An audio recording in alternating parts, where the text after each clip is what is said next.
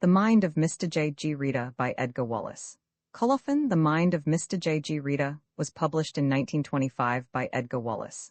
This ebook was produced for Standard eBooks by Norman C. Walls and is based on a transcription produced in 2014 by Roy Glashan for Project Gutenberg Australia and on digital scans from the Internet Archive. The cover page is adapted from Archibald Simpson, Architect, a painting completed in 1840 by James Giles. The cover and title pages feature the League Spartan and Sots Mill Gaudy typefaces created in 2014 and 2009 by the League of Movable Type. This edition was released on December 1, 2025, 1:44 a.m., and is based on revision 5650D78. The first edition of this ebook was released on August 3, 2023, 4:05 p.m. You can check for updates to this ebook, view its revision history, or download it for different e-reading systems at standardbooksorg/ebooks/edgarwallace/The Mind of Mr. J. G. Rita. The volunteer-driven Standard eBooks project relies on readers like you to submit typos, corrections, and other improvements. Anyone can contribute at Standard Booksorg. The treasure hunt. There is a tradition in criminal circles that even the humblest of detective officers is a man of wealth and substance, and that his secret hoard was secured by thieving, bribery, and blackmail. It is the gossip of the fields, the quarries, the tailor's shop, the laundry, and the bakehouse of 50 county prisons and 3 convict establishments that all highly placed detectives have by nefarious means laid up for themselves sufficient earthly treasures to make work a hobby and their official pittance the most inconsiderable portion of their incomes. Since Mr. J. G. Rita had for over 20 years dealt exclusively with bank robbers and forgers, who are the aristocrats and capitalists of the underworld, legend credited him with country houses and immense secret reserves. Not that he would have a great deal of money in the bank. It was admitted that he was too clever to risk discovery by the authorities. No, it was hidden somewhere. It was the pet dream of hundreds of unlawful men that they would someday discover the hoard and live happily ever after. The one satisfactory aspect of his affluence, they all agreed, was that, being an old man, he was over 50. He couldn't take his money with him, for gold melts at a certain temperature and gilt-edged stock is seldom printed on asbestos paper. The director of public prosecutions was lunching one Saturday at his club with a judge of the King's Bench, Saturday being one of the 2 days in the week when a judge gets properly fed, and the conversation drifted to a certain Mr. J. G. Rita, the chief of the director's sleuths. "He's capable," he confessed reluctantly, "but I hate his hat. It is the sort that so-and-so used to wear," he mentioned by name an eminent politician, "and I loathe his black frock coat. People who see him coming into the office think he's a coroner's officer, but he's capable. His side whiskers are an abomination, and I have a feeling that, if I talked rough to him, he would burst into tears, a gentle soul. Almost too gentle for my kind of work. He apologizes to the messenger every time he rings for him."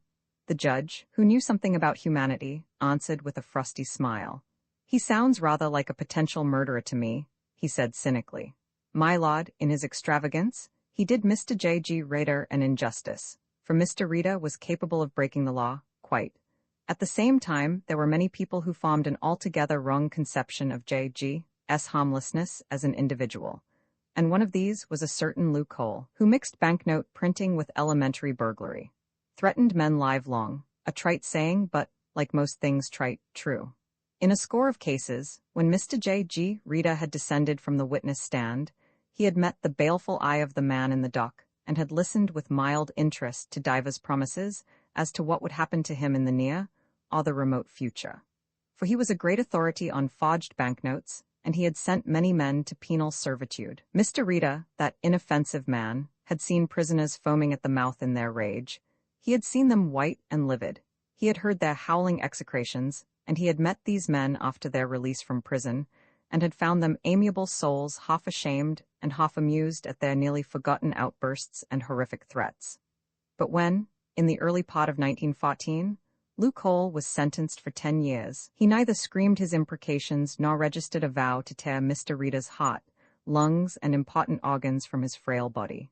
Lou just smiled, and his eyes caught the detective's for the space of a second. The forger's eyes were pale blue and speculative, and they held neither hate nor fury. Instead, they said in so many words, At the first opportunity I will kill you. Mr. Rita read the message and sighed heavily, for he disliked fuss of all kinds and resented, in so far as he could resent anything, the injustice of being made personally responsible for the performance of a public duty. Many years had passed, and considerable changes had occurred in Mr. Rita's fortune. He had transferred from the specialized occupation of detecting the makers of forged banknotes to the more general practice of the Public Prosecutor's Bureau, but he never forgot Lou's smile. The work in Whitehall was not heavy, and it was very interesting. To Mr. Rita came most of the anonymous letters which the director received in shoals. In the main they were self-explanatory, and it required no particular intelligence to discover their motive. Jealousy, malice, plain mischief-making, and occasionally a sordid desire to benefit financially by the information which was conveyed, were behind the majority. But occasionally, Sir James is going to marry his cousin, and it's not 3 months since his poor wife fell overboard from the Channel steamer crossing to Calais. There's something very fishy about this business. Miss Margaret doesn't like him, for she knows he's after her money. Why was I sent away to London that night? He doesn't like driving in the dark, either. It's strange that he wanted to drive that night when it was raining like blazes. This particular letter was signed, "A Friend." Justice has many such friends. Sir James was Sir James Tithamite, who had been a director of some new public department during the war and had received a baronetcy for his services. "Look it up," said the director when he saw the letter. "I seem to remember that Lady Tithamite was drowned at sea. On the 19th of December last year," said Mr. Rita solemnly. "She and Sir James were going to Monte Carlo, breaking their journey in Paris. Sir James, who has a house near Maidstone, drove to Dover, garaging the car at the Lord Wilson Hotel. The night was stormy and the ship had a rough crossing. They were halfway across when Sir James came to the purser and said that he had missed his wife. Her baggage was in the cabin, her passport, rail ticket and hat, but the lady was not found, indeed was never seen again." The director nodded. "I see you've read up the case."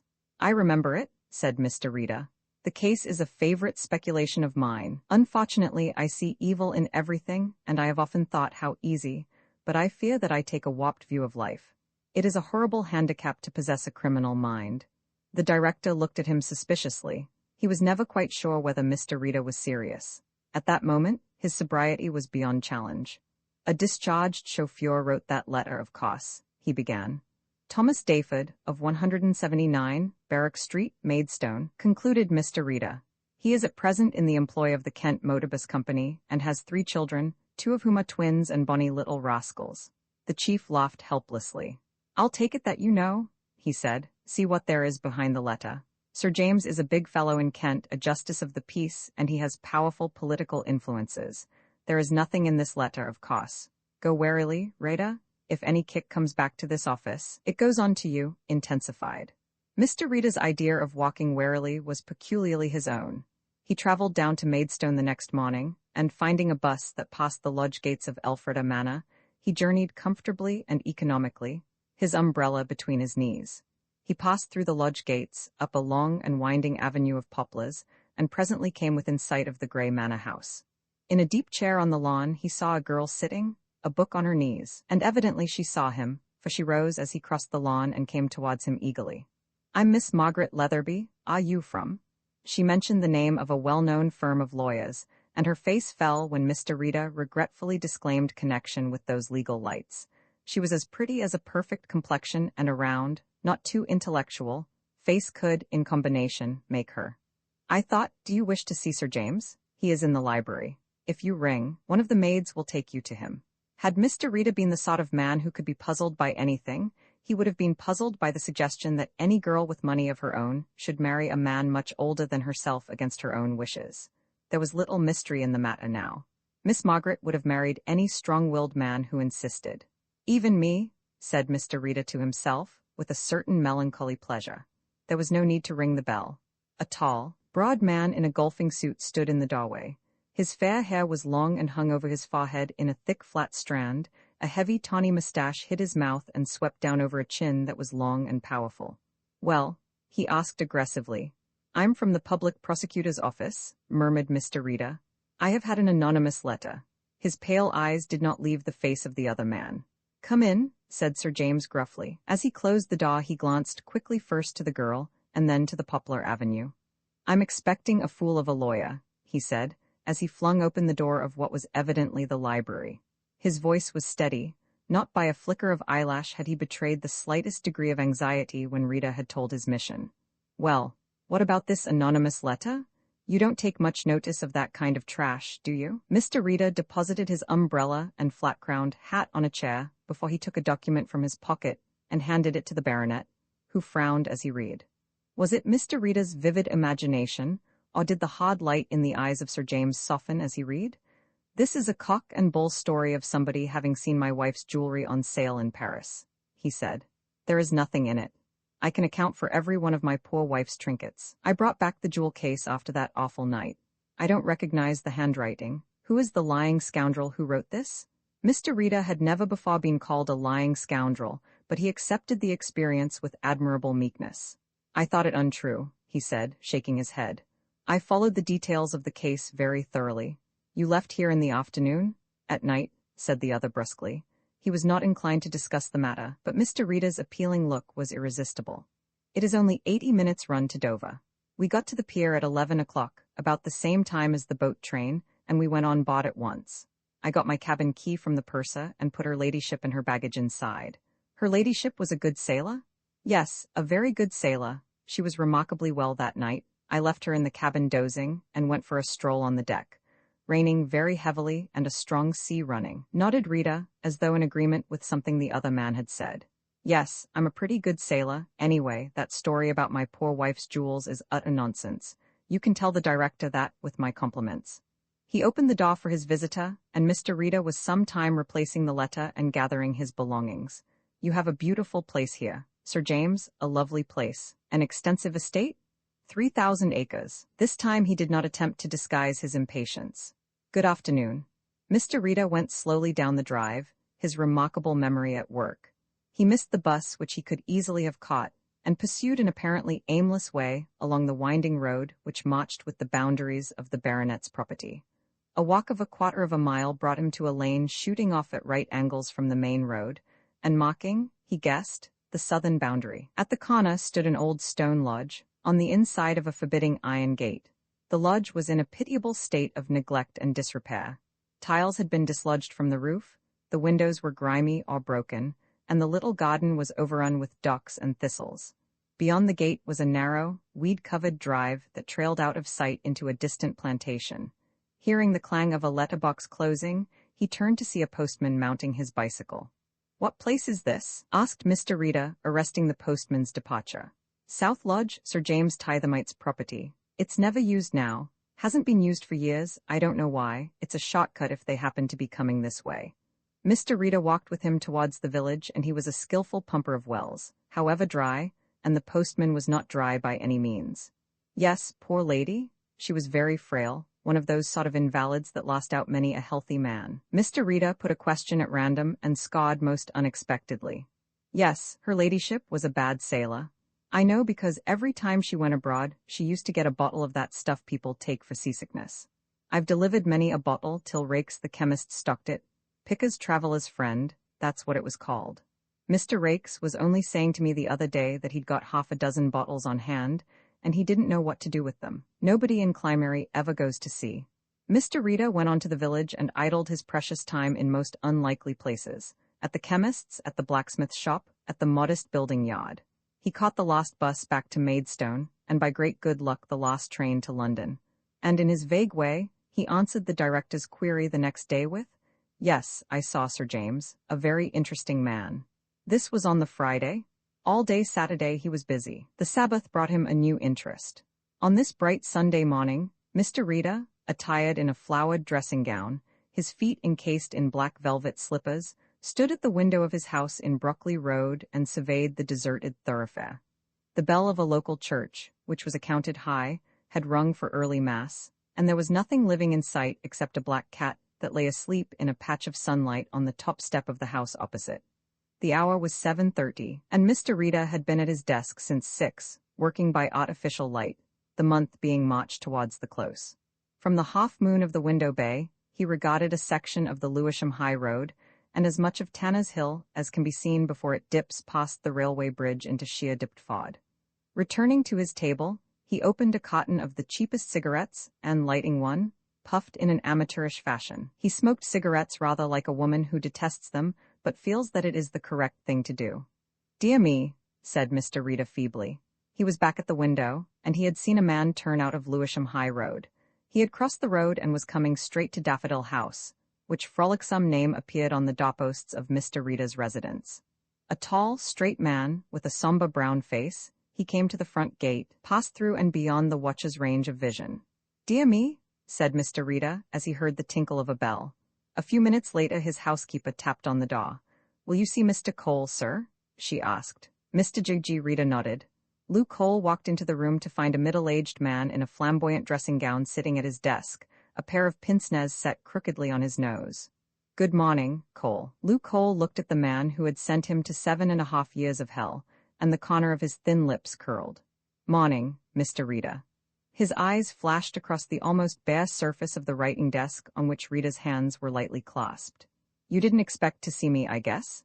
"Not so early," said Rita in his hushed voice, "but I should have remembered that early rising is one of the good habits which are inculcated by penal servitude." He said this in the manner of one bestowing praise for good conduct. "I suppose you've got a pretty good idea of why I have come, eh? I'm a bad forgetter, Rita, and a man in Dartmoor has time to think." The older man lifted his sandy eyebrows, the steel-rimmed glasses on his nose slipped further askew. "That phrase seems familiar," he said, and the eyebrows lowered in a frown.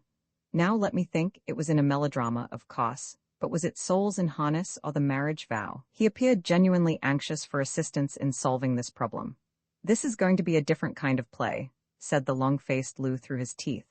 "I'm going to get you, Rita. You can go along and tell your boss, the public prosecutor. But I'll get you sweet. There will be no evidence to swing me, and I'll get that nice little stocking of yours, Rita." The legend of Rita's fortune was accepted even by so intelligent a man as Cole. "You'll get my stocking? Dear me, I shall have to go barefooted," said Mr. Rita, with a faint show of humor. "You know what I mean, think that over. Some hour and day you'll go out, and all Scotland Yard won't catch me for the killing. I've thought it out. One has time to think in Dartmoor," murmured Mr. J.G. Rita encouragingly. "You're becoming one of the world's thinkers, Cole. Do you know Rudden's masterpiece? A beautiful statue throbbing with life. That's all." Lou Cole rose, the smile still trembling at the corner of his mouth. "Maybe you'll turn this over in your mind, and in a day or two you won't be feeling so gay." Rita's face was pathetic in its sadness. His untidy sandy gray hair seemed to be standing on end. The large ears, that stood out at right angles to his face, gave the illusion of quivering movement. Lou Cole's hand was on the doorknob. Whomp! It was the sound of a dull weight striking a board. Something winged past his cheek. Before his eyes a deep hole showed in the wall, and his face was stung by flying grains of plaster. He spun round with a whine of rage.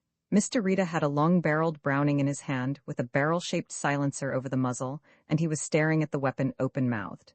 "Now how on earth did that happen?" he asked in wonder. Lou Cole stood trembling with rage and fear, his face yellow-white. You swine," he breathed. "You tried to shoot me?" Mr. Rita stared at him over his glasses. "Good gracious, you think that? Still thinking of killing me, Cole?" Cole tried to speak but found no words, and, flinging open the door, he strode down the stairs and through the front entrance. His foot was on the first step when something came hurtling past him and crashed to fragments at his feet. It was a large stone vase that had decorated the windowsill of Mr. Rita's bedroom. Leaping over the debris of stone and flower mold, he glared up into the surprised face of Mr. J.G. Rita. "I'll get you?" he spluttered. "I hope you're not hurt," asked the man at the window in a tone of concern. "These things happen, some day and some hour." As Lou Cole strode down the street, the detective was still talking. Mr. Stanbride was at his morning ablutions when his friend and sometime prison associate came into the little room that overlooked Fitzroy Square. Stanbride, who bore no resemblance to anything virginal, being a stout and stumpy man with a huge, red face and many chins, stopped in the act of drying himself and gazed over the edge of the towel. "What's the matter with you?" he asked sharply. "You look as if you'd been chased by a busy. What did you go out so early for?" Lou told him, and the jovial countenance of his roommate grew longer and longer. "You poor fish," he hissed. "To go after Rita with that stuff. Don't you think he was waiting for you? Do you suppose he didn't know the very moment you left the moor?" "I've scared him anyway," said the other, and Mr. Bride laughed. "Good scout," he sneered. "Scare that old person?" He did not say person. If he's as white as you, he is scared, but he's not. Of course he shot past you. If he'd wanted to shoot you, you'd have been stiff by now, but he didn't. Thinka, eh? He's given you something to think about. Where that gun came from, I don't. There was a knock at the door, and the two men exchanged glances. Who's there? Asked Bride, and a familiar voice answered. It's that Busy from the yard, whispered Bride, and opened the door. The Busy was Sergeant Alford, CID, an affable and portly man and a detective of some promise. Morning, boys, not been to church, Stan? Stan grinned politely. How's trade, Lou? Not so bad. The Fodger was alert, suspicious. Come to see you about a gun. Got an idea you're carrying one? Lou, Colt Automatic A.7/94,318. That's not right, Lou. Guns don't belong to this country. I've got no gun, said Lou sullenly. Bride had suddenly become an old man, for he also was a convict on license, and the discovery might send him back to serve his unfinished sentence. Will you come a little walk to the station, or will you let me go over you? Go over me, said Lou, and put out his arms stiffly whilst the detective rubbed him down. I'll have a look round, said the detective, and his look round was very thorough. Must have been mistaken, said Sergeant Alford, and then, suddenly, was that what you chucked into the river as you were walking along the embankment? Lou started. It was the first intimation he had received that he had been tailed that morning. Bride waited till the detective was visible from the window crossing Fitzroy Square, then he turned in a fury on his companion. Clever, ain't you? That old hound knew you had a gun, knew the number, and if Alford had found it you'd have been dragged and me too? I threw it in the river, said Lou sulkily. Brains, not many but some, said Bride, breathing heavily. You cut out Rita, he's hell and poison, and if you don't know it you're deaf. Scared him? You big stiff. He'd cut your throat and write a hymn about it. I didn't know they were tailing me, growled Cole, but I'll get him, and his money too. Get him from another lodging, said Bride curtly. A crook I don't mind being one, a murderer I don't mind, but a talking jackass makes me sick. Get his stuff if you can. I'll bet it's all invested in real estate and you can't lift houses, but don't talk about it. I like you, Lou, up to a point. You're miles before the point and out of sight. I don't like Rita. I don't like snakes, but I keep away from the zoo. So Lou Cole went into new diggings on the top floor of an Italian's house in Dean Street, and here he had leisure and inclination to brood upon his grievances and to plan afresh the destruction of his enemy. And new plans were needed, for the schemes which had seemed so watertight in the quietude of a Devonshire cell showed daylight through many crevices. Lou's homicidal urge had undergone considerable modification. He had been experimented upon by a very clever psychologist, though he never regarded Mr. Reader in this light, and indeed had the vaguest idea as to what the word meant. But there were other ways of hurting Rita, and his mind fell constantly back to the dream of discovering this peccant detective's hidden treasure. It was nearly a week later that Mr. Reader invited himself into the director's private sanctum, and that great official listened spellbound while his subordinate offered his outrageous theory about Sir James Tithermite and his dead wife. When Mr. Reader had finished, the director pushed back his chair from the table. My dear man, he said, a little irritably, I can't possibly give a warrant on the strength of your surmises, not even a search warrant. The story is so fantastic, so incredible, that it would be more at home in the pages of a sensational story than in a public prosecutor's report. It was a wild night, and yet Lady Tithermite was not ill, suggested the detective gently. That is a fact to remember, sir. The director shook his head. I can't do it, not on the evidence, he said. I should raise a storm that'd swing me into Whitehall. Can't you do anything, unofficially? Mr. Reader shook his head. My presence in the neighborhood has been remarked, he said primly. I think it would be impossible to cover up my traces, and yet I have located the place and could tell you within a few inches. Again the director shook his head. No, Rita, he said quietly, the whole thing is sheer deduction on your part. Oh yes, I know you have a criminal mind, I think you have told me that before, and that is a good reason why I should not issue a warrant. You're simply crediting this unfortunate man with your ingenuity. Nothing doing. Mr. Reader sighed and went back to his bureau, not entirely despondent, for there had intruded a new element into his investigations. Mr. Reader had been to Maidstone several times during the week, and he had not gone alone, though seemingly unconscious of the fact that he had developed a shadow, for he had seen Lou Cole on several occasions, and had spent an uncomfortable few minutes wondering whether his experiment had failed. On the second occasion, an idea had developed in the detective's mind, and if he were a laughing man, he would have chuckled aloud when he slipped out of Maidstone station one evening, and, in the act of hiring a cab, had seen Lou Cole negotiating for another. Mr. Bride was engaged in the tedious but necessary practice of so cutting a pack of cards that the ace of diamonds remained at the bottom, when his pharmacologia burst in upon him, and there was a light of triumph in Lou's cold eye which brought Mr. Bride's heart to his boots. "I've got him," said Lou. Bride put aside the cards and stood up. "Got who?" he asked coldly. "And if it's killing, you needn't answer, but get out. There's no killing." Lou sat down squarely at the table, his hands in his pockets, a real smile on his face. "I've been trailing Rita for a week, and that fellow wants some trailing?" "Well?" asked the other, when he paused dramatically. "I've found his stocking." Bride scratched his chin and was half convinced. "You never have?" Lou nodded. "He's been going to Maidstone a lot lately, and driving to a little village about 5 miles out. There I always lost him. But the other night, when he came back to the station to catch the last train, he slipped into the waiting room, and I found a place where I could watch him." "What do you think he did?" Mr. Bride hazarded no suggestion. "He opened his bag," said Lou impressively, "and took out a wad of notes as thick as that. He'd been drawing on his bank. I trailed him up to London. There's a restaurant on the station, and he went in to get a cup of coffee, with me keeping well out of his sight. As he came out of the restaurant, he took out his handkerchief and wiped his mouth. He didn't see the little book that dropped, but I did. I was scared sick that somebody else would see it, or that he'd wait long enough to find it himself. But he went out of the station, and I got that book before you could say knife. Look." It was a well-worn little notebook covered with faded red morocco.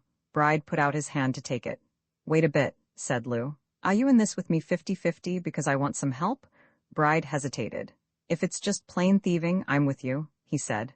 "Plain thieving and sweet," said Lou exultantly, and pushed the book across the table. For the greater part of the night, they sat together talking in low tones, discussing impartially the methodical bookkeeping of Mr. J.G. Rader and his exceeding dishonesty.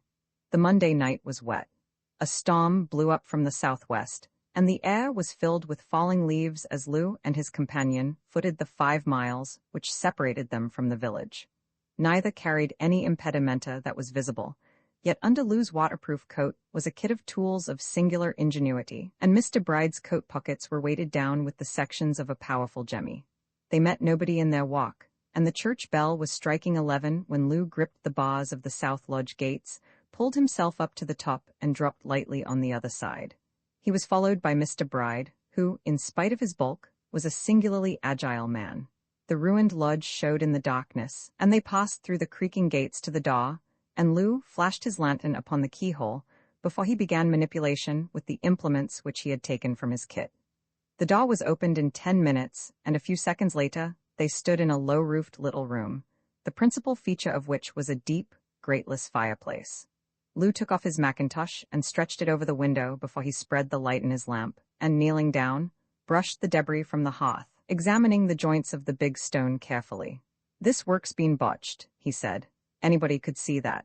He put the claw of the jemmy into a crack and levered up the stone, and it moved slightly. Stopping only to dig a deeper crevice with a chisel and hammer, he thrust the claw of the jemmy farther down. The stone came up above the edge of the flaw, and Bride slipped the chisel underneath. "Now together," grunted Lou. They got their fingers beneath the hearthstone, and with one heave hinged it up. Lou picked up the lamp and, kneeling down, flashed a light into the dark cavity. And then, "Oh my God," he shrieked. A second later, 2 terrified men rushed from the house into the drive, and a miracle had happened, for the gates were open and a dark figure stood squarely before them. "Put up your hands, Cole," said a voice, and hateful as it was to Lou Cole, he could have fallen on the neck of Mr. Rita. At 12 o'clock that night, Sir James Tithermite was discussing matters with his bride-to-be. The stupidity of her lawyer, who wished to safeguard her fortune, and his own cleverness and foresight in securing complete freedom of action for the girl who was to be his wife. "These blackguards think of nothing but their fees," he began, when his footman came in unannounced, and behind him, the chief constable of the county and a man he remembered seeing before. "Sir James Tithermite," said the chief constable unnecessarily, for he knew Sir James very well. "Yes, Colonel, what is it?" asked the baronet, his face twitching. "I am taking you into custody on a charge of willfully murdering your wife, Elena Mary Tithermite. The whole thing turned upon the question as to whether Lady Tithermite was a good or a bad sailor," explained J.G. Rita to his chief. "If she were a bad sailor, it was unlikely that she would be on the ship, even for 5 minutes, without calling for the stewardess. The stewardess did not see her ladyship, Nor did anybody on board, for the simple reason that she was not on board. She was murdered within the grounds of the manor. Her body was buried beneath the hearthstone of the old lodge, and Sir James continued his journey by car to Dover, handing over his packages to a porter and telling him to take them to his cabin before he returned to put the car into the hotel garage. He had timed his arrival so that he passed on board with a crowd of passengers from the boat train, and nobody knew whether he was alone or whether he was accompanied, and, for the matter of that, nobody cared. The purser gave him his key, and he put the baggage, including his wife's hat, into the cabin, paid the porter, and dismissed him. Officially, Lady Tithemite was on board, for he surrendered her ticket to the collector and received her landing voucher, and then he discovered she had disappeared. The ship was searched, but of course the unfortunate lady was not found. As I remarked before, you have a criminal mind, said the director good-humoredly. Go on, Rita. Having this queer and objectionable trait, I saw how very simple a matter it was to give the illusion that the lady was on board, and I decided that, if the murder was committed, it must have been within a few miles of the house. And then the local builder told me that he had given Sir James a little lesson in the art of mixing mortar. And the local blacksmith told me that the gate had been damaged, presumably by Sir James's car. I had seen the broken rods, and all I wanted to know was when the repairs were effected. That she was beneath the hearth in the lodge I was certain. Without a search warrant, it was impossible to prove or disprove my theory, and I myself could not conduct a private investigation without risking the reputation of our department, if I may say our, he said apologetically. The director was thoughtful. Of course, you induced this man Cole to dig up the hearth by pretending you had money buried there. I presume you revealed that fact in your notebook, but why on earth did he imagine that you had a hidden treasure? Mr. Rita smiled sadly. The criminal mind is a peculiar thing, he said, with a sigh. It harbors illusions and fairy stories. Fortunately, I understand that mind, as I have often said. The truth, there was a quietude and sedateness about the public prosecutor's office, which completely harmonized with the tastes and inclinations of Mr. J. G. Rita. For he was a gentleman who liked to work in an office where the ticking of a clock was audible, and the turning of a paper produced a gentle disturbance. He had before him one morning the typewritten catalogue of Messrs. Willoughby, the eminent estate agents, and he was turning the leaves with a thoughtful expression. The catalogue was newly arrived, a messenger having only a few minutes before placed the portfolio on his desk. Presently he smoothed down a leaf and read again the flattering description of a fairly unimportant property, and his scrutiny was patently a waste of time, for scrawled on the margin of the sheet in red ink was the word let, which meant that Riverside Bower was not available for hire. The ink was smudged, and let had been obviously written that morning. Humph, said Mr. Rita. He was interested for many reasons. In the heat of July, riverside houses are at a premium. At the beginning of November, they are somewhat of a drug on the market. And transatlantic visitors do not as a rule hire riverside cottages in a month which is chiefly distinguished by mists, rain, and general discomfort. 2 reception, 2 bedrooms, bath, large dry cellars, lawn to river, small skiff and punt, gas and electric light, 3 guineas weekly, all would be let for 6 months at 2 guineas. He pulled his table telephone towards him and gave the agent's number. Let, is it, dear me, to an American gentleman? When will it be available? The new tenant had taken the house for a month. Mr. Rita was even more intrigued, though his interest in the American gentleman was not quite as intensive as the American gentleman's interest in Mr. Rita. When the great Art Loma came on a business trip from Canada to London, a friend and admirer carried him off one day to see the principal sight of London. He generally comes out at lunchtime, said the friend, who was called Cheap, because his name was Sparrow. Mr. Loma looked up and down Whitehall disparagingly, for he had seen so many cities of the world that none seemed as good as the others. There he is, whispered Cheap, though there was no need for mystery or confidence. A middle-aged man had come out of one of the narrow doorways of a large gray building. On his head was a high, flat-crowned hat. His body was tightly encased in a black frock coat. A weakish man with yellowy white side whiskers and eyeglasses that were nearer to the end than the beginning of his nose. Him? Demanded the amazed Ott. Him, said the other, incorrectly but with emphasis. Is that the kind of guy you're scared about? You're crazy. Why, that man couldn't catch a cold. Now, back home in Toronto. Ott was proud of his hometown, and in that spirit of expansiveness which paints even the unpleasant features of one's own with the most attractive hues, he had even a good word to say about the Royal Canadian Police, a force which normally, and in a local atmosphere, he held in the greatest detestation. Operated? He never employed a Beza word, from Toronto, which, by its proximity to Buffalo and the United States border, gave him certain advantages.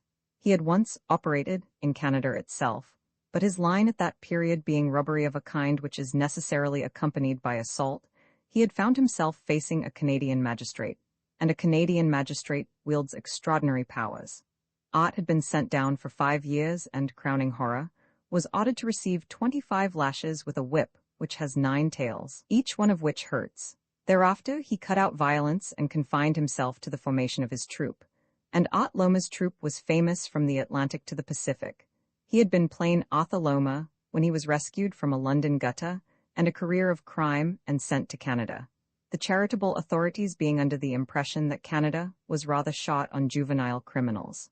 By dint of great artfulness, good stage management, and a natural aptitude for acquiring easy money, he had gained for himself a bungalow on the islands, a flat in Church Street, a 6-cylinder car, and a New England accent which would pass muster in almost any place except New England. I'll tell the world you fellows want waking up. So that's your Rita? Well, if Canada and the United States was full of goats like him, I'd pack more dollars in 1 month than Hollywood pays Chaplin in 10 years. Yes, sir. Listen, does that guy park a clock? His guide was a little dazed. Does he wear a watch, sure? Mr. Ott Loma nodded. Wait, I'll bring it back to you in 5 minutes. I'm going to show you something. It was the maddest fool thing he had ever done in his life. He was in London on business, and was jeopardizing $1 million for the sake of the cheap applause of a man for whose opinion he did not care a cent. Mr. Rita was standing nervously on the sidewalk, waiting for what he described as the vehicular traffic to pass, when a strange man bumped against him. Excuse me, sir, said the stranger. Not at all, murmured Mr. Rita. My watch is 5 minutes fast. You can see the correct time by Big Ben. Mr. Loma felt a hand dip into his coat pocket, saw, like one hypnotized, the watch go back to J.G. Rita's pocket. Over here for long? Asked Mr. Rita pleasantly. Why, yes. It's a nice time of the year. Mr. Rita removed his eyeglasses, rubbed them feebly on his sleeve, and replaced them crookedly. But the country is not quite so beautiful as Canada in the fall. How is Lanny? Ott Loma did not faint. He swayed slightly and blinked hard, as if he were trying to wake up. Lanny was the proprietor of that little restaurant in Buffalo, which was the advanced base of those operations so profitable to Ott and his friends. Lanny, say, mister, and the troupe, are they performing in England or, resting? I think that is the word. Ott gaped at the other. On Mr. Rita's face was an expression of solicitude and inquiry. It was as though the well-being of the troupe was an absorbing preoccupation. Say, listen, began Ott huskily. Before he could collect his thoughts, Rita was crossing the road with nervous glances left and right, his umbrella gripped tightly in his hand. I guess I'm crazy, said Mr. Loma, and walked back very slowly to where he had left his anxious cicerone. No, he got away before I could touch him, he said briefly, for he had his pride. Come along, we'll get some eats, it's nearly 12. He put his hand to his pocket, but his watch was gone. So also was the expensive platinum Albert. Mr. Rita could be heavily jocular on occasions. Ott Loma, is there anything against him? Asked the Director of Public Prosecutions, whose servant Mr. J.G. Rita was. No, sir, there is no complaint here. I have come into, possession of a watch of his which I find, by reference to my private file, was stolen in Cleveland in 1921. It is in the police file of that date. Only, it seems remarkable that this gentleman should be in London at the end of the tourist season. The director pursed his lips dubiously. Tell the people at the Yard, he doesn't belong to us. What is his speciality? He is a troupe leader, I think that is the term. Mr. Loma was once associated with a theatrical company in, a humble capacity. You mean he is an actor? Asked the puzzled director. Ye is, sir, a producer rather than actor. I have heard about his troupe, though I have never had the pleasure of seeing them perform. A talented company. He sighed heavily and shook his head. I don't quite follow you about the troupe. How did his watch come into your possession, Rita? Mr. Rita nodded.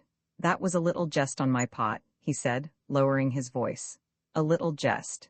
The director knew Mr. Rita too well to pursue the subject.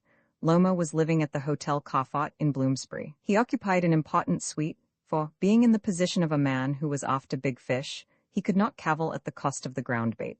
The big fish had bitten much sooner than Ott Loma had dared to hope.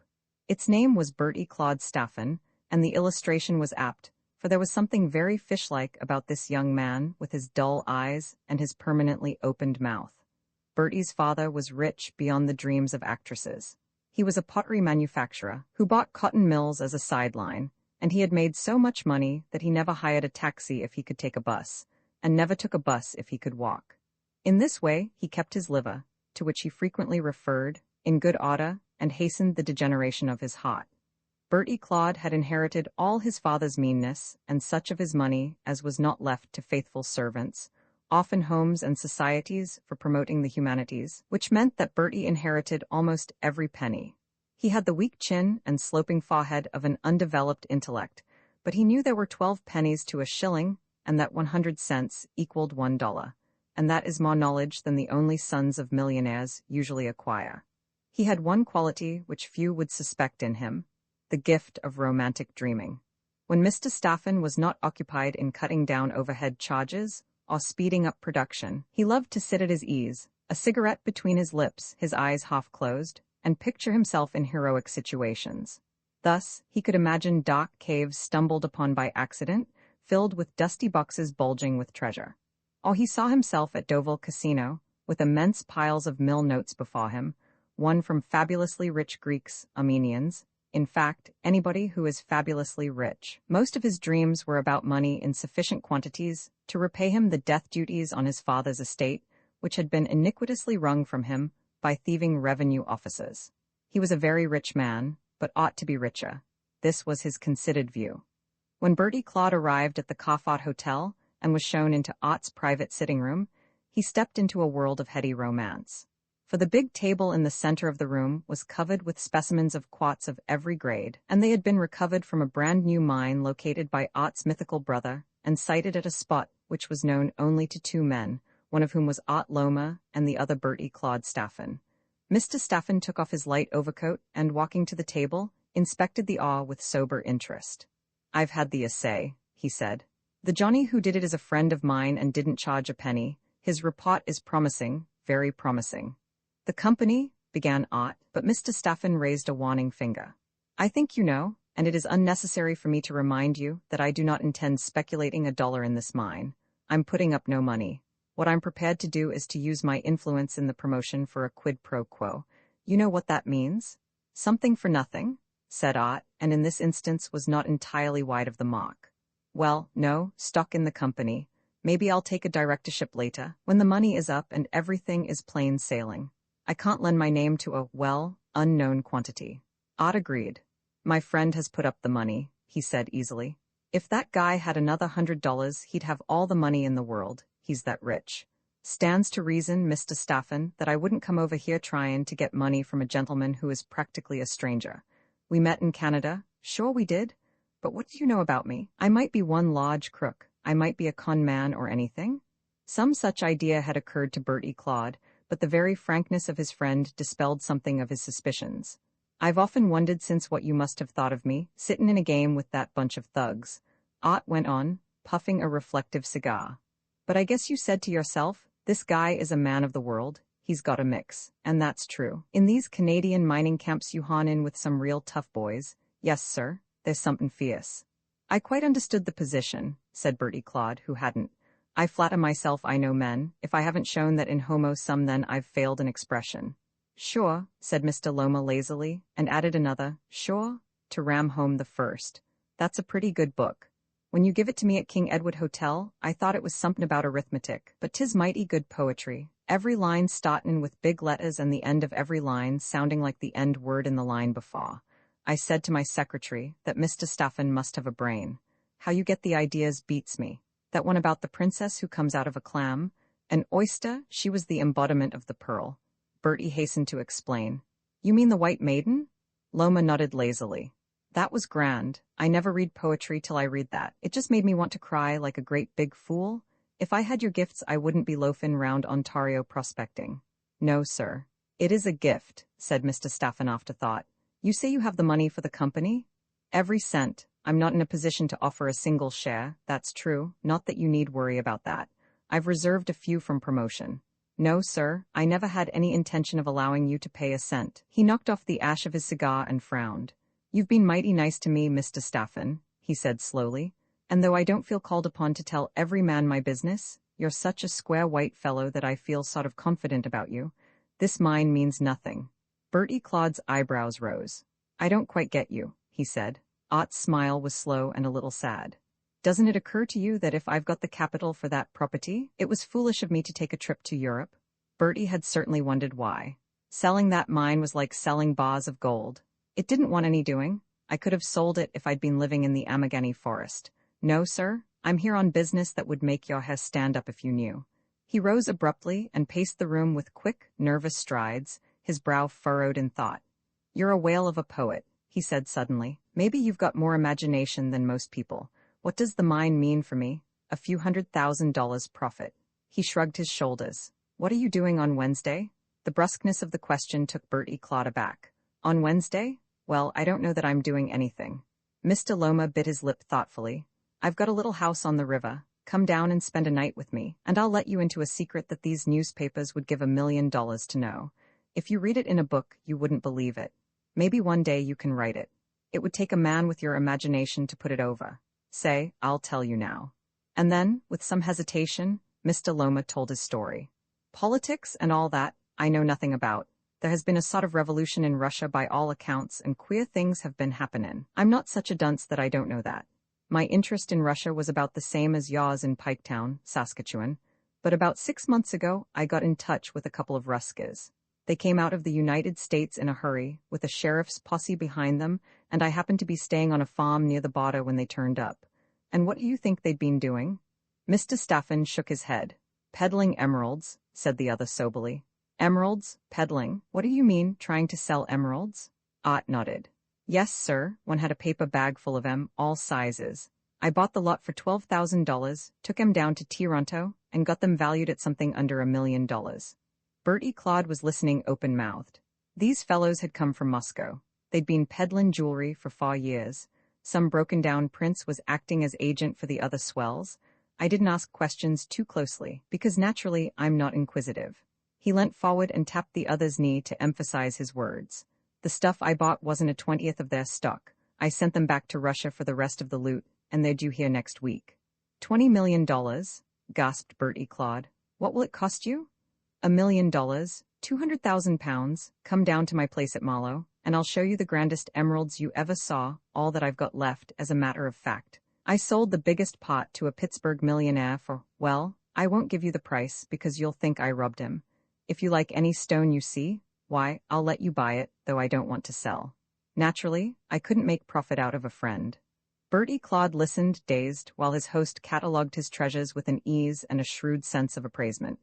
When Mr. Staffen left his friend's room, his head was in a whirl, though he experienced a bewildered sense of familiarity with a situation which had often figured in his dreams.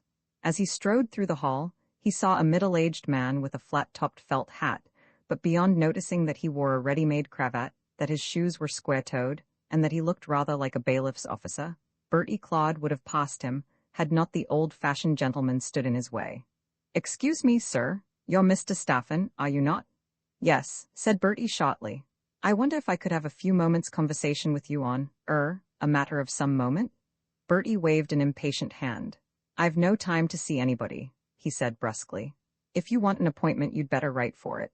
And he walked out, leaving the sad-looking man to gaze pensively after him. Mr. Loma's little house was an isolated stone bungalow between Marlow and the Quarry Wood, and if he had sought diligently, Mr. Loma could not have found a property more suitable for his purpose. Bertie Claude, who associated the river with sunshine and flannelled ease, shivered as he came out of the railway station and looked anxiously up at the grey sky. It was raining steadily, and the station cab that was waiting for him dripped from every surface. "Pretty beastly month to take a bungalow on the river," he grumbled. Mr. Loma, who was not quite certain in his mind what was the ideal month for riverside bungalows, agreed. "It suits me," he said. "This house of mine has got the right kind of lonesomeness. I just hate having people looking over me." The road from the station to the house followed parallel with the line of the river. Staring out of the streaming windows, Mr. Staffen saw only the steel grey of water and the damp grasses of the meadows through which the road ran. A quarter of an hour's drive, however, brought them to a pretty little cottage which stood in a generous garden. A bright fire burnt in the hall fireplace, and there was a general air of coziness and comfort about the place that revived Bertie's flagging spirits. A few seconds later, they were sitting in a half-timbered dining room where tea had been laid. Atmosphere has an insensible appeal to most people, and Bertie found himself impressed alike by the snugness of the place and the unexpected service, for there was a trim, pretty waiting maid, a sedate, middle-aged butler, and a sober-faced young man in footman's livery, who had taken off his wet mackintosh and had rubbed his boots dry before he entered the dining room. "No, the house isn't mine. It is one I always hire when I'm in England," said Mr. Loma, who never told a small and unnecessary lie, because small and unnecessary lies are so easily detected. "Jenkins, the butler, is my man, so is the valet. The other people I just hired with the house." After tea he showed Bertie up to his bedroom, and opening a drawer of his bureau, took out a small steel box, fastened with 2 locks. These he unfastened and lifted out a shallow metal tray covered with a layer of cotton wool. "You can have any of these that take your eye," he said. "Make me an offer and I'll tell you what they are worth." He rolled back the cotton wool and revealed 6 magnificent stones. "That one?" said Mr. Loma, taking the largest between his finger and thumb. "Why, that's worth $6,000, about £1,200, and if you offered me that sum for it, I'd think you were a fool, because the only safe way of getting emeralds is to buy 'em 50% under value. I reckon that cost me about," he made a mental calculation, £90. Bertie's eyes shone. On emeralds he was something of an expert, and that these stones were genuine, he knew. "You wouldn't like to sell it for £90? He asked carelessly. Art Loma shook his head. "No, sir, I've got to make some profit even from my friends. I'll let you have it for 100. Bertie's hand sought his inside pocket. "No, I don't want paying now. What do you know about emeralds anyway? They might be a clever fake. Take it up to town, show it to an expert. I'll give you the check now. Any time will do." Art wrapped up the stone carefully, put it in a small box and handed it to his companion. "That's the only one I'm going to sell," he explained as he led the way back to the dining room. Bertie went immediately to the small secretaire, wrote the check, and tearing it out, handed it to Mr. Loma. Art looked at the paper and frowned. "Why, what do I do with this?" he asked. "I've got no bank account here. All my money's in the Associated Express Company." "I'll make it pay bearer," said Bertie obligingly. Still Mr. Loma was dubious. "Just write a note telling the president, or whoever he is, to cash that little bit of paper. I hate banks anyway." The obliging Bertie Claude scribbled the necessary note. When this was done, Bertie came to business, for he was a businessman. "Can I come in on this jewel deal?" Art Loma shook his head reluctantly. "Sorry, Mr. Staffen, but that's almost impossible. I'll be quite frank with you because I believe in straightforward dealing. When you ask to come in on that transaction, you're just asking me for money." Bertie made a faint noise of protest. "Well, that's a mean way of putting it, but it comes to the same thing. I've taken all the risk, I've organized the operation, and it's cost money to get that guy out of Russia. Aeroplanes and special trains and everything. I just hate to refuse you because I like you, Mr. Staffen. Maybe if there's any little piece to which you might take a fancy, I'll let you have it at a reasonable price." Bertie thought for a moment, his busy mind at work. "What has the deal cost you up to now?" he asked. Again Mr. Loma shook his head. "It doesn't matter what it's cost me. If you offered me 4 times the amount of money I've spent, and that would be a considerable sum, I couldn't let you in on this deal. I might go so far as giving you a small interest, but I wouldn't take money for that." "We'll talk about it later," said Bertie, who never lost hope. The rain had ceased, and the setting sun flooded the river with pale gold, and Bertie was walking in the garden with his host, when from somewhere above them came the faint hum of an aeroplane engine. Presently he saw the machines circling and disappearing behind the black crown of quarry wood. He heard an exclamation from the man at his side, and turning, saw Art's face puckered in a grimace of annoyance and doubt. "What's the matter?" he asked. "I'm wondering," said Art slowly. "They told me next week. Why, no, I'm foolish." It was dark. The butler had turned on the lights and drawn the blinds when they went indoors again, and it was not difficult for Bertie to realize that something had happened which was very disturbing to his host. He was taciturn, and for the next half-hour scarcely spoke, sitting in front of the fire gazing into the leaping flames and starting at every sound. Dinner, a simple meal, was served early, and whilst the servants were clearing away, the 2 men strolled into the tiny drawing room. "What's the trouble, Loma?" "Nothing," said the other with a start, "only—" At that moment they heard the tinkle of a bell, and Art listened tensely. He heard the parley of voices in the hall, and then the footman came. "There's 2 men and a lady to see you, sir," he said. Bertie saw the other bite his lip. "Show them in," said Ott curtly, and a second later a tall man, wearing the leather coat and helmet of an airman, walked into the room. "Marsham, what in hell?"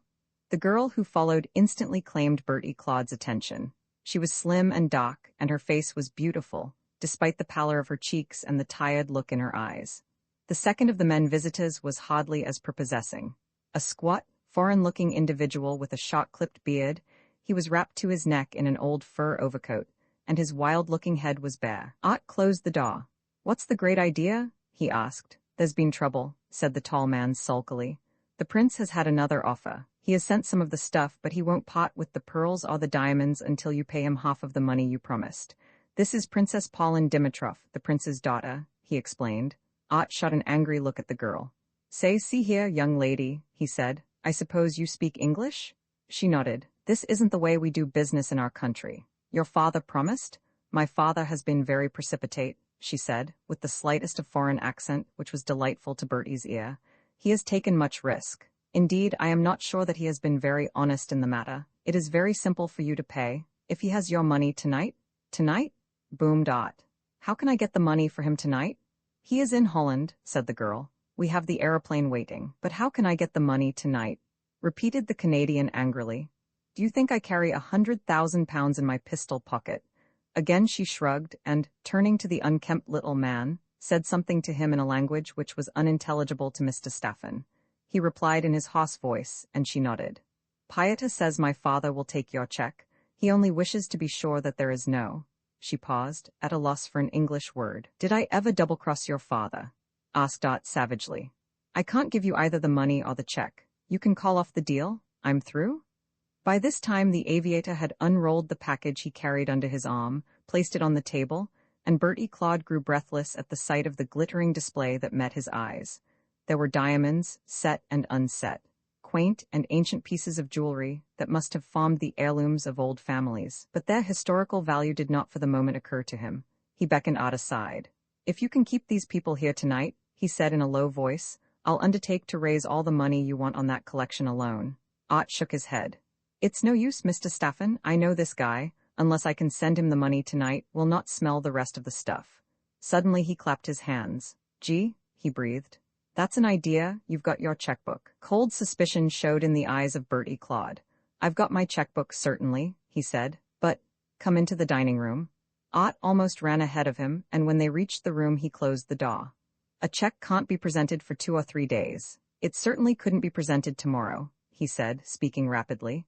"By that time we could get this stuff up to town to your bankers, and you could keep it until I redeem it.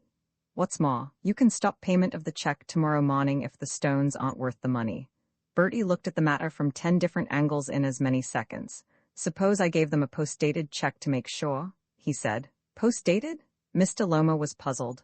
"What does that mean?" And when Bertie explained, his face brightened. "Why, sure," he said. "That's a double protection. Make it payable the day after tomorrow." Bertie hesitated no more. Sitting down at the table, he took out his checkbook and a fountain pen and verified the date. "Make it bearer," suggested Ott when the writer paused, "same as you did the other check." Bertie nodded and added his signature with its characteristic underlining. "Wait a second." Ott went out of the room and came back within a minute. "They've taken it?" he said exultantly. "Boy," he said as he slapped the gratified young man on the shoulder, "you've got to come in on this now, and I didn't want you to. It's 50-50, I'm no hog. Come along, and I'll show you something else that I never intended showing a soul." He went out into the passage, opened a little door that led down a flight of stone steps to the cellar, switching on the light as he went down the stairs. Unlocking a heavy door, he threw it open. "See here," he said, "did you ever see anything like this?" Bertie Claude peered into the dark interior. "I don't see," he began, when he was so violently pushed into the darkness that he stumbled. In another second the door closed on him. He heard the snap of a lock and shrieked. "I say, what's this?" "I say, you'll find out in a day or two," said the mocking voice of Mr. Loma. Ott closed the second door, ran lightly up the stairs and joined footman, butler, trim maid, and the 3 visitors in the drawing-room. "He's well inside, and he stays there till the check matures. There's enough food and water in the cellar to last him a week." "Did you get him?" asked the bearded Russian.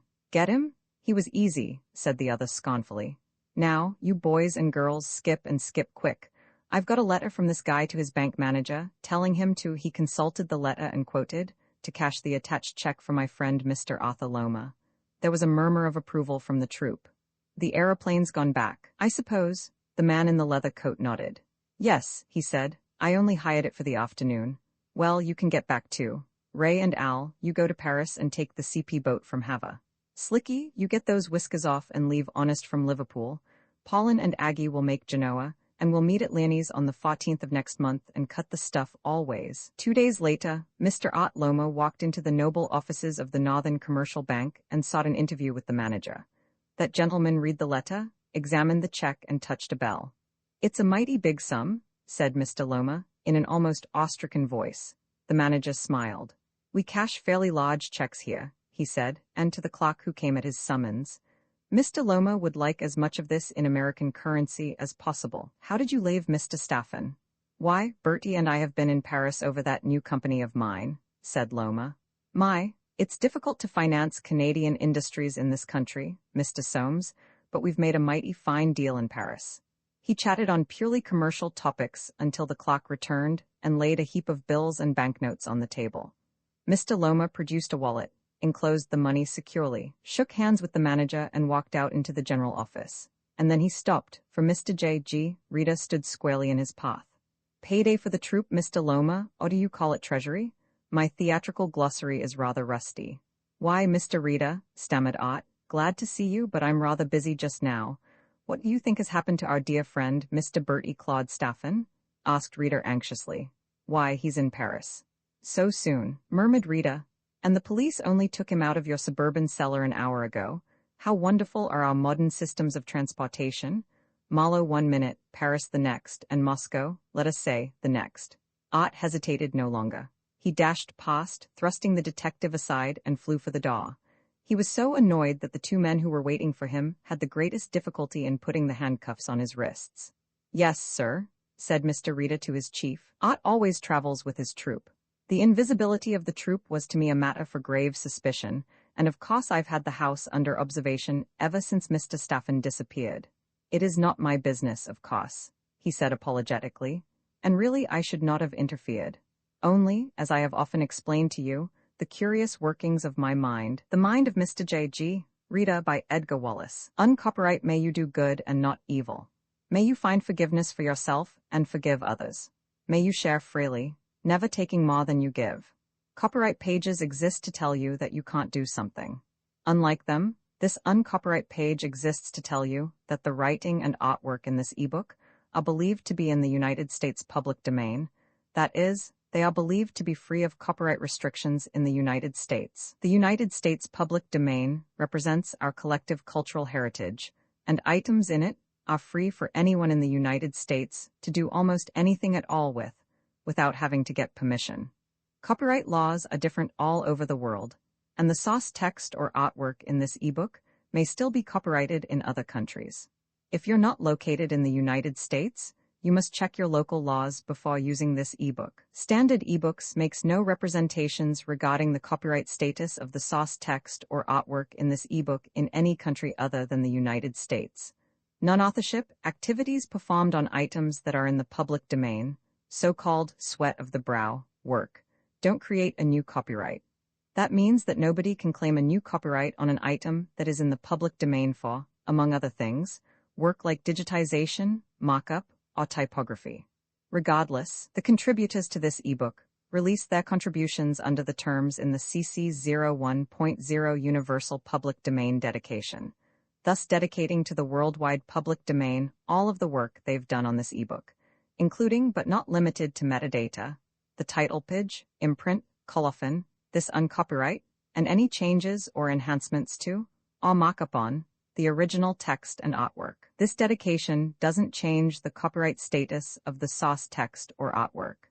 We make this dedication in the interest of enriching our global cultural heritage, to promote free and libre culture around the world, and to give back to the unrestricted culture that has given all of us so much. Table of Contents Landmarks. In notes / forged Bank of England notes, right? Imprint this ebook is the product of many hours of hard work by volunteers for standard ebooks, and builds on the hard work of other literature lovers made possible by the public domain. This particular ebook is based on a transcription from Project Gutenberg Australia and on digital scans from the Internet Archive. The source text and artwork in this ebook are believed to be in the United States public domain. That is, they are believed to be free of copyright restrictions in the United States. They may still be copyrighted in other countries, so users located outside of the United States must check their local laws before using this ebook. The creators of, and contributors to, this ebook dedicate their contributions to the worldwide public domain via the terms in the CC 01.0 Universal Public Domain Dedication. For full license information, see the uncopyright at the end of this ebook. Standard eBooks is a volunteer-driven project that produces ebook editions of public domain literature using modern typography, technology, and editorial standards, and distributes them free of cost. You can download this and other ebooks carefully produced for true book lovers at standardbooks.org. Sheer melodrama, it was Mr. Reader who planned the raid on Tommy Fenelon's snide shop and worked out all the details, except the composition of the raiding force. Tommy had a depot at Golders Green whither trusted agents came, purchasing treasury notes for £7.10 per hundred or £70 a thousand. Only experts could tell the difference between Tommy's currency and that authorized by and printed for HM Treasury. They were the right shades of brown and green. The numbers were of issued series, the paper was exact.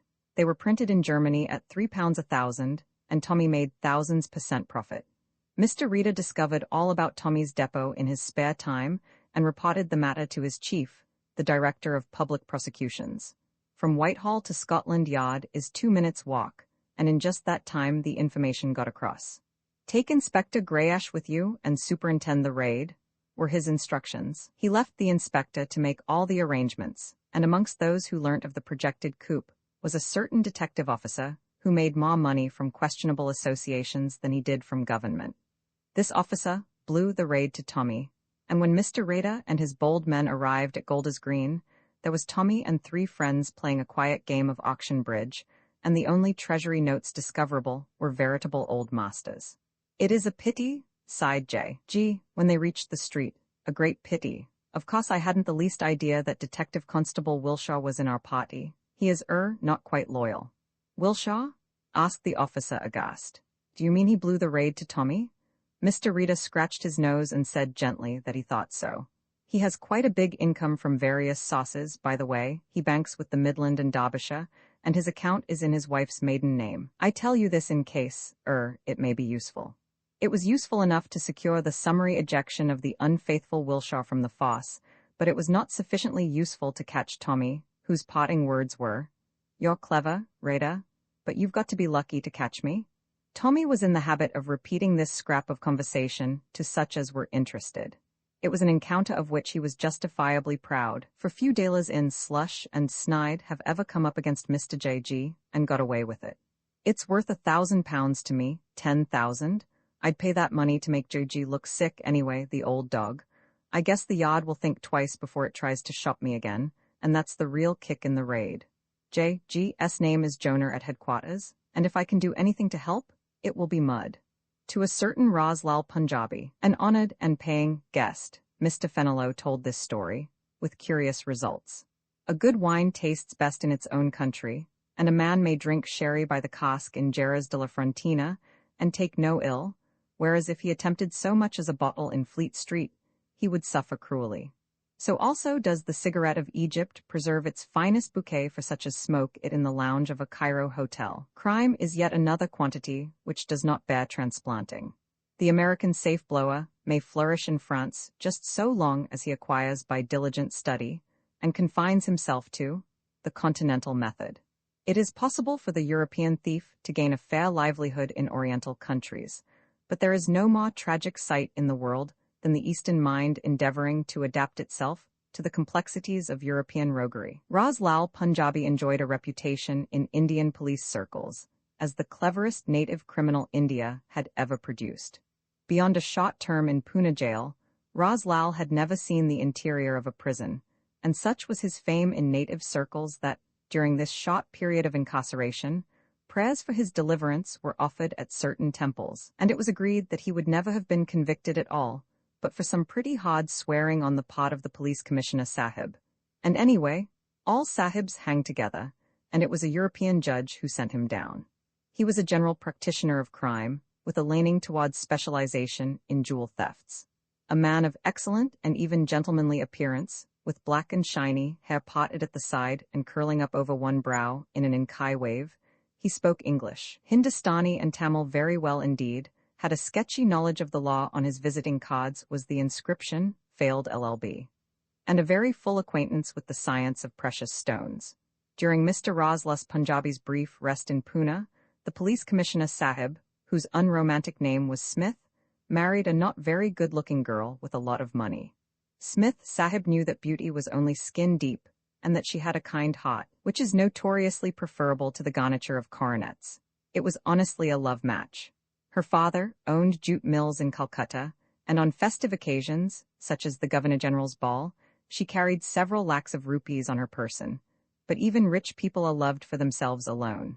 Ras Lal owed his imprisonment to an unsuccessful attempt he had made upon 2 strings of pearls, the property of the lady in question, and when he learnt, on his return to freedom, that Smith Sahib had married the resplendent girl and had gone to England, he very naturally attributed the hatred and bitterness of Smith Sahib to purely personal causes, and swore vengeance. Now in India, the business of every man is the business of his servants. The preliminary inquiries, over which an English or American jewel thief would spend a small fortune, can be made at the cost of a few annas. When Ras Lal came to England, he found that he had overlooked this very important fact. Smith, Sahib and Memsahib were out of town. They were, in fact, on the high seas en route for New York when Ras Lal was arrested on the conventional charge of being a suspected person. Ras had shadowed the Smith's butler, and having induced him to drink, had offered him immense sums to reveal the place, receptacle, drawer, safe, box or casket wherein Mrs. Commissioner Smith's jewels were kept. His excuse for asking, namely, that he had had a wager with his brother that the jewels were kept under the Memsahib's bed, showed a lamentable lack of inventive power. The butler, an honest man, though a drinker of beer, informed the police. Ras Lal and his friend and assistant Ram were arrested, brought before a magistrate, and would have been discharged but for the fact that Mr. J.G. Rita saw the record of the case and was able to supply from his own files very important particulars of the dark man's past. Therefore Mr. Ras Lal was sent down to hard labor for 6 months, but what was more maddening, the story of his ignominious failure was, he guessed, broadcast throughout India. This was the thought which distracted him in his lonely cell at Wormwood Scrubs. What would India think of him? He would be the scorn of the bazaars, the mocking point of third-rate mediocrities, to use his own expression. And automatically he switched his hate from Smith Sahib to one Mr. J.G. Rita. And his hate was very real, more real because of the insignificance and unimportance of this Rita Sahib, whom he likened to an ancient cow, a sneaking weasel, and other things less translatable. And in the 6 months of his durance he planned desperate and earnest acts of reprisal. Released from prison, he decided that the moment was not ripe for a return to India. He wished to make a close study of Mr. J.G. Rita and his habits, and, being a man with plenty of money, he could afford the time, and, as it happened, could mix business with pleasure. Mr. Tommy Fenelon found means of getting in touch with the gentleman from the Orient whilst he was in Wormwood Scrubs, and the handsome limousine that met Ras Lal at the gates of the Scrubs when he came out of jail was both hired and occupied by Tommy, a keen businessman who had been offered by his German printer a new line of 100-rupee notes that might easily develop into a most profitable sideline. "You come along and lodge at my expense, boy," said the sympathetic Tommy, who was very short, very stout, and had eyes that bulged like a pug dog's. "You've been badly treated by old Rita, and I'm going to tell you a way of getting back on him, with no risk and a 90% profit. Listen, a friend of mine." It was never Tommy who had snide for sale. Invariably the hawker of forged notes was a mysterious friend. So Ras was lodged in a service flat which formed part of a block owned by Mr. Fenelon, who was a very rich man indeed. Some weeks after this, Tommy crossed St. James's Street to intercept his old enemy. "Good morning, Mr. Rita." Mr. J.G. Rita stopped and turned back. "Good morning, Mr. Fenelon," he said, with that benevolent solicitude which goes so well with a frock coat and square-toed shoes. "I am glad to see that you are out again, and I do trust that you will now find a more, legitimate outlet for your undoubted talents." Tommy went angrily red.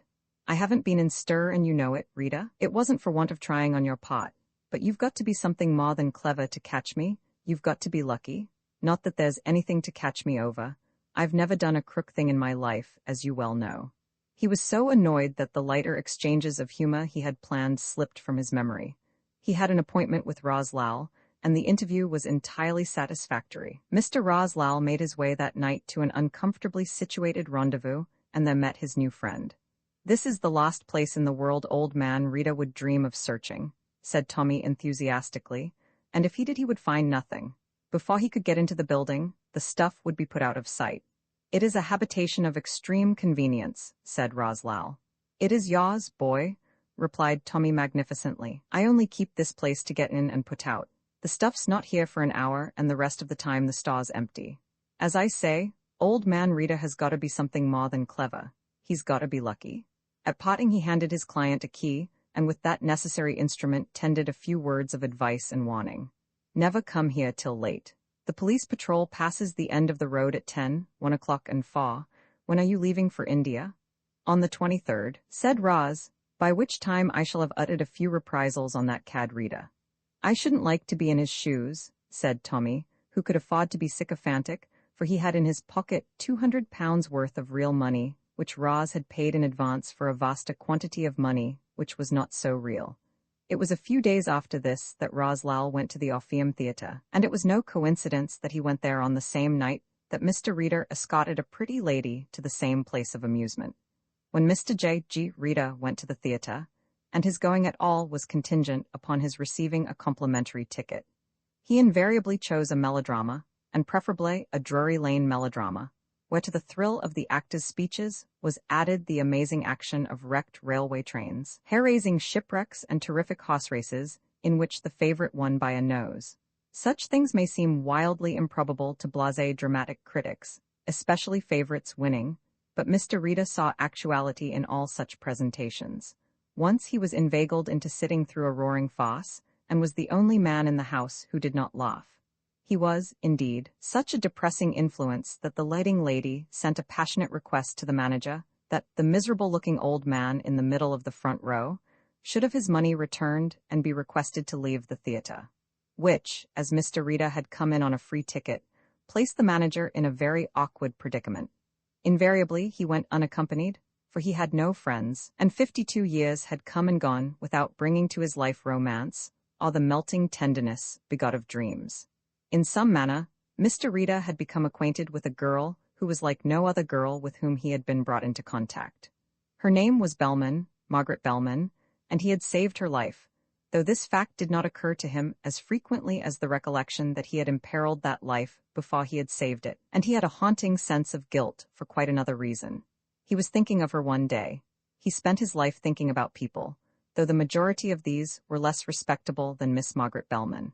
He supposed that she would marry the very good-looking young man who met her street car at the corner of the embankment every morning and returned with her to the Lewisham High Road every night. It would be a very nice wedding, with hired motor cars, and the vicar himself performing the ceremony, and a wedding breakfast provided by the local caterer, following which bride and bridegroom would be photographed on the lawn surrounded by their jovial but unprepossessing relatives.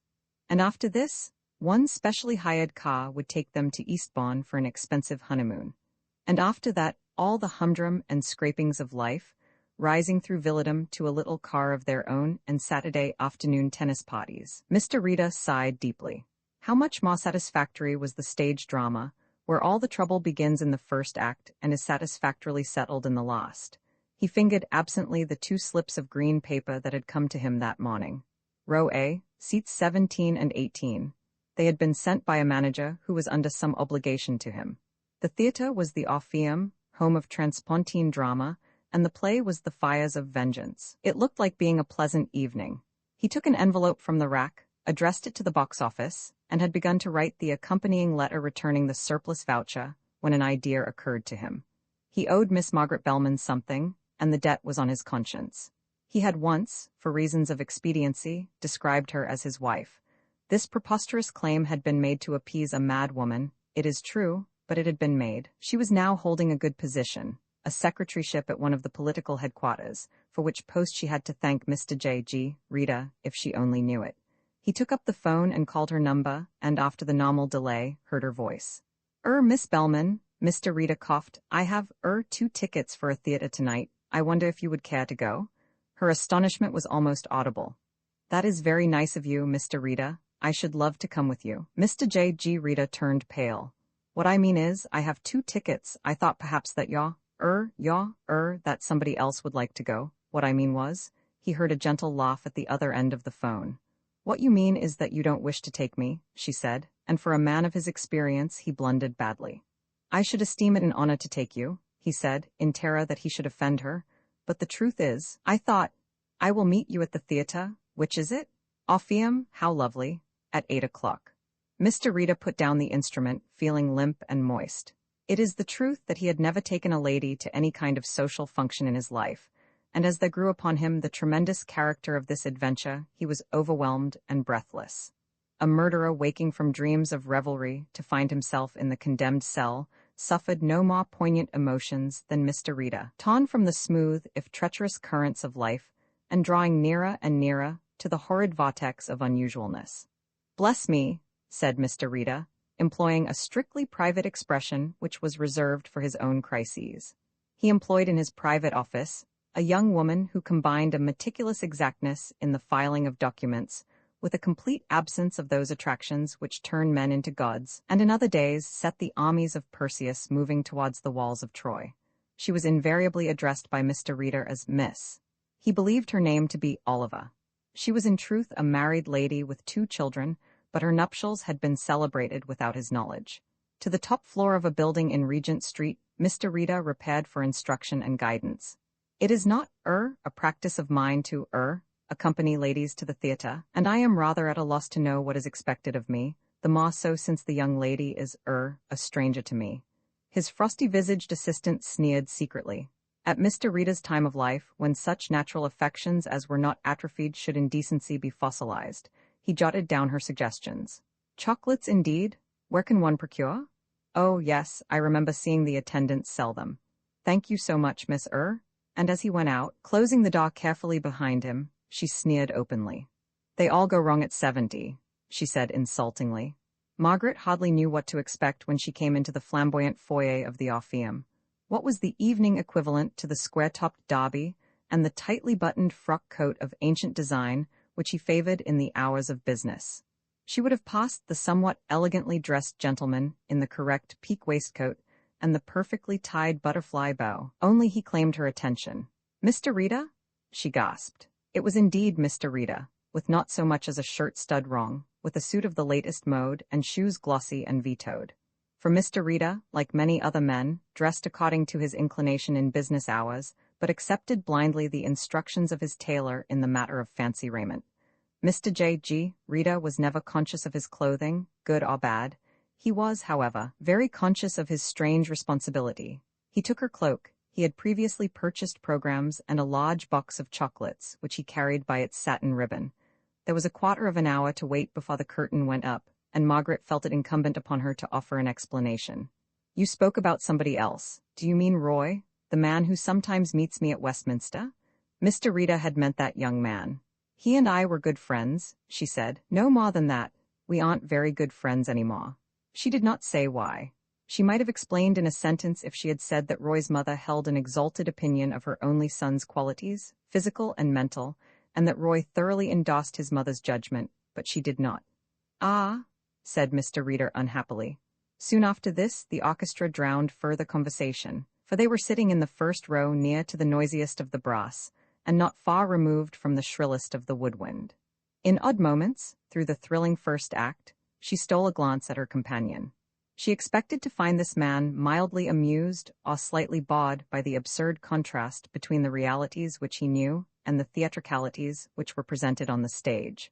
But whenever she looked, he was absorbed in the action of the play. She could almost feel him tremble when the hero was strapped to a log and thrown into the boiling mountain stream, and when the stage Jove was rescued on the fall of the curtain, she heard, with something like stupefaction, Mr. Rita's quivering sigh of relief. But surely, Mr. Rita, this bores you? She protested when the lights in the auditorium went up. This, you mean the play bore me? Good gracious, no. I think it is very fine, remarkably fine.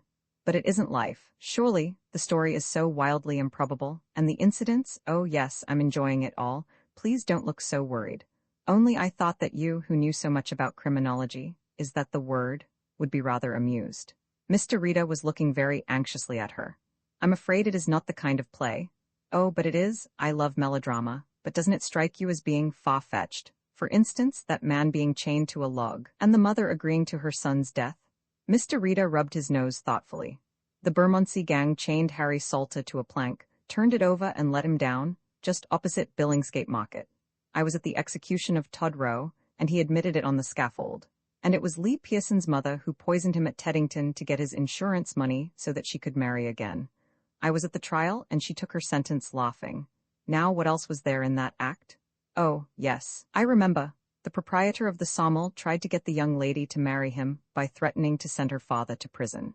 That has been done hundreds of times, only in a worse way. There is really nothing very extravagant about a melodrama except the prices of the seats, and I usually get my tickets free. She listened, at first dumbfounded and then with a gurgle of amusement. How queer!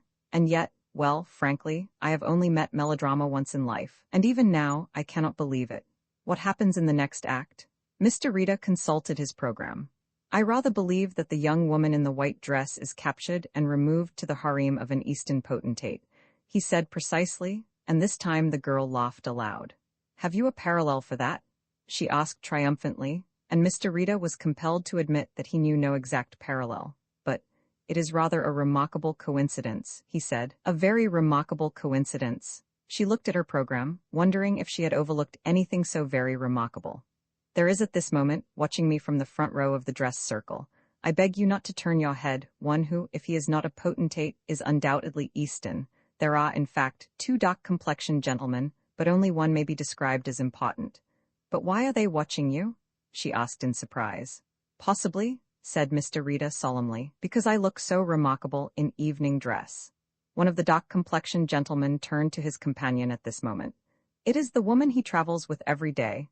She lives in the same street, and is doubtless more to him than anybody in the world, Ram. See how she laughs in his face, and how the old so-and-so looks at her. When men come to his great age, they grow silly about women. This thing can be done tonight. I would sooner die than go back to Bombay without accomplishing my design upon this such, and so forth. Ram, his chauffeur, confederate and fellow jailbird, who was cast in a less heroic mold, and had, moreover, no personal vendetta, suggested in haste that the matter should be thought over. I have cogitated every hypothesis to its logical conclusions, said Roslal in English. But master, said his companion urgently, would it not be wise to leave this country and make a fortune with the new money which the fat little man can sell to us? Vengeance is mine, said Roslal in English.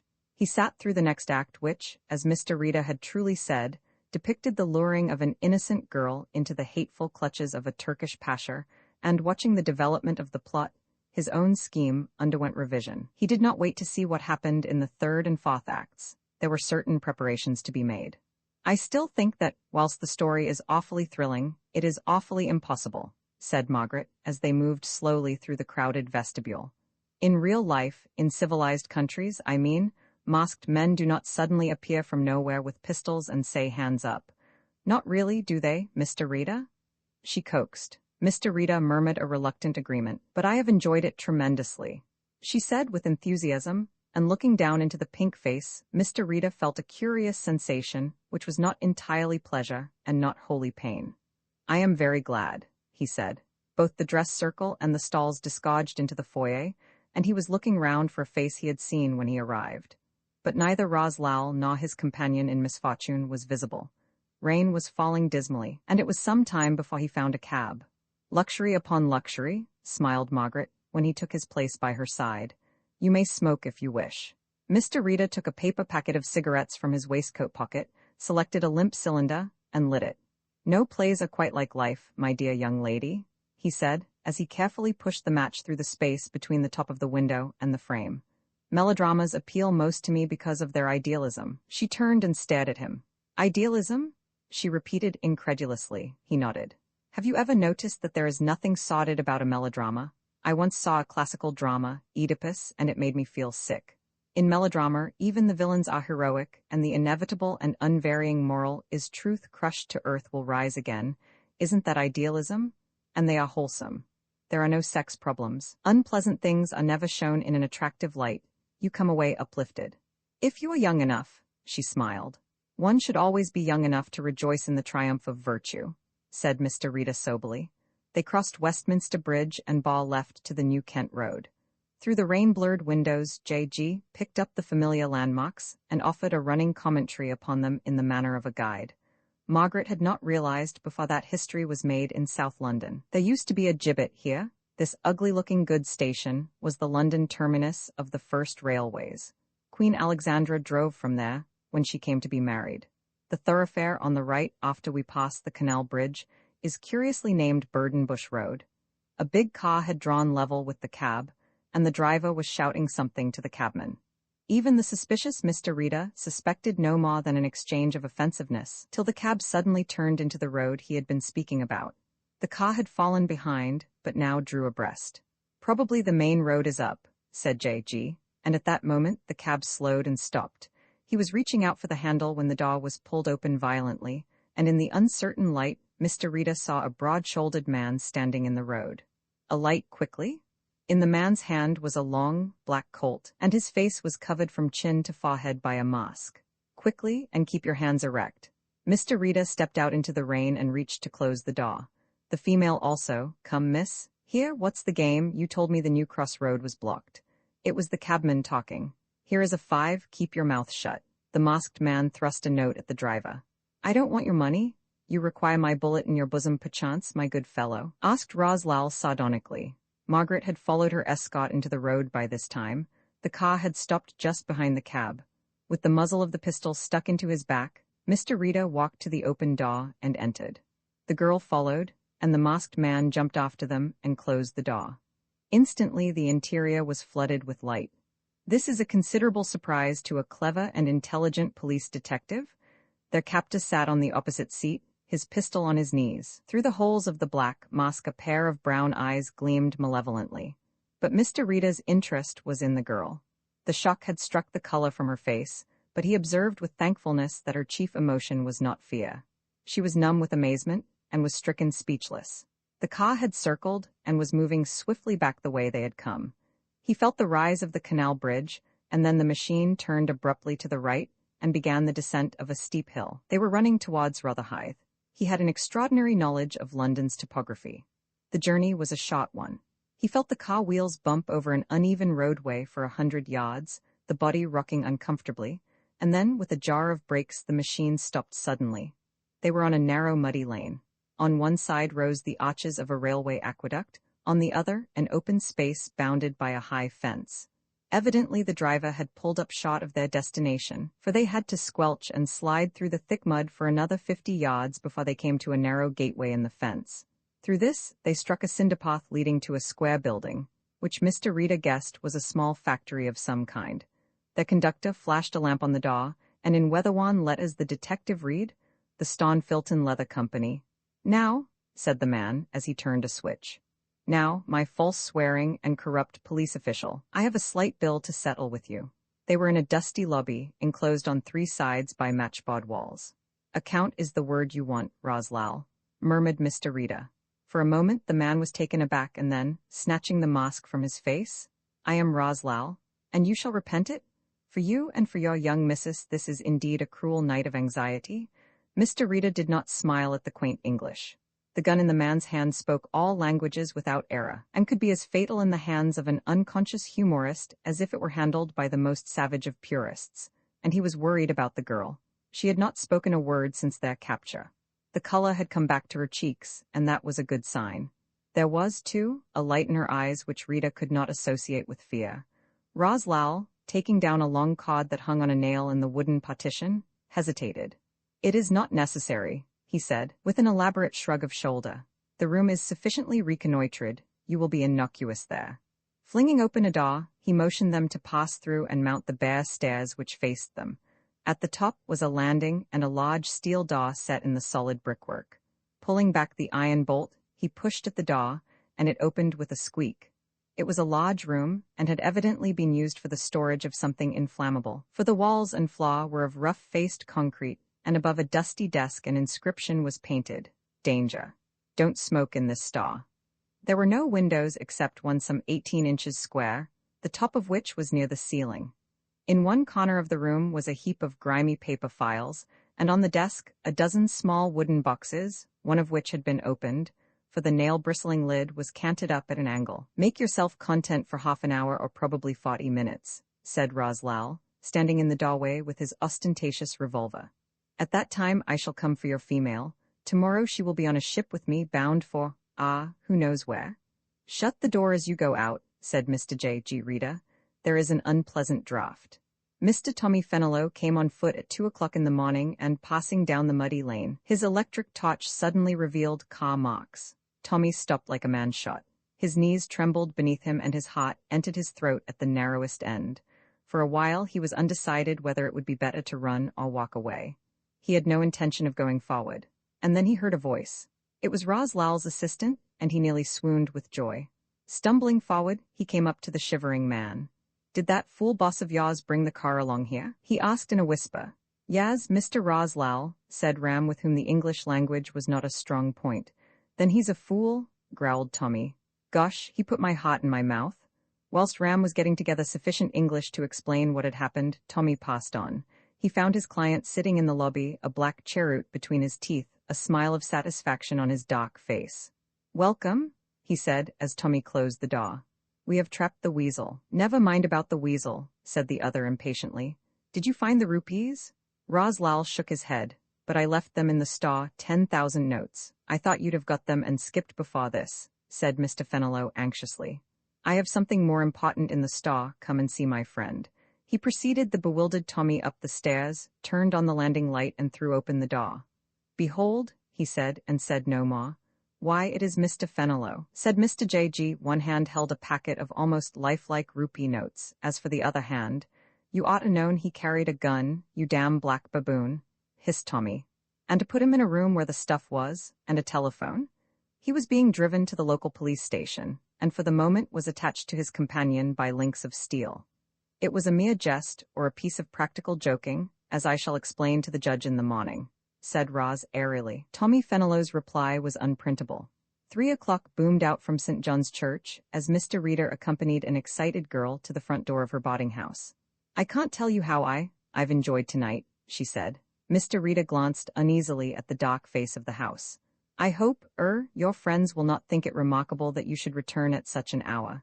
Despite her assurance, he went slowly home with an uneasy feeling that her name had in some way been compromised. And in melodrama, when a heroine's name is compromised, somebody has to marry her. That was the disturbing thought that kept Mr. Reader awake all night. The green mamba, the spirit of exploration, has ruined more promising careers than drink, gambling, or the smiles of women. Generally speaking, the beaten tracks of life are the safest, and few men have adventured into the uncharted spaces in search of easy money who have not regarded the discovery of the old hard road, whence they strayed, as the greatest of their achievements.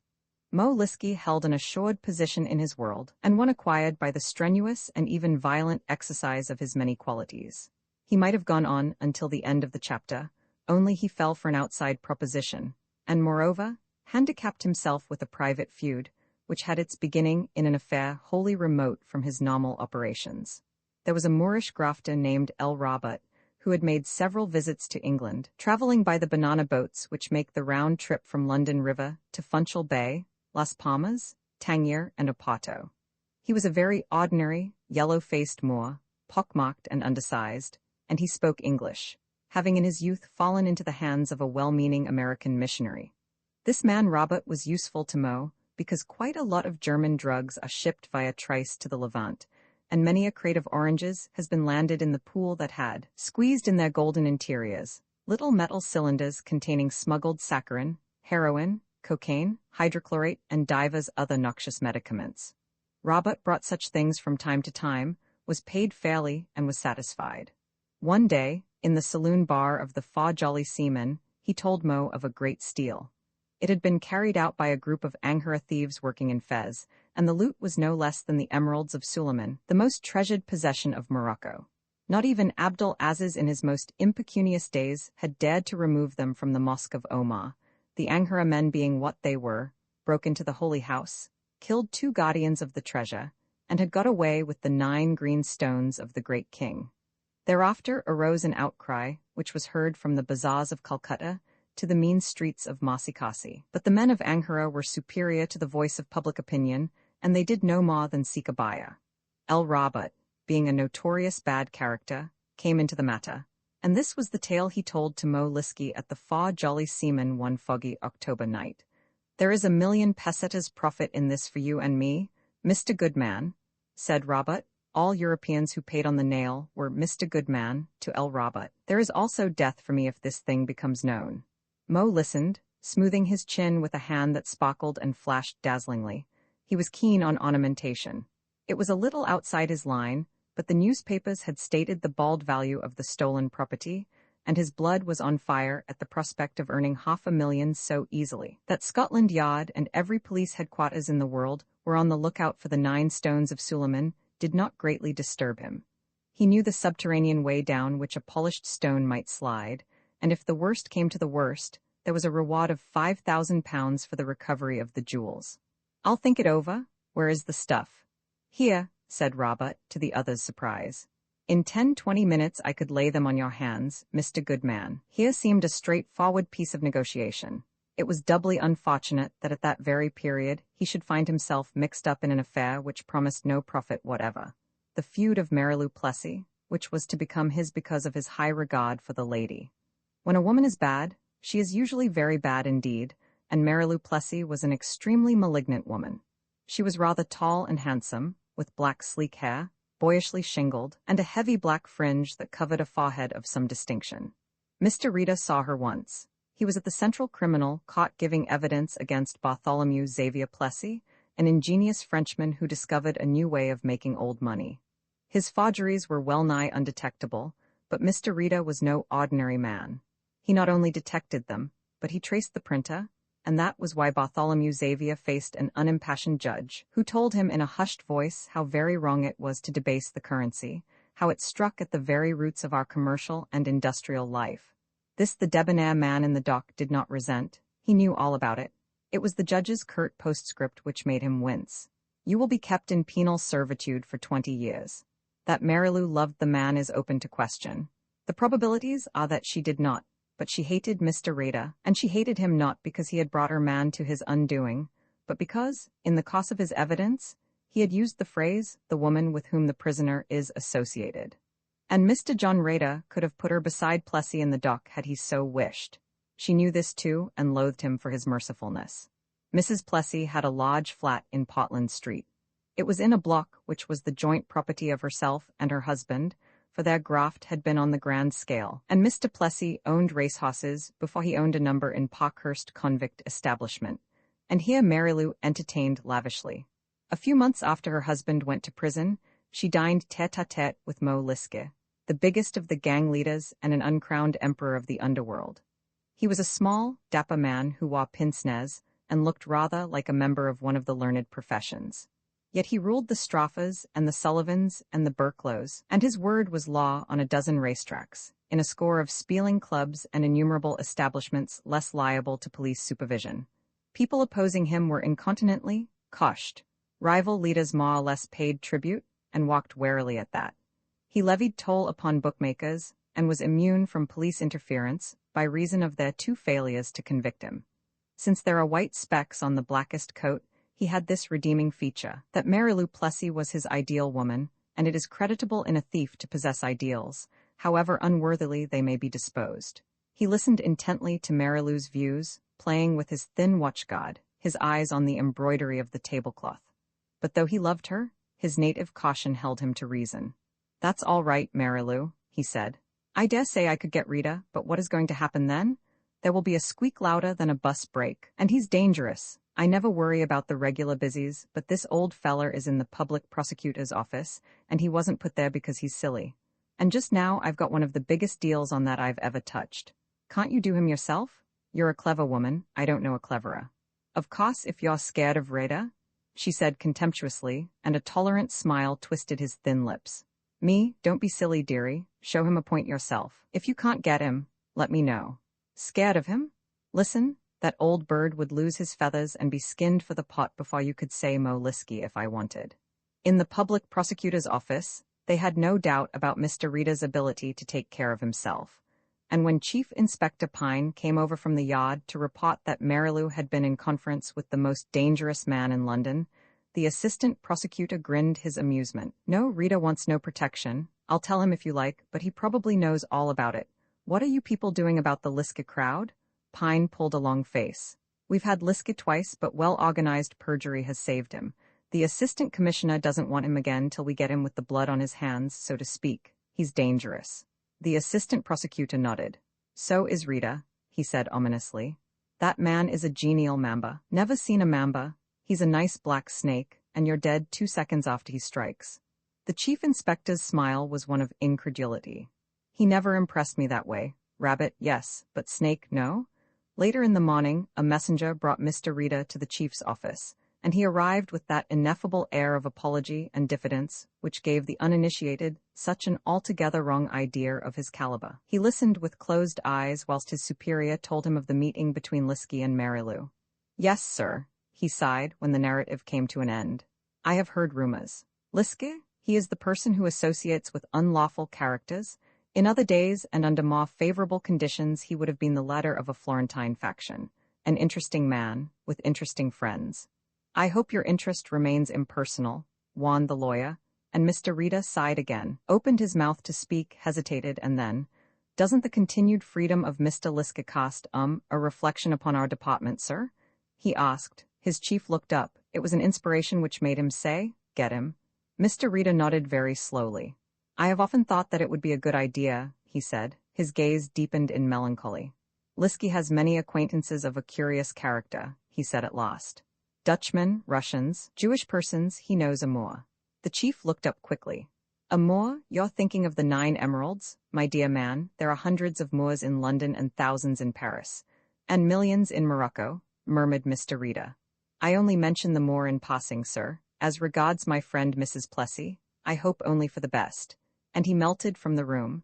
The greater part of a month passed before he showed any apparent interest in the case. He spent odd hours wandering in the neighborhood of Lambeth, and on one occasion he was seen in the members' enclosure at Hurst Park racetrack. But he spoke to nobody, and nobody spoke to him. One night, Mr. Rita came dreamily back to his well-ordered house in Brockley Road, and found waiting on his table a small flat box which had arrived, his housekeeper told him, by post that afternoon. The label was addressed in typewritten characters, John Rita, Esq., and the postmark was Central London. He cut the thin ribbon which tied it, stripped first the brown paper and then the silver tissue, and exposed a satiny lid, which he lifted daintily. There, under a layer of paper shavings, were roll upon roll of luscious confectionery. Chocolate, with or without dainty extras, had an appeal for Mr. Rita, and he took up a small globule garnished with crystallized violets and examined it admiringly. His housekeeper came in at that moment with his tea tray and set it down on the table. Mr. Rita looked over his large glasses. Do you like chocolates, Mrs. Carroll? He asked plaintively. Why, yes, sir, the elderly lady beamed. So do I, said Mr. Rita. So do I. And he shook his head regretfully as he replaced the chocolate carefully in the box. Unfortunately, he went on, my doctor, a very excellent man, has forbidden me all sorts of confectionery until they have been submitted to the rigorous test of the public analyst. Mrs. Carroll was a slow thinker, but a study of current advertisement columns in the daily newspaper had enlarged to a very considerable extent her scientific knowledge. To see if there is any vitamins in them, sir? She suggested. Mr. Rita shook his head. No, I hardly think so, he said gently. Vitamins are my sole diet. I can spend a whole evening with no other company than a pair of these interesting little fellows, and take no ill from them. Thank you, Mrs. Carroll. When she had gone, he replaced the layer of shavings with punctilious care, closed down the lid, and as carefully rewrapped the parcel. When it was finished, he addressed the package to a department at Scotland Yard, took from a small box a label printed redly, poison. When this was done, he scribbled a note to the gentleman affected, and addressed himself to his muffins and his large teacup. It was 6:15 in the evening when he had unwrapped the chocolates. It was exactly 11:15, as he turned out the lights preparatory to going to bed, that he said aloud, Mary-Lou Plessy, dear me? Here began the war. This was Wednesday evening. On Friday morning, the toilet of Mary-Lou Plessy was interrupted by the arrival of two men who were waiting for her when she came into the sitting room in her negligee. They talked about fingerprints found on chocolates and other such matters. Half an hour later, a dazed woman sat in the cells at Holborough Street and listened to an inspector's recital of her offense. At the following sessions, she went down for 2 years on a charge of conveying by post to John Reader a poisonous substance, to wit aconite, with intent to murder. To the last Mo Liske sat in cot, his drawn, haggard face testifying to the strength of his affection for the woman in the dock. After she disappeared from the dock, he went outside into the big, windy hall, and there and then made his first mistake. Mr. Reader was putting on his woolen gloves when the dapper man strode up to him. Name of Reader? That is my name, sir. Mr. Reader surveyed him benevolently over his glasses. He had the expectant air of one who has steeled himself to receive congratulations. Mine is Mo Liske. You've sent down a friend of mine, Mrs. Plessy? Yes, you know. Reader, I'm going to get you for that. Instantly somebody behind him caught his arm in a vice and swung him round. It was a city detective. Take a walk with me, he said. Mo went white. Remember that he owed the strength of his position to the fact that never once had he been convicted. The register did not bear his name. What's the charge? He asked huskily. Intimidation of a Crown witness and using threatening language, said the officer. Mo came up before the aldermen at the Guildhall the next morning and was sent to prison for 3 weeks, and Mr. Reader, who knew the threat would come and was ready to counter with the traditional swiftness of the member, felt that he had scored a point. The gang leader was, in the parlance of the law, a convicted person. I don't think anything will happen until he comes out, he said to Pine, when he was offered police protection. He will find a great deal of satisfaction in arranging the details of my, bashing, and I feel sure that he will postpone action until he is free. I had better have that protection until he comes out. After he comes out, you mean? Until he comes out, insisted Mr. Reader carefully. After, well, I'd rather like to be unhampered by, police protection. Mo Liske came to his liberty with all his senses alert. The cat caution which had, with only one break, kept him clear of trouble, dominated his every plan. Cold-bloodedly, he cursed himself for jeopardizing his emerald deal, and his first step was to get into touch with El Rabat. But there was a maddening new factor in his life, the bitter consciousness of his fallibility and the fear that the men he had ruled so completely might, in consequence, attempt to break away from their allegiance. There was something more than sentiment behind this fear. Mo drew close on $15,000 a year from his race costs and clubhouse victims alone. There were pickings on the side. His crowd largely controlled a continental drug traffic worth thousands a year, which may read romantic and imaginative, but was true. Not all the bunts came to Mo and his men. There were pickings for the carrion fowl as well as for the wolves. He must fix Rita. That was the first move, and fix him so that there was no recoil. To beat him up one night would be an easy matter, but that would look too much like carrying into execution the threat which had put him behind bars. Obviously, some ingenuity was called for. Some exquisite punishment more poignant than the shock of clubs. Men of Mr. Liske's peculiar calling do not meet their lieutenants in dark cellars, nor do they wear cloaks or masks to disguise their identities. The Big Six who controlled the interests serving Mo Liske came together on the night of his release, and the gathering was at a Soho restaurant where a private dining room was engaged in the ordinary way. I'm glad nobody touched him whilst I was away, said Mo with a little smile. I'd like to manage this game myself. I've been doing some thinking whilst I was in Bird, and there's a good way to deal with him. He had 2 coppers with him all the time, or I'd have coshed him for you, Mo, said Teddy Ilfield, his chief of staff. And I'd have coshed you, Teddy, said Mr. Liske ominously. I left orders that he wasn't to be touched, didn't I? What do you mean by you'd have coshed him? Ilfield, a big-shouldered man whose speciality was the knocking off of unattended motorcars, grew incoherent. You stick to your job, snarled Mo. I'll fix Rita. He's got a girl in Brockley, a young woman who is always going about with him. Bellman's her name, and she lives nearly opposite his house. We don't want to beat him up yet. What we want to do is to get him out of his job, and that's easy. They fired a man in the Home Office last week because he was found at the 95 Club after drinking hours. He outlined a simple plan. Margaret Bellman left her office one evening and, walking to the corner of Westminster Bridge and the Embankment, looked around for Mr. Reader. Usually, if his business permitted, he was to be found hereabouts, though of late the meetings had been very few, and when she had seen him, He was usually in the company of two glum men who seated themselves on either side of him. She let one car pass, and had decided to catch the second, which was coming slowly along the embankment, when a parcel dropped at her feet.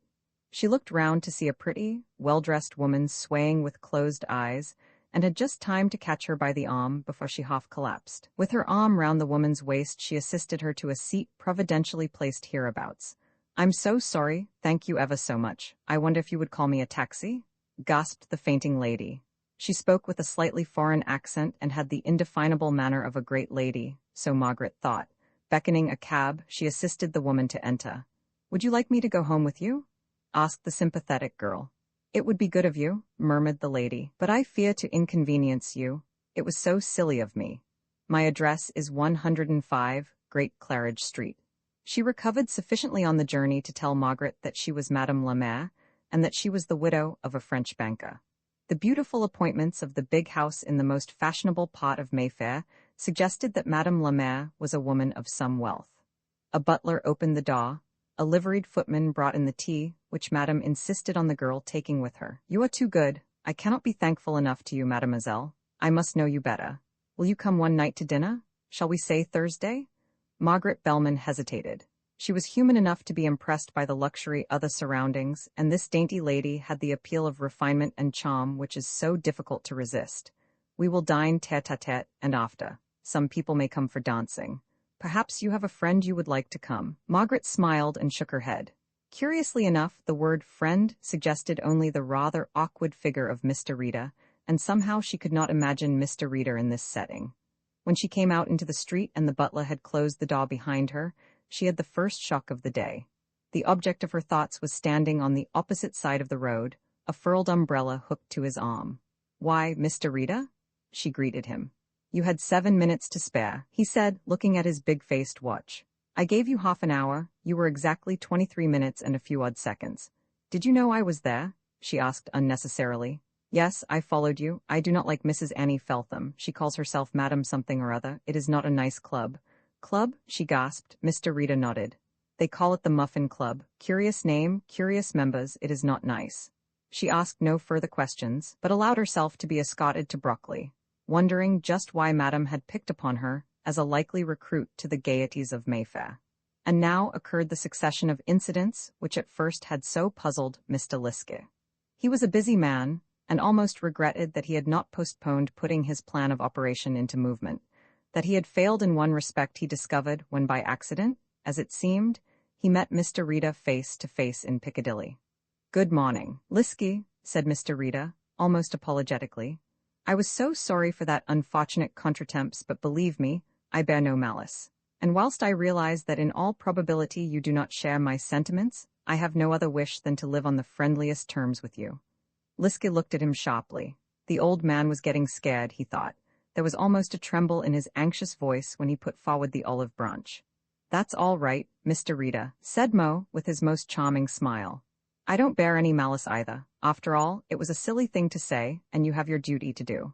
He went on in this strain, stringing platitude to platitude, and Mr. Reader listened with evidence of growing relief. "The world is full of sin and trouble," he said, shaking his head sadly. "Both in high and low places vice is triumphant and virtue thrust, like the daisies, underfoot. You don't keep chickens, do you, Mr. Liske?" Mo Liske shook his head. "What a pity," sighed Mr. Reader. "There is so much one can learn from the domestic fowl. They are an object lesson to the unlawful. I often wonder why the prison commissioners do not allow the convicts at Dartmoor to engage in this harmless and instructive hobby. I was saying to Mr. Pine early this morning, when they raided the Muffin Club. What a quaint title it has." "Raided the Muffin Club?" said Mo quickly. "What do you mean? I've heard nothing about that." "You wouldn't. That kind of institution would hardly appeal to you. Only we thought it was best to raid the place, though in doing so I fear I have incurred the displeasure of a young lady friend of mine who was invited to dinner there tomorrow night. As I say, chickens?" Now Mo Liske knew that his plan had miscarried, yet he was puzzled by the man's attitude. "Perhaps you would like to come down and see my Buff Oppingtons, Mr. Liske? I live in Brockley." Reader removed his glasses and glared owlishly at his companion. "Say at 9 o'clock tonight. There is so much to talk about. At the same time, it would add to the comfort of all concerned if you did not arrive, conspicuously. Do you understand what I mean? I should not like the people of my office, for example, to know. A slow smile dawned on Liska's face. It was his faith that all men had their price, whether it was paid in cash or terra, and this invitation to a secret conference was in a sense a tribute to the power he wielded. At 9 o'clock, he came to Brockley, half hoping that Mr. Rita would go a little farther along the road which leads to compromise. But strangely enough, the elderly detective talked of nothing but chickens. He sat on one side of the table, his hands clasped on the cloth, his voice vibrant with pride as he spoke of the breed that he was introducing to the English fowl house, and, bawed to extinction, Mo waited. "There is something I wanted to say to you, but I fear that I must postpone that until another meeting," said Mr. Rita, as he helped his visitor on with his coat. "I will walk with you to the corner of Lewisham High Road. The place is full of bad characters, and I shouldn't like to feel that I had endangered your well-being by bringing you to this lowly spot. Now, if there is one place in the world which is highly respectable and free from the footpads which infest wealthier neighborhoods, it is Brockley Road." Liska submitted to the company of his host, and walked to the church at the end of the road. "Goodbye, Mr. Liske," said Rita earnestly. "I shall never forget this pleasant meeting. You have been of the greatest help and assistance to me. You may be sure that neither I nor the department I have the honor to represent will ever forget you." Liske went back to town, a frankly bewildered man. In the early hours of the morning, the police arrested his chief lieutenant, Teddy Oldfield, and charged him with a motor car robbery which had been committed 3 months before. That was the first of the inexplicable happenings. The second came when Liske, returning to his flat off Portland Place, was suddenly confronted by the awkward figure of the detective. "Is that Liske?" Mr. Rita peered forward in the darkness. "I'm so glad I've found you. I've been looking for you all day. I fear I horribly misled you the other evening when I was telling you that leghorns are unsuitable for sandy soil. Now, on the contrary. Look here, Mr. Rita, what's the game?" demanded the other brusquely. "The game?" asked Rita in a pained tone. "I don't want to know anything about chickens. If you've got anything to tell me worthwhile, drop me a line and I'll come to your office, or you can come to mine." He brushed past the man from the public prosecutor's department and slammed the door of his flat behind him. Within 2 hours, a squad from Scotland Yard descended upon the house of Harry Merton, took Harry and his wife from their respective beds, and charged them with the unlawful possession of stolen jewelry, which had been traced to a safe deposit. A week later, Liske, returning from a vital interview with El Rabat, heard plodding steps overtaking him, and turned to meet the pained eye of Mr. Rita. "How providential meeting you," said Rita fervently. No, I do not wish to speak about chickens, though I am hurt a little by your indifference to this noble and productive bird." "Then what in hell do you want?" snapped Liske. "I don't want anything to do with you, Rita, and the sooner you get that into your system the better. I don't wish to discuss fowls, horses." "Wait." Mr. Rita bent forward and lowered his voice. "Is it not possible for you and me to meet together and exchange confidences?" Mo Liske smiled slowly. "Oh, you're coming to it at last, eh? All right. I'll meet you anywhere you please. Shall we say in the Mall near the artillery statue tomorrow night at 10?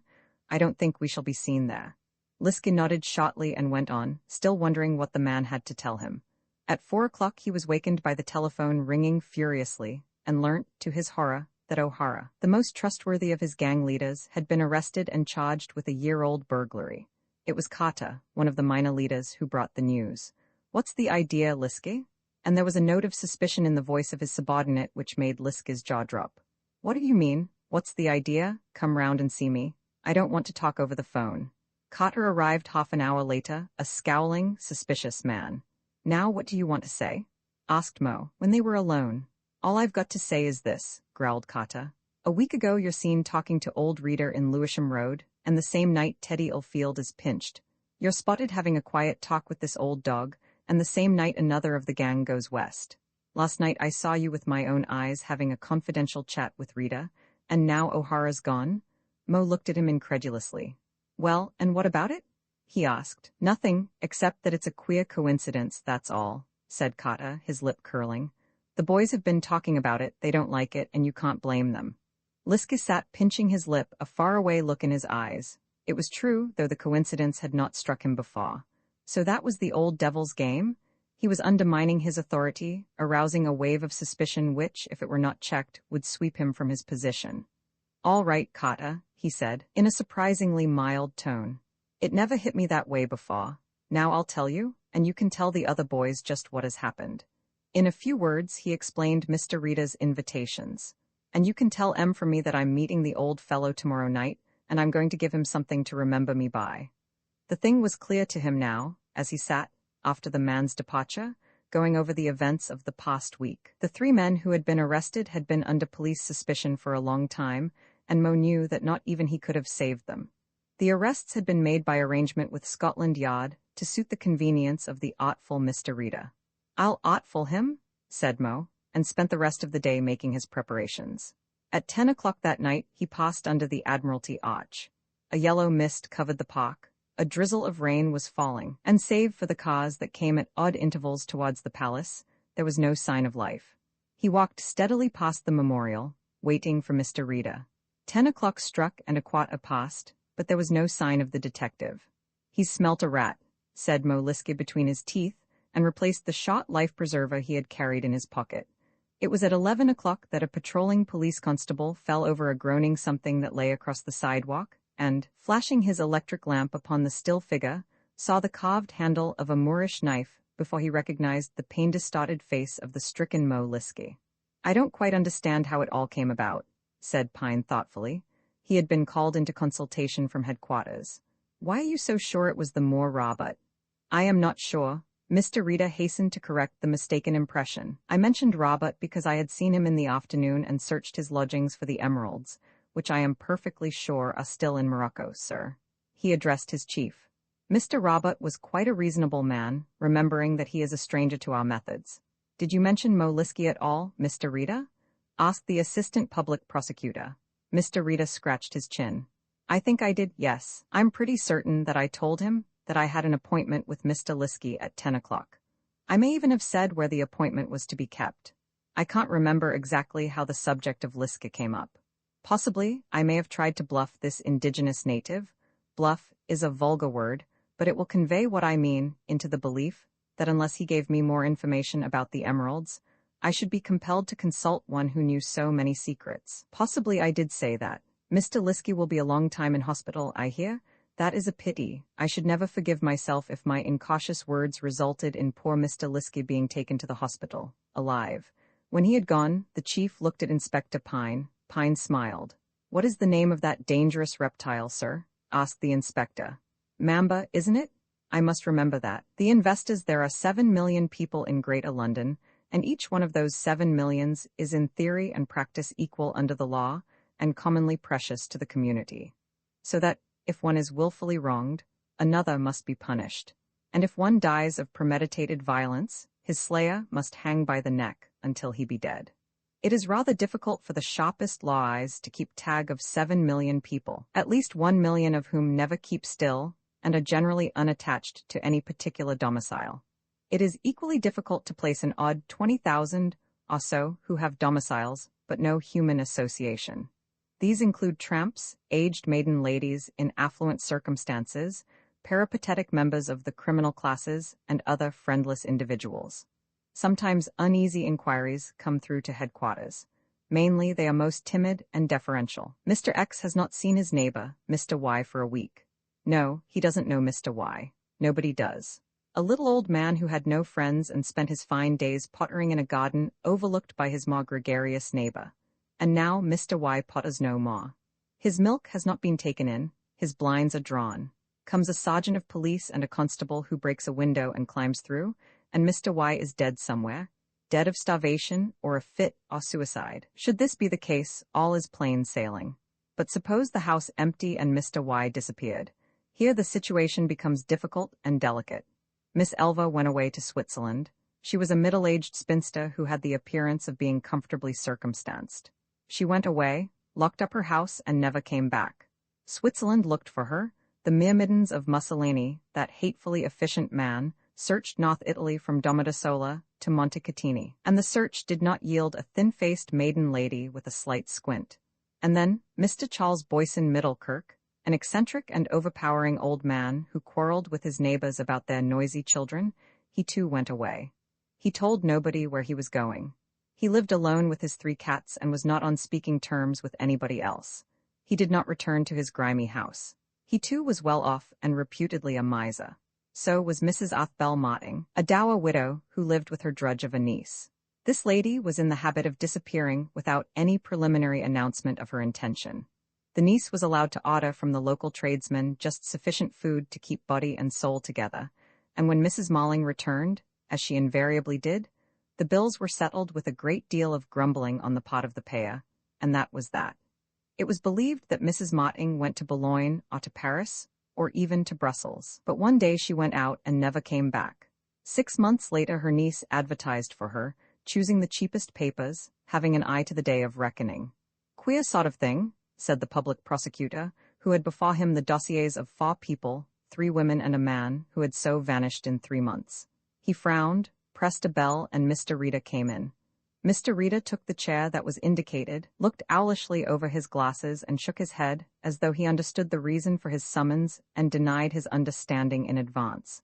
"What do you make of these disappearances?" asked his chief. "You cannot make any positive of a negative," said Mr. Rita carefully. "London is a large place full of strange, mad people who live such commonplace lives that the wonder is that more of them do not disappear in order to do something different from what they are accustomed to doing. Have you seen these particulars?" Mr. Rita nodded. "I have copies of them," he said. Mr. Salter very kindly. The public prosecutor rubbed his head in perplexity. "I see nothing in these cases, nothing in common, I mean. 4 is a fairly low average for a big city?" 27 in 12 months, interrupted his detective apologetically. 27, are you sure? The great official was astounded. Mr. Rita nodded again.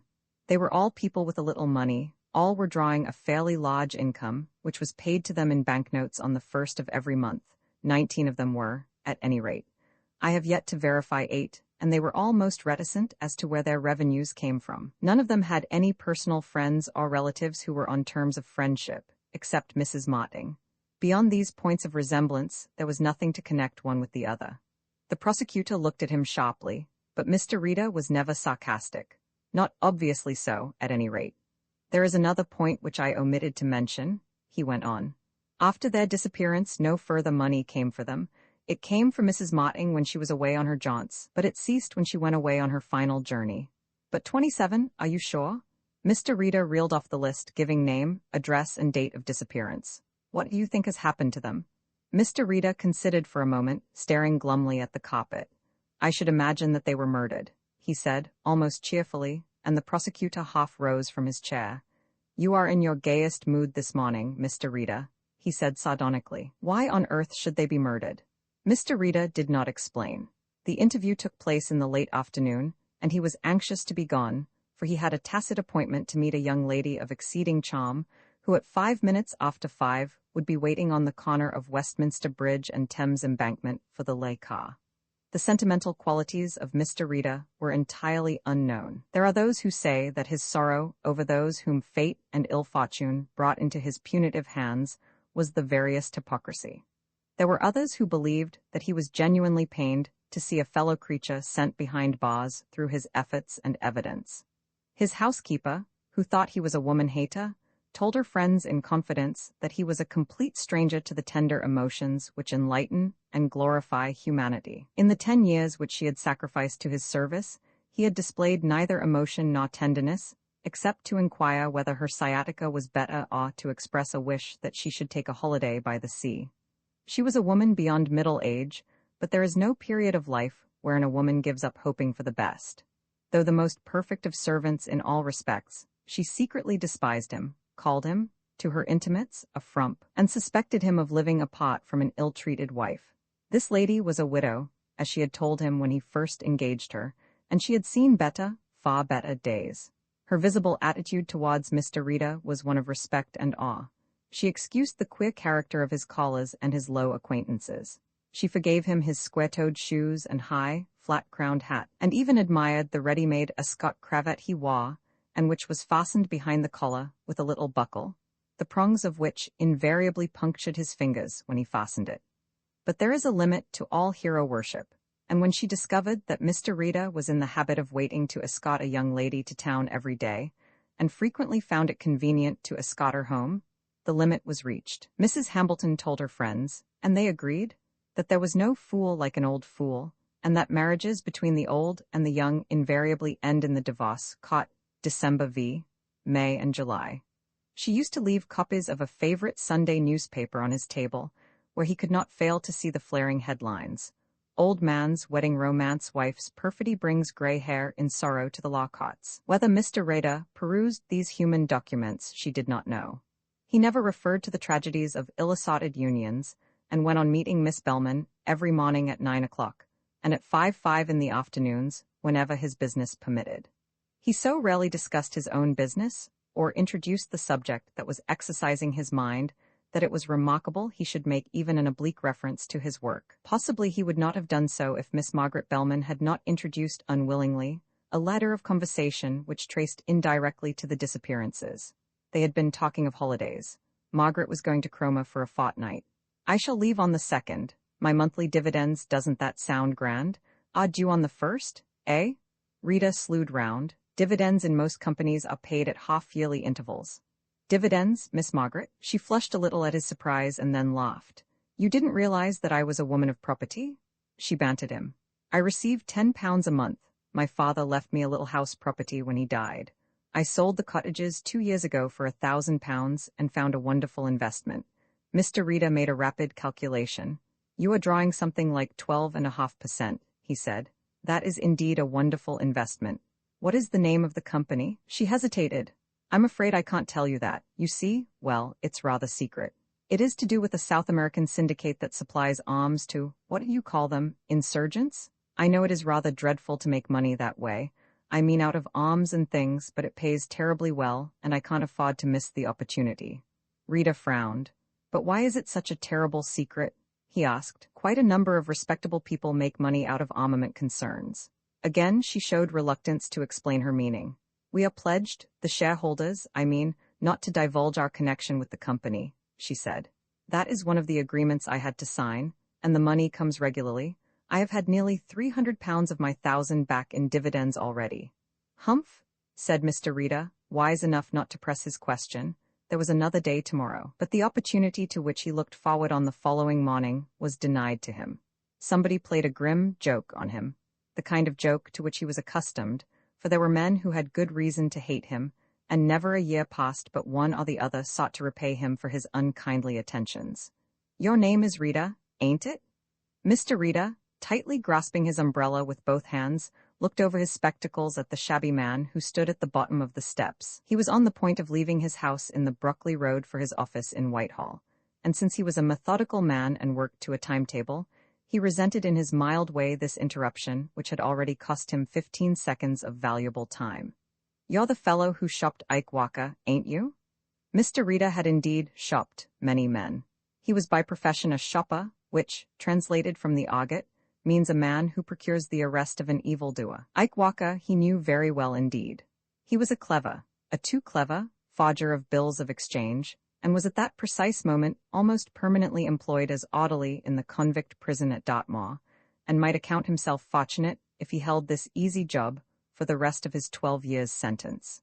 His interrogator was a little hard-faced man, wearing a suit that had evidently been originally intended for somebody of greater girth and more commanding height. His trousers were turned up noticeably. His waistcoat was full of folds and tucks which only an amateur tailor would have dared, and only one superior to the criticism of his fellows would have worn. His hard, bright eyes were fixed on Mr. Rita, but there was no menace in them so far as the detective could read. "Yes, I was instrumental in arresting Ike Walker," said Mr. Rita, almost gently. The man put his hand in his pocket and brought out a crumpled packet enclosed in green oiled silk. Mr. Rita unfolded the covering and found a soiled and crumpled envelope. "That's from Ike," said the man. "He sent it out of stir by a gent who was discharged yesterday." Mr. Rita was not shocked by this revelation. He knew that prison rules were made to be broken, and that worse things have happened in the best regulated jails than this item of a smuggled letter. He opened the envelope, keeping his eyes on the man's face, took out the crumpled sheet and read the 5 or 6 lines of writing. "Dear Rita, here is a bit of a riddle for you. What other people have got, you can have. I haven't got it, but it is coming to you. It's red hot when you get it, but you're cold when it goes away. Your loving friend, Ike Walker, doing a 12 stretch because you went on the witness stand and told a lot of lies." Mr. Rita looked up and their eyes met. "Your friend is a little mad, one thinks?" he asked politely. He ain't a friend of mine. A gent asked me to bring it, said the messenger. On the contrary, said Mr. Rita pleasantly, he gave it to you in Dartmoor prison yesterday. Your name is Mills, you have 8 convictions for burglary, and will have your 9th before the year is out. You were released 2 days ago. I saw you reporting at Scotland Yard. The man was for the moment alarmed and in 2 minds to bolt. Mr. Rita glanced along Brockley Road, saw a slim figure that was standing at the corner, crossed to a waiting tramcar, and seeing his opportunity vanish, readjusted his timetable. Come inside, Mr. Mills. I don't want to come inside, said Mr. Mills, now thoroughly agitated. He asked me to give this to you and I've give it, there's nothing else. Mr. Rita crooked his finger. Come, Bertie, he said with great amiability. And please don't annoy me. I am quite capable of sending you back to your friend Mr. Walker. I am really a most unpleasant man if I'm upset. The messenger followed meekly, wiped his boots with great vigor on the mat, and tiptoed up the carpeted stairs to the big study where Mr. Rita did most of his thinking. Sit down, Mills. With his own hands, Mr. Rita placed a chair for his uncomfortable visitor, and then, pulling another up to his big writing table, he spread the letter before him, adjusted his glasses, his lips moving, and then leaned back in his chair. I give it up, he said. Read me this riddle. I don't know what's in the letter, began the man. Read me this riddle. As he handed the letter across the table, the man betrayed himself, for he rose and pushed back his chair with a startled, horrified expression that told Mr. Rita quite a lot. He laid the letter down on his desk, took a large tumbler from the sideboard, inverted it, and covered the scrawled paper. Then, wait, he said, and don't move till I come back. And there was an unaccustomed venom in his tone that made the visitor shudder. Rita passed out of the room to the bathroom, pulled up his sleeves with a quick jerk of his arm and, turning the faucet, let hot water run over his hands before he reached for a small bottle on a shelf, poured a liberal portion into the water, and let his hands soak. This done, for 3 minutes he scrubbed his fingers with a nail brush, dried them, and removing his coat and waistcoat carefully, hung them over the edge of the bath. He went back to his uncomfortable guest in his shirt sleeves. Our friend Walker is employed in the hospital? He stated rather than asked. What have you had there, scarlet fever or something worse? He glanced down at the letter under the glass. Scarlet fever, of course, he said, and the letter has been systematically infected. Walker is almost clever. The wood of a fire was laid in the grate. He carried the letter and the blotting paper to the hearth, lit the kindling and thrust paper and letter into the flames. Almost clever, he said musingly. Of course he is one of the orderlies in the hospital. It was scarlet fever, I think you said? The gaping man nodded. Of a virulent type, of course. How very fascinating. He thrust his hands in his pockets and looked down benevolently at the wretched emissary of the vengeful Walker. You may go now, Mills, he said gently. I rather think that you are infected.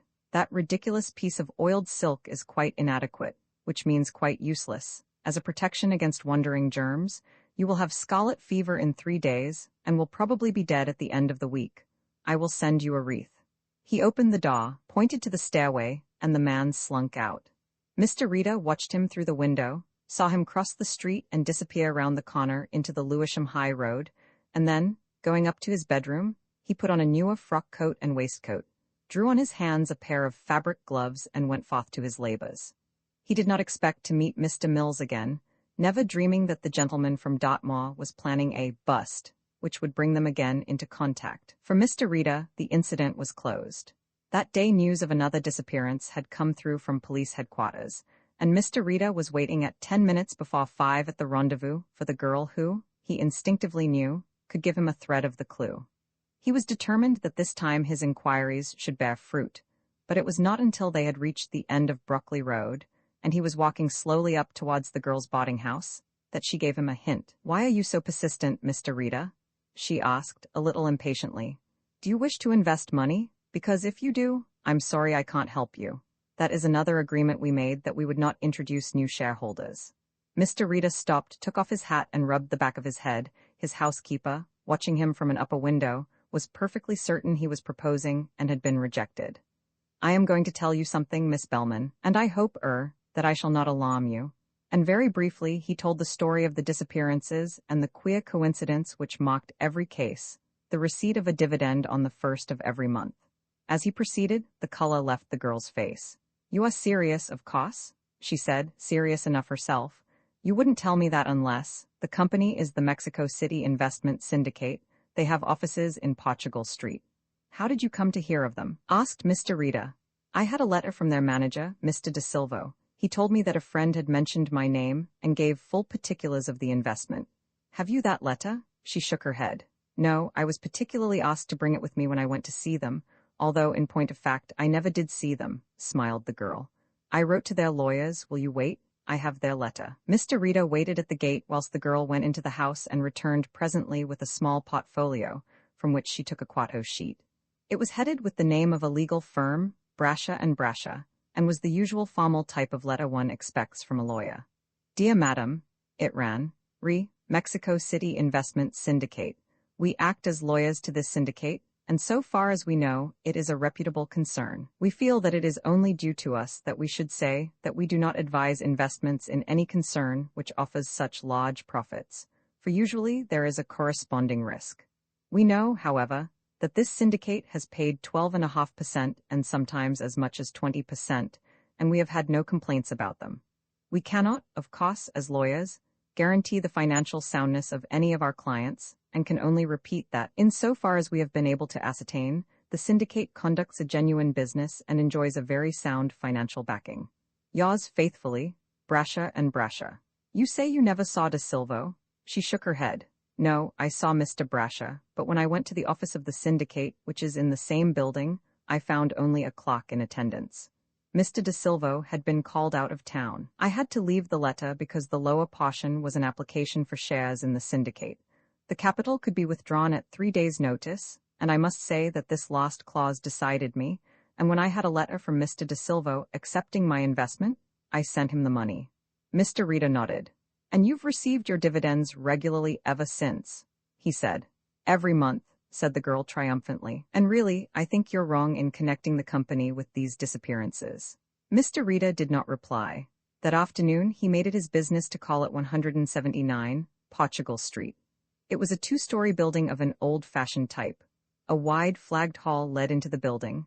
A set of old-fashioned stairs ran up to the top floor, which was occupied by a China merchant, and from the hall led 3 doors.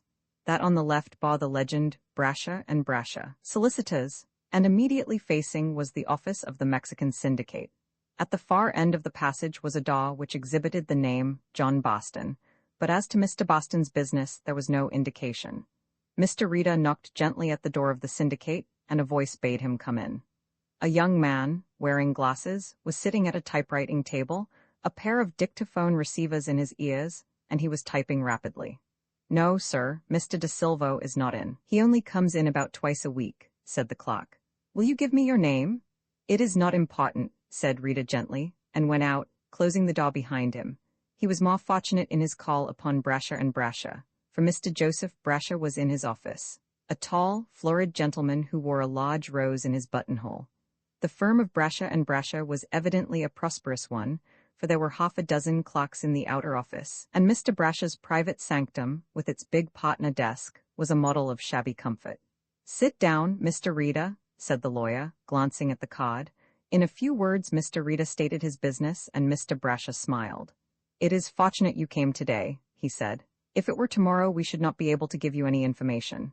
The truth is, we have had to ask Mr. De Silvo to find other lawyers. No, there is nothing wrong, except that they constantly refer their clients to us, and we feel that we are becoming in the nature of sponsors for their clients, and that, of course, is very undesirable. Have you a record of the people who have written to you from time to time asking your advice? Mr. Brasher shook his head.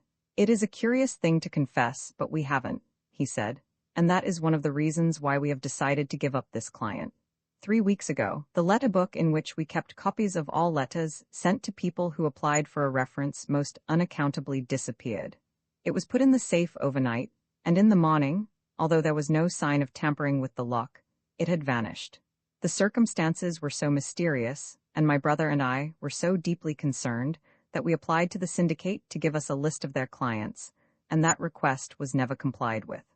Mr. Rita sought inspiration in the ceiling. Who is John Boston? He asked, and the lawyer laughed. There again I am ignorant. I believe he is a very wealthy financier, but so far as I know, he only comes to his office for 3 months in the year, and I have never seen him. Mr. Rita offered him his flabby hand and walked back along Portugal Street, his chin on his breast, his hands behind him dragging his umbrella, so that he bore a ludicrous resemblance to some strange tailed animal. That night he waited again for the girl, but she did not appear, and although he remained at the rendezvous until 5:30, he did not see her.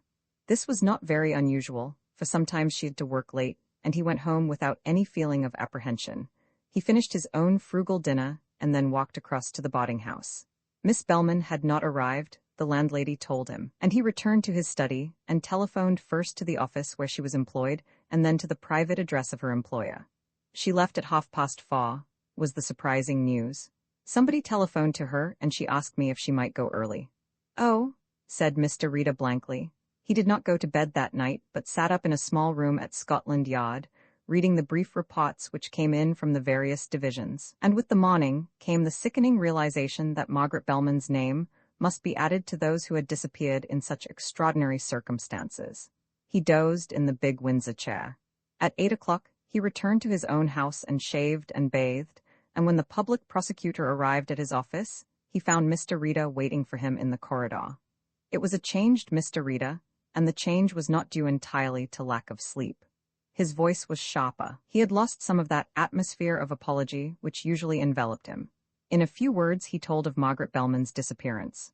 "Do you connect De Silva with this?" asked his chief.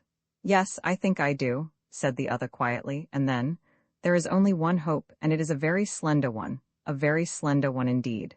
He did not tell the public prosecutor in what that hope consisted, but walked down to the offices of the Mexican syndicate. Mr. De Silva was not in. He would have been very much surprised if he had been. He crossed the hallway to see the lawyer, and this time he found Mr. Ernest Brasher present with his brother. When Rita spoke to the point, it was very much to the point. "I am leaving a police officer in Portugal Street to arrest De Silva the moment he puts in an appearance.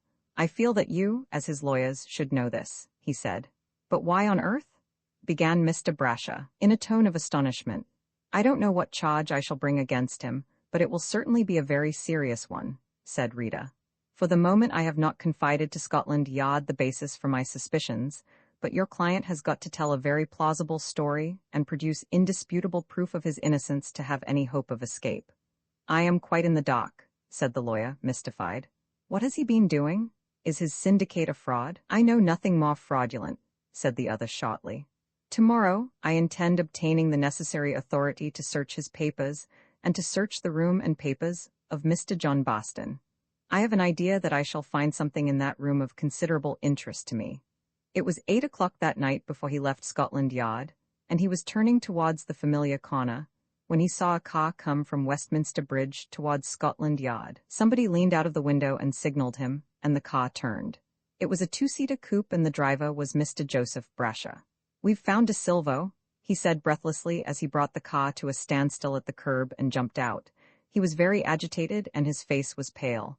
Mr. Rita could have sworn that his teeth were chattering. "There's something wrong, very badly wrong," he went on. "My brother has been trying to get the truth from him. My God, if he has done these terrible things, I shall never forgive myself." "Where is he?" asked Mr. Rita. "He came just before dinner to our house at Dulwich. My brother and I are bachelors and we live there alone now, and he has been to dinner before. My brother questioned him and he made certain admissions which are almost incredible. The man must be mad." "What did he say?" "I can't tell you.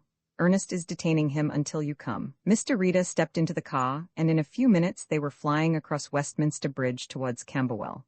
Lane House, an old-fashioned Georgian residence, lay at the end of a countrified road which was, he found, a cul-de-sac. The house stood in grounds of considerable size, he noted as they passed up the drive and stopped before the porch. Mr. Brasher alighted and opened the door, and Rita passed into a cosily furnished hall. One door was ajar.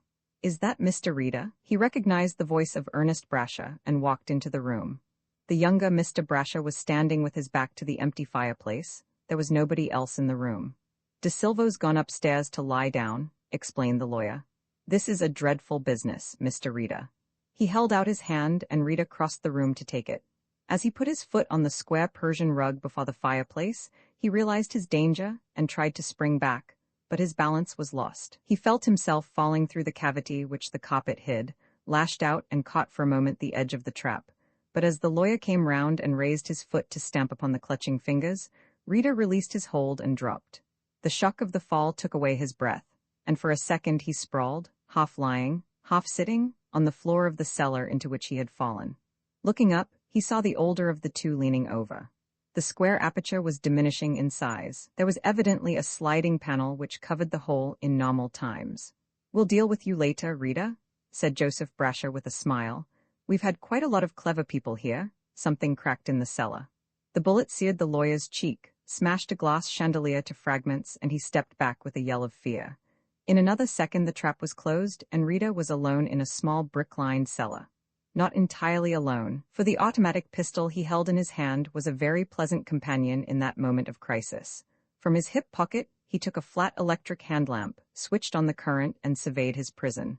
The walls and floor were damp. That was the first thing he noticed. In one corner was a small flight of brick steps leading to a locked steel door, and then Mr. Rita. He spun round and turned his lamp upon the speaker. It was Margaret Bellman, who had risen from a heap of sacks where she had been sleeping. "I'm afraid I've got you into very bad trouble," she said, and he marveled at her calm. "How long have you been here?" "Since last night," she answered. "Mr. Brasher telephoned me to see him and he picked me up in his car. They kept me in the other room until tonight, but an hour ago they brought me here." "Which is the other room?" She pointed to the steel door. She offered no further details of her capture, and it was not a moment to discuss their misfortune. Rita went up the steps and tried the door. It was fastened from the other side, and opened inward, he discovered. There was no sign of a keyhole. He asked her where the door led, and she told him that it was to an underground kitchen and coal cellar. She had hoped to escape, because only a barred window stood between her and freedom in the little room where she was kept. But the window was very thick, she said, and of course I could do nothing with the bars. Rita made another inspection of the cellar, then sent the light of his lamp up at the ceiling. He saw nothing there except a steel pulley fastened to a beam that crossed the entire width of the cellar. Now what on earth is he going to do? He asked thoughtfully, and as though his enemies had heard the question and were determined to leave him in no doubt as to their plans, there came the sound of gurgling water, and in a second he was ankle-deep. He put the light on to the place whence the water was coming. There were 3 circular holes in the wall, from each of which was gushing a solid stream. "What is it?" she asked in a terrified whisper. "Get on to the steps and stay there," he ordered peremptorily, and made investigation to see if it was possible to staunch the flow. He saw at a glance that this was impossible. And now the mystery of the disappearances was a mystery no longer. The water came up with incredible rapidity, first to his knees, then to his thighs, and he joined her on the steps. There was no possible escape for them. He guessed the water would come up only so far as would make it impossible for them to reach the beam across the roof, or the pulley, the dreadful purpose of which he could guess. The dead must be got out of this charnel house in some way or other. Strong swimmer as he was, he knew that in the hours ahead it would be impossible to keep afloat. He slipped off his coat and vest and unbuttoned his collar. "You had better take off your skirt," he said, in a matter-of-fact tone. "Can you swim?" "Yes," she answered in a low voice. He did not ask her the real question which was in his mind, for how long could she swim? There was a long silence, the water crept higher, and then, "Are you very much afraid?" he asked, and took her hand in his. "No, I don't think I am," she said. "It is wonderful having you with me. Why are they doing this?" He said nothing, but carried the soft hand to his lips and kissed it. The water was now reaching the top step. Rita stood with his back to the iron door, waiting. And then he felt something touch the door from the other side. There was a faint click, as though a bolt had been slipped back. He put her gently aside and held his palms to the door. There was no doubt now. Somebody was fumbling on the other side. He went down a step, and presently he felt the door yield and come towards him, and there was a momentary gleam of light. In another second he had wrenched the door open and sprung through. Hands up? Whoever it was had dropped his lamp, and now Mr. Rita focused the light of his own torch and nearly dropped. For the man in the passage was Mills, the ex-convict who had brought the tainted letter from Dartmoor. "All right, governor, it's a cop," growled the man, and then the whole explanation flashed upon the detective. In an instant he had gripped the girl by the hand and dragged her through the narrow passage, into which the water was now steadily overrunning. "Which way did you get in, Mills?" he demanded authoritatively. "Through the window." "Show me, quick." The convict led the way to what was evidently the window through which the girl had looked with such longing. The bars had been removed, the window sash itself lifted from its rusty hinges, and in another second the 3 were standing on the grass, with the stars twinkling above them. "Mills," said Mr. Rita, and his voice shook, "you came here to bust this house." "That's right," growled Mills. I tell you it's a cop, I'm not going to give you any trouble. Skip, hissed Mr. Rita. And skip quick, now, young lady, we'll go for a little walk. A few seconds later, a patrolling constable was smitten dumb by the apparition of a middle-aged man in shirt and trousers, and a lady who was inadequately attired in a silk petticoat. The Mexican company was Brasha and Brasha, explained Rita to his chief. There was no John Boston. His room was a passageway by which the Brashas could get from one room to the other. The clock in the Mexican syndicate's office was, of course, blind. I spotted that the moment I saw him. There are any number of blind typists employed in the city of London. A blind clock was necessary if the identity of De Silva, with the Brashas, was to be kept a secret. Brasha and Brasha had been going badly for years. It will probably be found that they have made away with clients' money, and they hit upon this scheme of inducing foolish investors to put money into their syndicate on the promise of large dividends. Their victims were well chosen, and Joseph, who was the brains of the organization, conducted the most rigorous investigation to make sure that these unfortunate people had no intimate friends. If they had any suspicion about an applicant, Brashas would write a letter deprecating the idea of an investment and suggesting that the too shrewd dupe should find another and a safer method than the Mexican syndicate afforded. After they had paid 1 or 2 years' dividends, the wretched investor was lured to the house at Dulwich, and they're scientifically killed. You will probably find an unofficial cemetery in their grounds. So far as I can make out, they have stolen over £120,000 in the past 2 years by this method. It is incredible, said the prosecutor. Incredible? Mr. Rita shrugged. Is there anything more incredible than the Burke and Hare murders? There are Burkes and Hares in every branch of society and in every period of history. Why did they delay their execution of Miss Bellman? Mr. Rita coughed. They wanted to make a clean sweep, but did not wish to kill her until they had me in their hands. I rather suspect, he coughed again, that they thought I had an especial interest in the young lady. And have you? Asked the public prosecutor. Mr. Rita did not reply. The poetical policeman, the day Mr. Rita arrived at the public prosecutor's office, was indeed a day of fate for Mr. Lambton Green, branch manager of the London Scottish and Midland Bank. That branch of the bank which Mr. Green controlled was situate at the corner of Pell Street and Furling Avenue on the countryside of Ealing. It is a fairly large building and, unlike most suburban branch offices, the whole of the premises were devoted to banking business, for the bank carried very heavy deposits. The Luna Traction Company, with 3,000 people on its payroll, the Associated Novelties Corporation, with its enormous turnover, and the Laraphone Company being only 3 of the LSM's customers. On Wednesday afternoons, in preparation for the paydays of these corporations, large sums in currency were brought from the head office and deposited in the steel and concrete strongroom, which was immediately beneath Mr. Green's private office, but admission to which was gained through a steel door in the general office. This door was observable from the street, and to assist observation, there was a shaded lamp fixed to the wall immediately above, which threw a powerful beam of light upon the door. Further security was ensured by the employment of a night watchman, Arthur Malling, an army pensioner. The bank lay on a restricted police beat, which had been so arranged that the constable on patrol passed the bank every 40 minutes. It was his practice to look through the window and exchange signals with the night watchman, his orders being to wait until Malling appeared. On the night of October 17th, Police Constable Burnett stopped as usual before the wide peephole and glanced into the bank. The first thing he noticed was that the lamp above the strongroom door had been extinguished. The night watchman was not visible, and, his suspicions aroused, the officer did not wait for the man to put in an appearance as he would ordinarily have done, but passed the window to the door, which, to his alarm, he found ajar. Pushing it open, he entered the bank, calling Malling by name. There was no answer. Permeating the air was a faint, sweet scent which he could not locate. The general offices were empty, and, entering the manager's room in which a light burnt, he saw a figure stretched upon the ground. It was the night watchman. His wrists were handcuffed. 2 straps had been tightly buckled about his knees and ankles. The explanation for the strange and sickly aroma was now clear.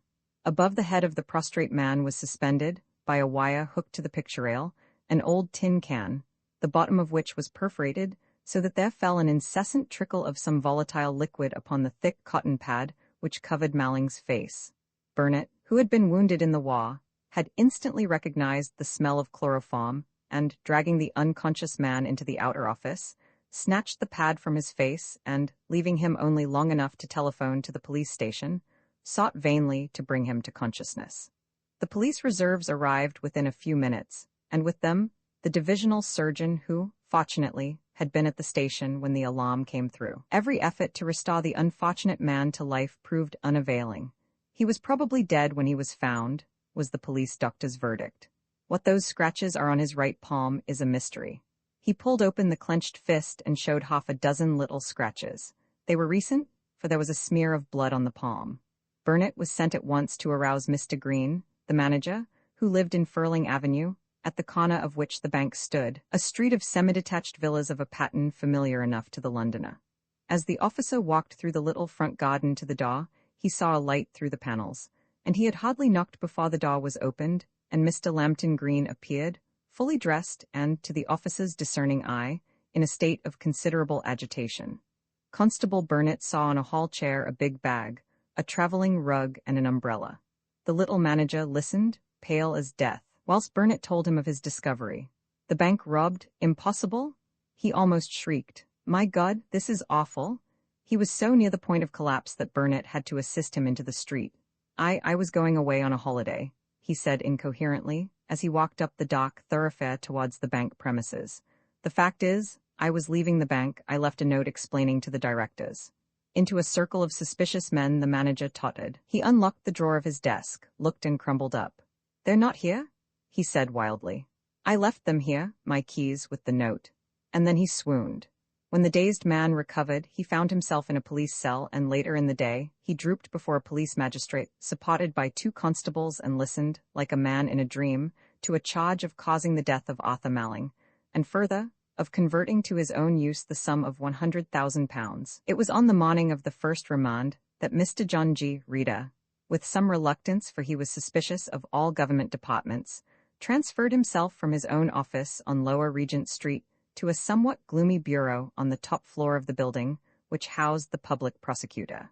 In making this change, he advanced only one stipulation, that he should be connected by private telephone wire with his old bureau. He did not demand this. He never demanded anything. He asked, nervously and apologetically.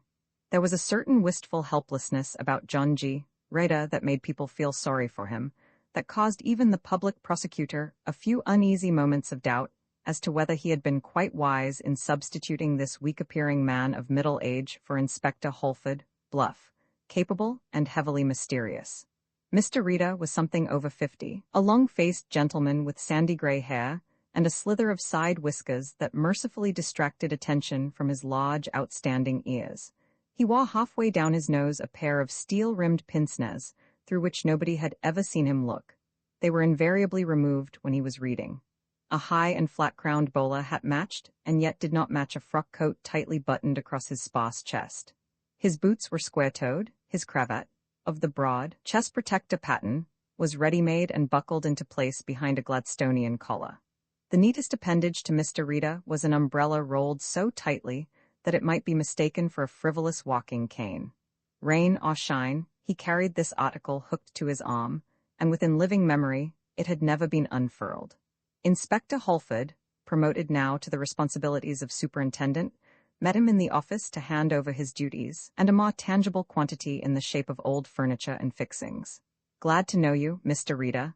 I haven't had the pleasure of meeting you before, but I've heard a lot about you. You've been doing Bank of England work, haven't you?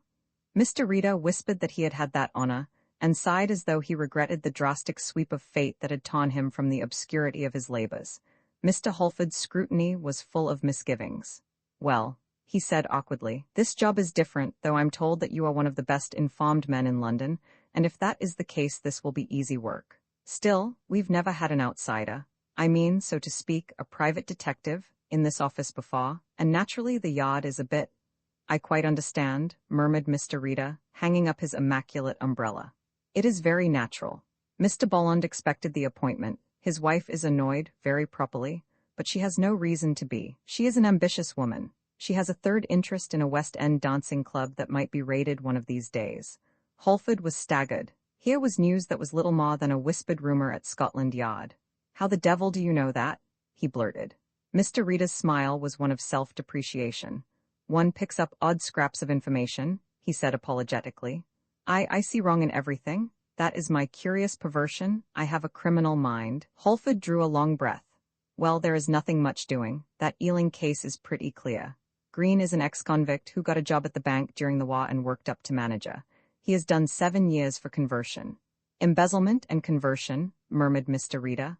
I'm afraid I was the principal witness against him. Bank crimes were rather, a hobby of mine. Yes, he got into difficulties with moneylenders. Very foolish, extremely foolish, and he doesn't admit his error. Mr. Rita sighed heavily. Poor fellow. With his life at stake, one may forgive and indeed condone his pitiful prevarications. The inspector stared at the new man in amazement. I don't know that there is much poor fellow about him. He has cashed £100,000 and told the weakest yarn that I've ever read. You'll find copies of the police reports here, if you'd like to read them. The scratches on Malling's hand are curious. They've found several on the other hand. They are not deep enough to suggest a struggle. As to the yarn that Green tells, Mr. J.G. Rita nodded sadly. It was not an ingenious story, he said, almost with regret. If I remember rightly, his story was something like this. He had been recognized by a man who served in Dartmoor with him, and this fellow wrote a blackmailing letter telling him to pay or clear out. Sooner than return to a life of crime, Green wrote out all the facts to his directors, put the letter in the drawer of his desk with his keys, and left a note for his head cashier on the desk itself, intending to leave London and try to make a fresh start where he was unknown. There were no letters in or on the desk and no keys, said the inspector decisively. The only true part of the yarn was that he had done time. Imprisonment? Suggested Mr. Rita plaintively. He had a horror of slang. Yes, that was true. Left alone in his office, he spent a very considerable time at his private telephone, communing with the young person who was still a young person, although the passage of time had dealt unkindly with her. For the rest of the morning, he was reading the depositions which his predecessor had put on the desk. It was late in the afternoon when the public prosecutor strolled into his room and glanced at the big pile of manuscript through which his subordinate was wading. What are you reading? The Green business? He asked, with a note of satisfaction in his voice. I'm glad that is interesting you, though it seems a fairly straightforward case. I have had a letter from the president of the man's bank, who for some reason seems to think Green was telling the truth. Mr. Rita looked up with that pained expression of his which he invariably wore when he was puzzled. Here is the evidence of Policeman Burnett, he said. Perhaps you can enlighten me, sir. Policeman Burnett stated in his evidence, let me read it. Some time before I reached the bank premises, I saw a man standing at the corner of the street, immediately outside the bank. I saw him distinctly in the light of a passing mail van. I did not attach any importance to his presence, and I did not see him again. It was possible for this man to have gone round the block and come to 120 Furling Avenue without being seen by me. Immediately after I saw him, my foot struck against a piece of iron on the sidewalk. I put my lamp on the object and found it was an old horseshoe. I had seen children playing with this particular shoe earlier in the evening. When I looked again towards the corner, the man had disappeared. He would have seen the light of my lamp. I saw no other person, and so far as I can remember, there was no light showing in Green's house when I passed it. Mr. Rita looked up. Well, said the prosecutor, there's nothing remarkable about that. It was probably Green who dodged round the block and came in at the back of the constable. Mr. Rita scratched his chin. Yes, he said thoughtfully. Ye ease? He shifted uncomfortably in his chair. Would it be considered indecorous if I made a few inquiries, independent of the police? He asked nervously. I should not like them to think that a mere dilettante was interfering with their lawful functions. By all means, said the prosecutor haughtily. Go down and see the officer in charge of the case. I'll give you a note to him. It is by no means unusual for my officer to conduct a separate investigation, though I am afraid you will discover very little. The ground has been well covered by Scotland Yard. It would be permissible to see the man, hesitated Rita. Green? Why, of course, I will send you up the necessary order. The light was fading from a grey, blustering sky, and rain was falling fitfully, when Mr. Rita, with his furled umbrella hooked to his arm, his coat collar turned up, stepped through the dark gateway of Brixton Prison and was led to the cell where a distracted man sat, his head upon his hands, his pale eyes gazing into vacancy. It's true, every word. Green almost sobbed the words. A pallid man, inclined to be bald, with a limp yellow mustache going grey. Rita, with his extraordinary memory for faces, recognized him the moment he saw him, though it was some time before the recognition was mutual. Yes, Mr. Rita, I remember you now. You were the gentleman who caught me before, but I've been as straight as a die. I've never taken a farthing that didn't belong to me. What my poor girl will think? Are you married? Asked Mr. Rita sympathetically. No, but I was going to be rather late in life. She's nearly 30 years younger than me, and the best girl that ever. Rita listened to the rhapsody that followed, the melancholy deepening in his face. She hasn't been into the cot, thank God, but she knows the truth. A friend of mine told me that she has been absolutely knocked out. Poor soul. Mr. Rita shook his head. It happened on her birthday, too, the man went on bitterly. Did she know you were going away? Yes, I told her the night before. I'm not going to bring her into the case. If we'd been properly engaged, it would be different, but she's married and is divorcing her husband, but the decree hasn't been made absolute yet. That's why I never went about with her or saw much of her. And of course, nobody knew about our engagement, although we lived in the same street. Furling Avenue? Asked Rita, and the bank manager nodded despondently. She was married when she was 17 to a brute. It was pretty galling for me having to keep quiet about it. I mean, for nobody to know about our engagement. All sorts of rotten people were making up to her, and I had just to grind my teeth and say nothing. Impossible people? Why, that fool Burnett, who arrested me, he was sweet on her. Used to write her poetry. You wouldn't think it possible in a policeman, would you? The outrageous incongruity of a poetical policeman did not seem to shock the detective. There is poetry in every soul, Mr. Green, he said gently, and a policeman is a man. Though he dismissed the eccentricity of the constable so lightly, the poetical policeman filled his mind all the way home to his house in the Brockley Road, and occupied his thoughts for the rest of his waking time. It was 7:45 in the morning, and the world seemed entirely populated by milkmen and whistling newspaper boys, when Mr. J.G. Rita came into Furling Avenue. He stopped only for a second outside the bank, which had long since ceased to be an object of local awe and fearfulness, and pursued his way down the broad avenue. On either side of the thoroughfare ran a row of pretty villas. Pretty, although they bore a strong family resemblance to one another. Each house with its little facade, sometimes laid out simply as a grass plot, sometimes decorated with flower beds.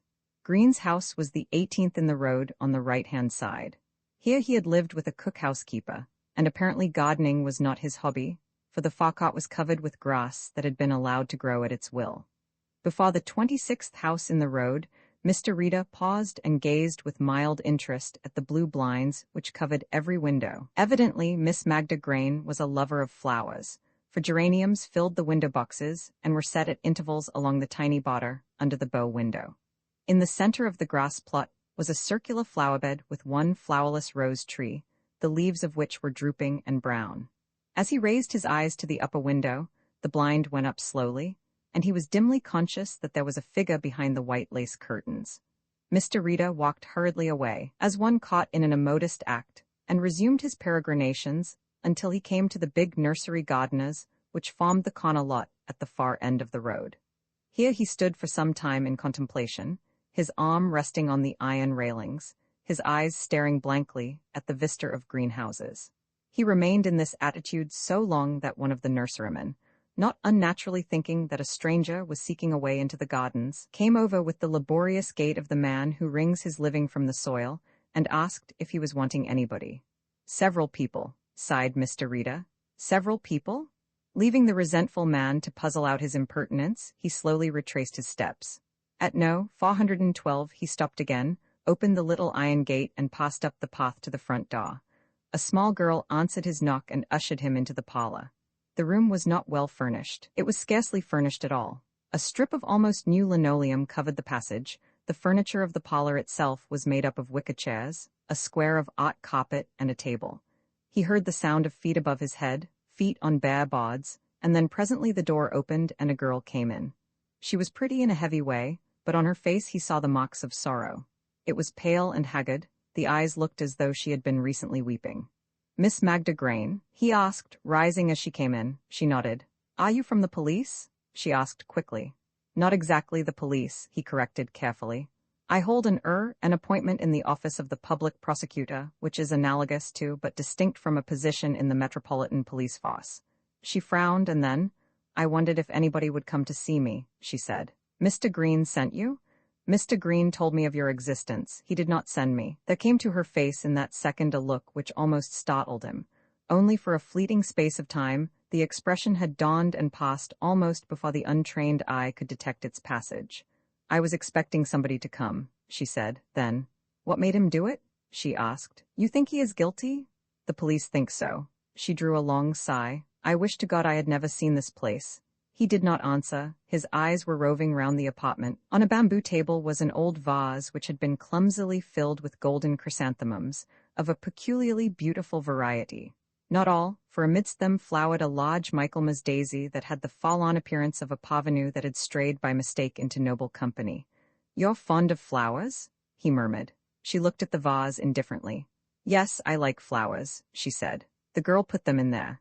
Then, do you think they will hang him? The brutality of the question, put without hesitation, pained Rita. It is a very serious charge, he said, and then, have you a photograph of Mr. Green? She frowned. Yes, do you want it? He nodded. She had hardly left the room before he was at the bamboo table and had lifted out the flowers. As he had seen through the glass, they were roughly tied with a piece of string. He examined the ends, and here again his first observation had been correct. None of these flowers had been cut. They had been plucked bodily from their stalks. Beneath the string was the paper which had been first wrapped about the stalks. It was a page torn from a notebook. He could see the red lines, but the penciled writing was indecipherable. As her foot sounded on the stairs, he replaced the flowers in the vase, and when she came in, he was looking through the window into the street. Thank you, he said. As he took the photograph from her, it bore an affectionate inscription on the back. You're married, he tells me, madam? Yes, I am married and practically divorced, she said shortly. Have you been living here long?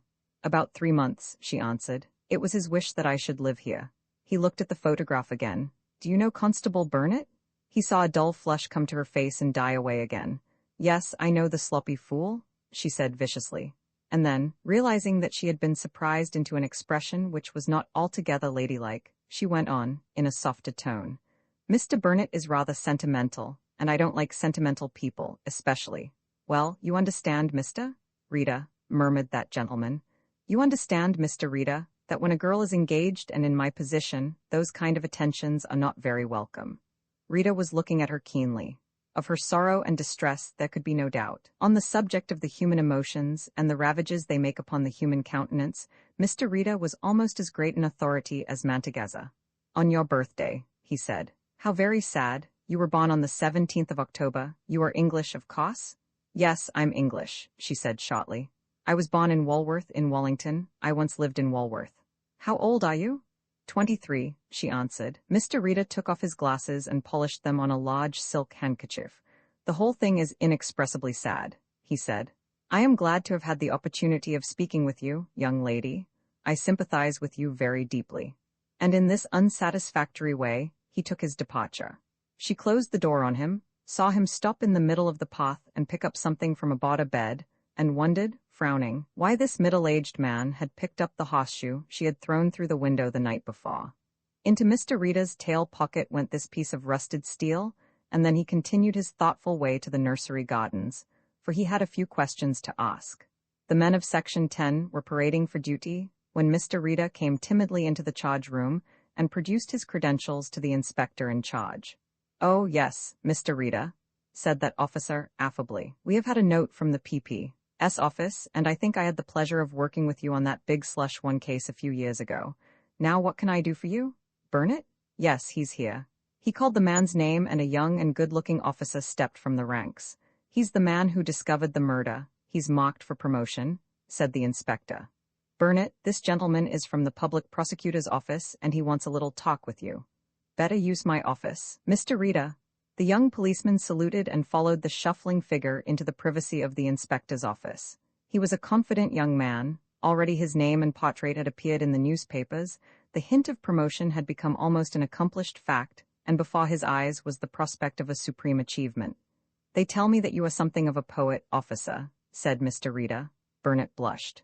Why, yes, sir, I write a bit, he confessed. Love poems, yes? Asked the other gently. One finds time in the night, for such fancies, and there is no inspiration like, love, officer. Burnett's face was crimson. I've done a bit of writing in the night, sir, he said, though I've never neglected my duty. Naturally, murmured Mr. Rita. You have a poetical mind. It was a poetical thought to pluck flowers in the middle of the night. The nurseryman told me I could take any flowers I wanted. Burnett interrupted hastily. I did nothing wrong. Rita inclined his head in agreement. That I know. You picked the flowers in the dock, by the way. You inadvertently included a Michaelmas daisy with your chrysanthemums, tied up your little poem to them, and left them on the doorstep with a horseshoe. I wondered what had become of that horseshoe. I threw them up onto her, to the lady's windowsill, corrected the uncomfortable young man. As a matter of fact, the idea didn't occur to me until I had passed the house. Mr. Rita's face was thrust forward. This is what I want to confirm, he said softly. The idea of leaving the flowers did not occur to you until you had passed her house? The horseshoe suggested the thought. Then you went back, picked the flowers, tied them up with the little poem you had already written, and tossed them up to her window. We need not mention the lady's name. Constable Burnett's face was a study. I don't know how you guessed that, but it is a fact. If I've done anything wrong? It is never wrong to be in love, said Mr. J.G. Rita soberly. Love is a very beautiful experience. I have frequently read about it. Miss Magda Grain had dressed to go out for the afternoon and was putting on her hat when she saw the queer man who had called so early that morning walking up the tessellated path. Behind him, she recognized a detective engaged in the case. The servant was out. Nobody could be admitted except by herself. She walked quickly behind the dressing table into the bay of the window and glanced up and down the road. Yes, there was the taxicab which usually accompanies such visitations, and standing by the driver, another man, obviously a busy. She pulled up the overlay of her bed, took out the flat pad of banknotes that she found, and thrust them into her handbag, then, stepping on tiptoe, she went out to the landing, into the unfurnished back room, and, opening the window, dropped to the flat roof of the kitchen. In another minute she was in the garden and through the back gate. A narrow passage divided the two lines of villas that backed on one another. She was in High Street and had boarded a car before Mr. Rita grew tired of knocking. To the best of his knowledge, Mr. Rita never saw her again. At the public prosecutor's request, he called at his chief's house after dinner and told his surprising story. Green, who had the unusual experience of being promoted to his position over the heads of his seniors, for special services he rendered during the war, was undoubtedly an ex-convict, and he spoke the truth when he said that he had received a letter from a man who had served a period of imprisonment with him. The name of this blackmailer is, or rather was, Arthur George Crater, whose other name was Malling. Not the night watchman? Said the public prosecutor, in amazement. Mr. Rita nodded. Yes, sir, it was Arthur Malling. His daughter, Miss Magda Crater, was, as she very truly said, born at Walworth on the 17th of October, 1900. She said Wallington after, but Walworth first.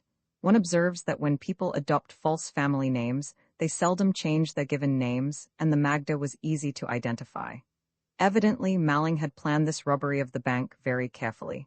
He had brought his daughter, in a false name, to Ealing, and had managed to get her introduced to Mr. Green. Magda's job was to worm her way into Green's confidence and learn all that she could. Possibly it was part of her duty to secure costs of the keys. Whether Malling recognized in the manager an old prison acquaintance, or whether he obtained the facts from the girl, we shall never know. But when the information came to him, he saw, in all probability, an opportunity of robbing the bank and of throwing suspicion upon the manager. The girl's role was that of a woman who was to be divorced, and I must confess this puzzled me until I realized that in no circumstances would Malling wish his daughter's name to be associated with the bank manager. The night of the 17th was chosen for the raid. Malling's plan to get rid of the manager had succeeded.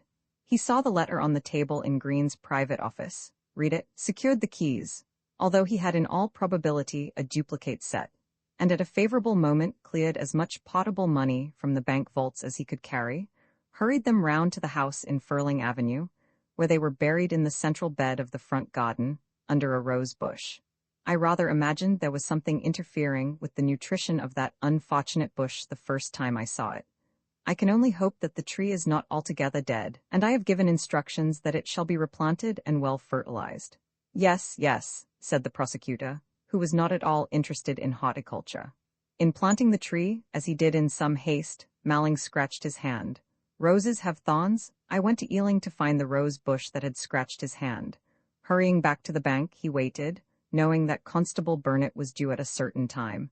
He had prepared the can of chloroform, the handcuffs and straps were waiting for him, and he stood at the corner of the street, until he saw the flash of Burnett's lamp.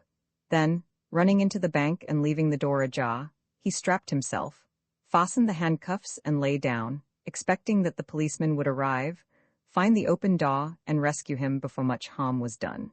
But Constable Burnett had had some pleasant exchanges with the daughter. Doubtless she had received instructions from her father to be as pleasant to him as possible. Burnett was a poetical young man, knew it was her birthday, and as he walked along the street, his foot struck an old horseshoe, and the idea occurred to him that he should return, attach the horseshoe to some flowers, which the nurseryman had given him permission to pick, and leave his little bouquet, to so speak, at his lady's feet. A poetical idea, and one worthy of the finest traditions of the Metropolitan Police Force. This he did, but it took some time, and all the while this young man was philandering. Arthur Crater was dying. In a few seconds after lying down, he must have passed from consciousness. The chloroform still dripped, and when the policeman eventually reached the bank, 10 minutes after he was due, the man was dead. The public prosecutor sat back in his padded chair and frowned at his new subordinate. "How on earth did you piece together all this?" he asked in wonder. Mr. Rita shook his head sadly. "I have that perversion," he said. "It is a terrible misfortune, but it is true. I see evil in everything, in dying rose bushes, in horseshoes, in poetry even. I have the mind of a criminal. It is deplorable." The stealer of marble Margaret Bellman's chiefest claim to Mr. Rita's notice was that she lived in the Brockley Road, some few doors from his own establishment. He did not know her name, being wholly incurious about law-abiding folk, but he was aware that she was pretty, that her complexion was that pink and white which is seldom seen away from a magazine cover. She dressed well, and if there was one thing that he noted about her more than any other, it was that she walked and carried herself with a certain grace that was especially pleasing to a man of aesthetic predilections. He had, on occasions, walked behind her and before her, and had ridden on the same street car with her to Westminster Bridge. She invariably descended at the corner of the embankment, and was as invariably met by a good-looking young man and walked away with him. The presence of that young man was a source of passive satisfaction to Mr. Rita, for no particular reason, unless it was that he had a tidy mind, and preferred a rose when it had a background of fern, and grew uneasy at the sight of a saucerless cup. It did not occur to him that he was an object of interest and curiosity to Miss Bellman. "That was Mr. Rita. He has something to do with the police, I think," she said. "Mr. J.G. Rita?" Roy Master looked back with interest at the middle-aged man scampering fearfully across the road, his unusual hat on the back of his head, his umbrella over his shoulder like a cavalryman's sword. "Good Lord, I never dreamt he was like that." "Who is he?" she asked, distracted from her own problem. "Rita, he's in the public prosecutor's department, a sort of a detective. There was a case the other week where he gave evidence. He used to be with the Bank of England." Suddenly she stopped and he looked at her in surprise. "What's the matter?" he asked. "I don't want you to go any farther, Roy," she said. "Mr. Telfer saw me with you yesterday, and he's quite unpleasant about it." "Telfer?" said the young man indignantly. "That little worm, what did he say?" "Nothing very much," she replied, but from her tone he gathered that the nothing very much had been a little disturbing. "I am leaving Telfer's," she said unexpectedly. "It is a good job, and I shall never get another like it, I mean, so far as the pay is concerned." Roy Master did not attempt to conceal his satisfaction. "I'm jolly glad," he said vigorously. "I can't imagine how you've endured that boudoir atmosphere so long." "What did he say?" he asked again, and before she could answer. "Anyway, Telfers are shaky. There are all sorts of queer rumors about them in the city. But I thought it was a very rich corporation?" she said in astonishment. He shook his head. "It was, but they have been doing lunatic things. What can you expect when a half-witted weakling like Sidney Telfer is at the head of affairs? They underwrote 3 concerns last year that no brokerage business would have touched with a barge pole, and they had to take up the shares. One was a lost treasure company to raise a Spanish galleon that sank 300 years ago. But what really did happen yesterday morning? I will tell you tonight," she said, and made her hasty adieus. Mr. Sidney Telfer had arrived when she went into a room which, in its luxurious appointments, its soft carpet and dainty et ceteras, was not wholly undeserving of Roy Master's description. The head of Telfer's Consolidated seldom visited his main office on Threadneedle Street. The atmosphere of the place, he said, depressed him. It was all so horrid and sordid and rough. The founder of the firm, his grandfather, had died 10 years before Sidney had been born, leaving the business to a son, a chronic invalid, who had died a few weeks after Sidney first saw the light. In the hands of trustees, the business had flourished, despite the spasmodic interferences of his eccentric mother, whose peculiarities culminated in a will which relieved him of most of that restraint which is wisely laid upon a boy of 16. The room, with its stained-glass windows and luxurious furnishing, fitted Mr. Telfer perfectly, for he was exquisitely arrayed. He was tall and so painfully thin that the abnormal smallness of his head was not at first apparent. As the girl came into the room, he was sniffing delicately at a fine cambric handkerchief, and she thought that he was paler than she had ever seen him, and more repellent. He followed her movements with a dull stare, and she had placed his letters on his table before he spoke. "I say, Miss Bellman, you won't mention a word about what I said to you last night?" "Mr. Telfer," she answered quietly, "I am hardly likely to discuss such a matter. I'd marry you and all that, only, clause in my mother's will," he said disjointedly. "That could be got over, in time." She stood by the table, her hands resting on the edge. "I would not marry you, Mr. Telfer, even if there were no clause in your mother's will, the suggestion that I should run away with you to America. South America," he corrected her gravely. "Not the United States." There was never any suggestion of the United States. She could have smiled, for she was not as angry with this rather vacant young man as his startling proposition entitled her to be. "The point is," he went on anxiously, "you'll keep it to yourself? I've been worried dreadfully all night. I told you to send me a note saying what you thought of my idea. Well, don't." This time she did smile, but before she could answer him he went on, speaking rapidly in a high treble that sometimes rose to a falsetto squeak. "You're a perfectly beautiful girl, and I'm crazy about you, but there's a tragedy in my life, really. Perfectly ghastly tragedy. And everything's at 6s and 7s. If I'd had any sense, I'd have brought in a fella to look after things. I'm beginning to see that now." For the second time in 24 hours this young man, who had almost been tongue-tied and had never deigned to notice her, had poured forth a torrent of confidences, and in one had, with frantic insistence, set forth a plan which had amazed and shocked her. Abruptly he finished, wiped his weak eyes, and in his normal voice, "Get Billingham on the phone, I want him." She wondered, as her busy fingers flew over the keys of her typewriter, to what extent his agitation and wild eloquence was due to the rumored shakiness of Telfa's Consolidated. Mr. Billingham came, a sober little man, bald and taciturn, and went in his secretive way into his employer's room. There was no hint in his appearance or his manner that he contemplated a great crime. He was stout to a point of pudginess. Apart from his habitual frown, his round face, unlined by the years, was marked by an expression of benevolence. Yet Mr. Stephen Billingham, managing director of the Telfa Consolidated Trust, went into the office of the London and Central Bank late that afternoon and, presenting a bearer cheque for £150,000, which was duly honoured, was driven to the Credit Lillois.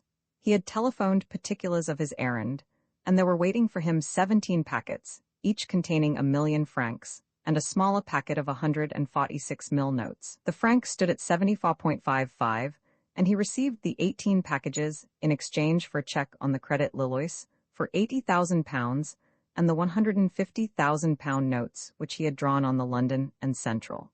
Of Billingham's movements thenceforth little was known. He was seen by an acquaintance driving through Cheapside in a taxicab, which was traced as far as Charing Cross. And there he disappeared. Neither the airways nor the waterways had known him, the police theory being that he had left by an evening train that had carried an excursion party via Havre to Paris. "This is the biggest steal we have had in years," said the Assistant Director of Public Prosecutions. "If you can slip in sideways on the inquiry, Mr. Rita, I should be glad. Don't step on the toes of the city police. They are quite amiable people where murder is concerned, but a little touchy where money is in question. Go along and see Sidney Telfa." Fortunately, the prostrated Sidney was discoverable outside the city area. Mr. Rita went into the outer office and saw a familiar face. "Pardon me, I think I know you, young lady," he said, and she smiled as she opened the little wooden gate to admit him. "You are Mr. Rita? We live in the same road," she said, and then quickly, "Have you come about Mr. Billingham?" "Yes." His voice was hushed as though he were speaking of a dead friend. "I wanted to see Mr. Telfa, but perhaps you could give me a little information."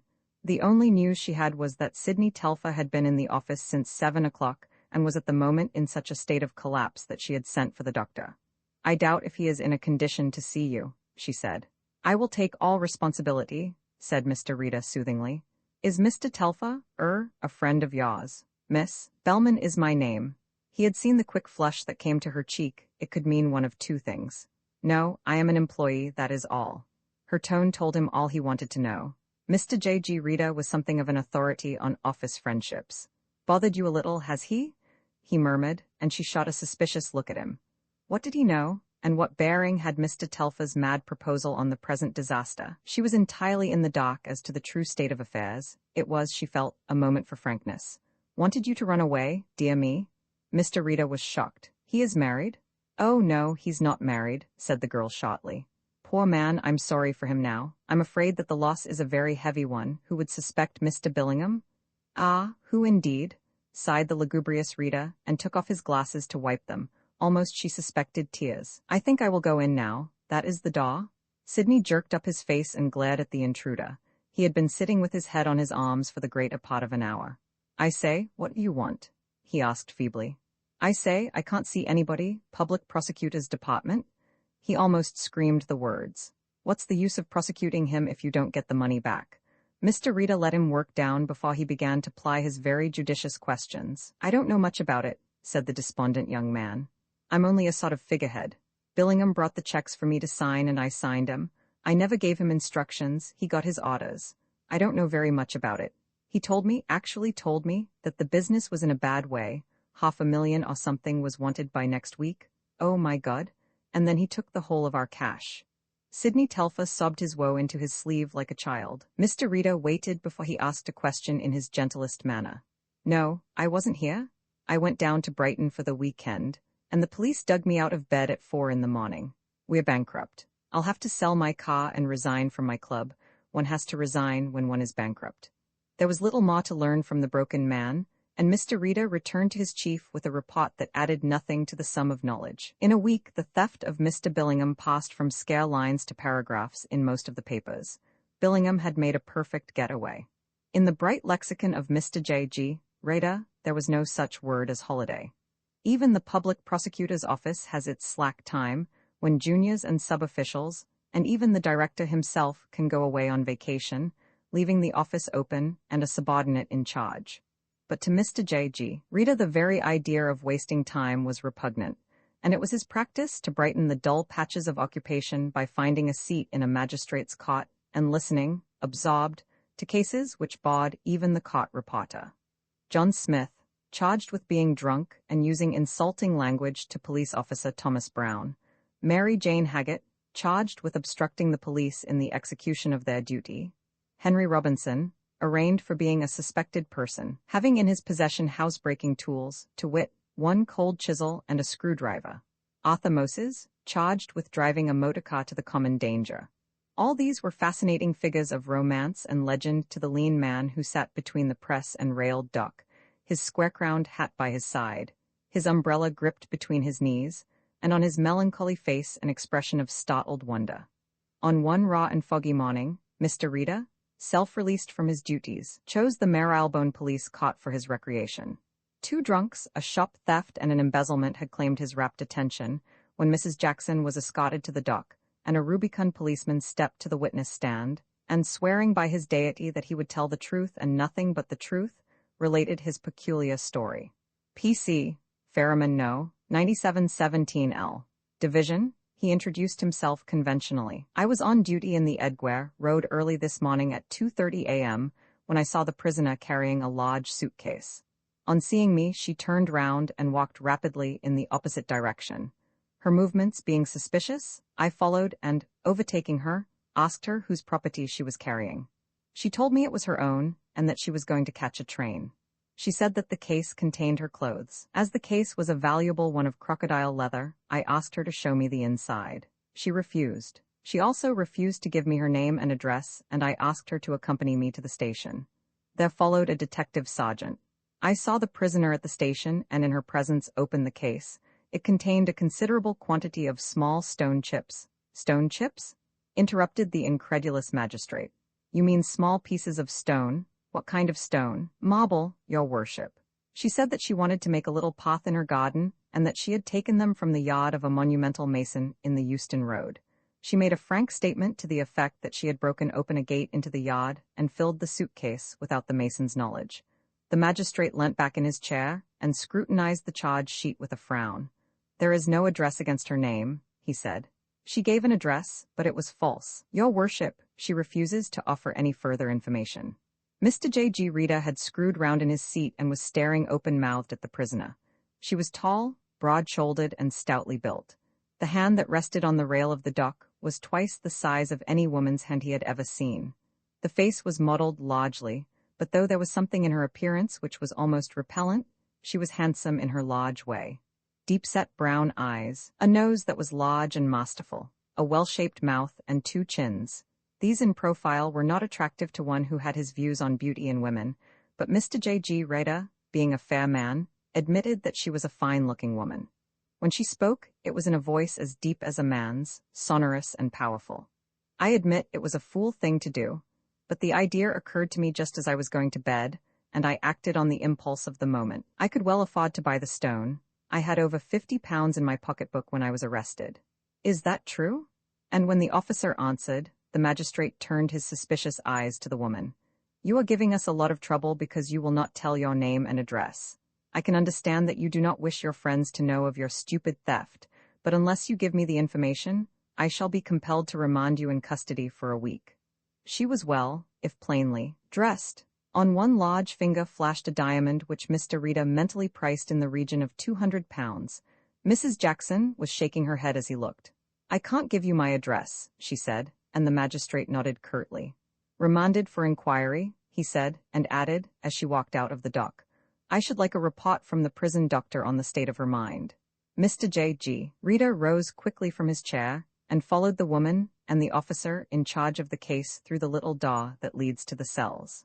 Mrs. Jackson had disappeared by the time he reached the corridor, but the detective sergeant was stooping over the large and handsome suitcase that he had shown in court and was now laying on a form. Most of the outdoor men of the CID knew Mr. J.G. Rita, and Sergeant Mills grinned a cheerful welcome. "What do you think of that one, Mr. Rita? It is certainly a new line on me. Never heard of a tombstone artist being burgled before." He opened the top of the case, and Mr. Rita ran his fingers through the marble chips. "The case and the loot weighs over £100, said the officer. "She must have the strength of a navvy to carry it." The poor officer who carried it to the station was hot and melting when he arrived. Mr. J.G. was inspecting the case. It was a handsome article, the hinges and locks being of oxidized silver. No maker's name was visible on the inside, or owner's initials on its glossy lid. The lining had once been of silk, but now hung in shreds and was white with marble dust. "Yes," said Mr. Reader absently. "Very interesting, most interesting. Is it permissible to ask whether, when she was searched, any document?" The sergeant shook his head. "Or unusual possession?" "Only these." By the side of the case was a pair of large gloves. These also were soiled, and their surfaces cut in 100 places. "These have been used frequently for the same purpose," murmured Mr. J.G. "She evidently makes a collection of marble shavings. Nothing in her pocketbook?" "Only the banknotes. They have the stamp of the central bank on their backs. We should be able to trace them easily." Mr. Rita returned to his office and, locking the door, produced a wan pack of cards from a drawer and played patience, which was his method of thinking intensively. Late in the afternoon, his telephone bell rang, and he recognized the voice of Sergeant Mills. "Can I come along and see you?" "Yes, it is about the banknotes." 10 minutes later, the sergeant presented himself. "The notes were issued 3 months ago to Mr. Telfer," said the officer without preliminary, "and they were given by him to his housekeeper, Mrs. Welford." "Oh, indeed," said Mr. Rita softly, and added after reflection, "Dear me." He pulled hard at his lip. "And is Mrs. Jackson that lady?" he asked. "Yes, Telfer, poor little devil, nearly went mad when I told him she was under remand, dashed up to Holloway in a taxi to identify her. The magistrate has granted bail, and she'll be bound over tomorrow. Telfer was bleating like a child, said she was mad. Gosh, that fellow is scared of her. When I took him into the waiting room at Holloway Prison, she gave him one look and he wilted. By the way, we have had a hint about Billingham that may interest you. Do you know that he and Telfer's secretary were very good friends?" "Really?" Mr. Rita was indeed interested. "Very good friends? Well, well.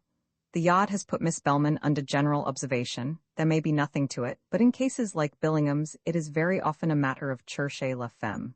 Mr. Rita had given his lip a rest and was now gently massaging his nose. "Dear me," he said, "that is a French expression, is it not?" He was not in caught when the marble stealer was sternly admonished by the magistrate and discharged. All that interested Mr. J.G. Rita was to learn that the woman had paid the mason and had carried away her marble chips in triumph to the pretty little detached residence in the outer circle of Regent's Park. He had spent the morning at Somerset House, examining copies of wills and the like. His afternoon he gave up to the tracing of Mrs. Rebecca Allambie Mary Welford. She was the relict of Professor John Welford of the University of Edinburgh, and had been left a widow after 2 years of marriage. She had then entered the service of Mrs. Telfer, the mother of Sidney, and had sole charge of the boy from his 4th year. When Mrs. Telfer died, she had made the woman sole guardian of her youthful charge, so that Rebecca Welford had been by turns nurse and guardian, and was now in control of the young man's establishment. The house occupied Mr. Rita's attention to a considerable degree. It was a red-brick modern dwelling consisting of 2 floors and having a frontage on the circle and a side road. Behind and beside the house was a large garden which, at this season of the year, was bare of flowers. They were probably in snug quarters for the winter, for there was a long greenhouse behind the garden. He was leaning over the wooden palings, eyeing the grounds through the screen of box hedge that overlapped the fence with a melancholy stare, when he saw a door open and the big woman come out. She was bare-armed and wore an apron. In one hand she carried a dust box, which she emptied into a concealed ash bin. In the other was a long broom. Mr. Rita moved swiftly out of sight. Presently the door slammed and he peeped again. There was no evidence of a marble path.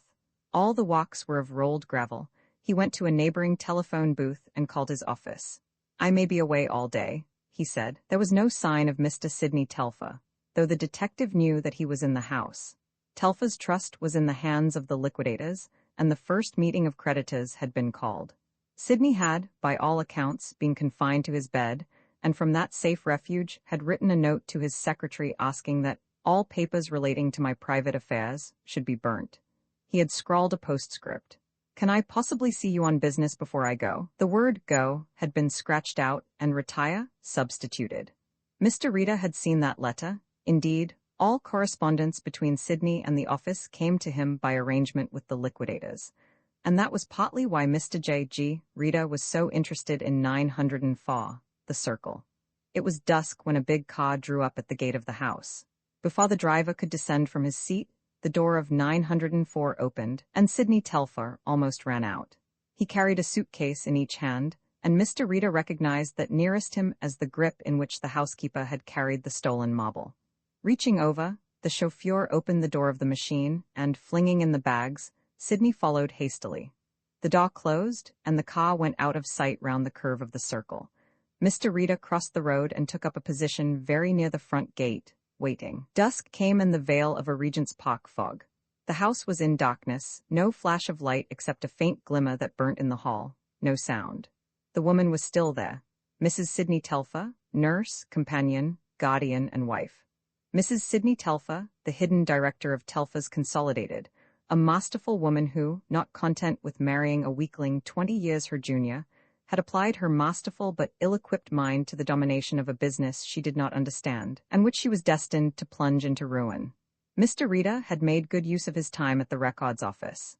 A copy of the marriage certificate was almost as easy to secure as a copy of the will. He glanced round anxiously. The fog was clearing, which was exactly what he did not wish it to do, for he had certain acts to perform which required as thick a cloaking as possible. And then a surprising thing happened. A cab came slowly along the road and stopped at the gate. "I think this is the place, miss," said the cabman, and a girl stepped down to the pavement. It was Miss Margaret Bellman. Rita waited until she had paid the fare and the cab had gone, and then, as she walked towards the gate, he stepped from the shadow. "Oh, Mr. Rita, how you frightened me," she gasped. "I am going to see Mr. Telfer. He is dangerously ill." No, it was his housekeeper who wrote asking me to come at 7. "Did she now? Well, I will ring the bell for you." She told him that that was unnecessary. She had the key which had come with the note. "She is alone in the house with Mr. Telfer, who refuses to allow a trained nurse near him," said Margaret. "And, will you be good enough to lower your voice, young lady?" urged Mr. Reeder in an impressive whisper. "Forgive the impertinence, but if our friend is ill—" She was at first startled by his urgency. "He couldn't hear me," she said, but spoke in a lower tone. "He may. Sick people are very sensitive to the human voice. Tell me, how did this letter come?" "From Mr. Telfer, by district messenger an hour ago." Nobody had been to the house or left it, except Sidney, and Sidney, in his blind fear, would carry out any instructions which his wife gave to him. And did it contain a passage like this? Mr. Rita considered a moment.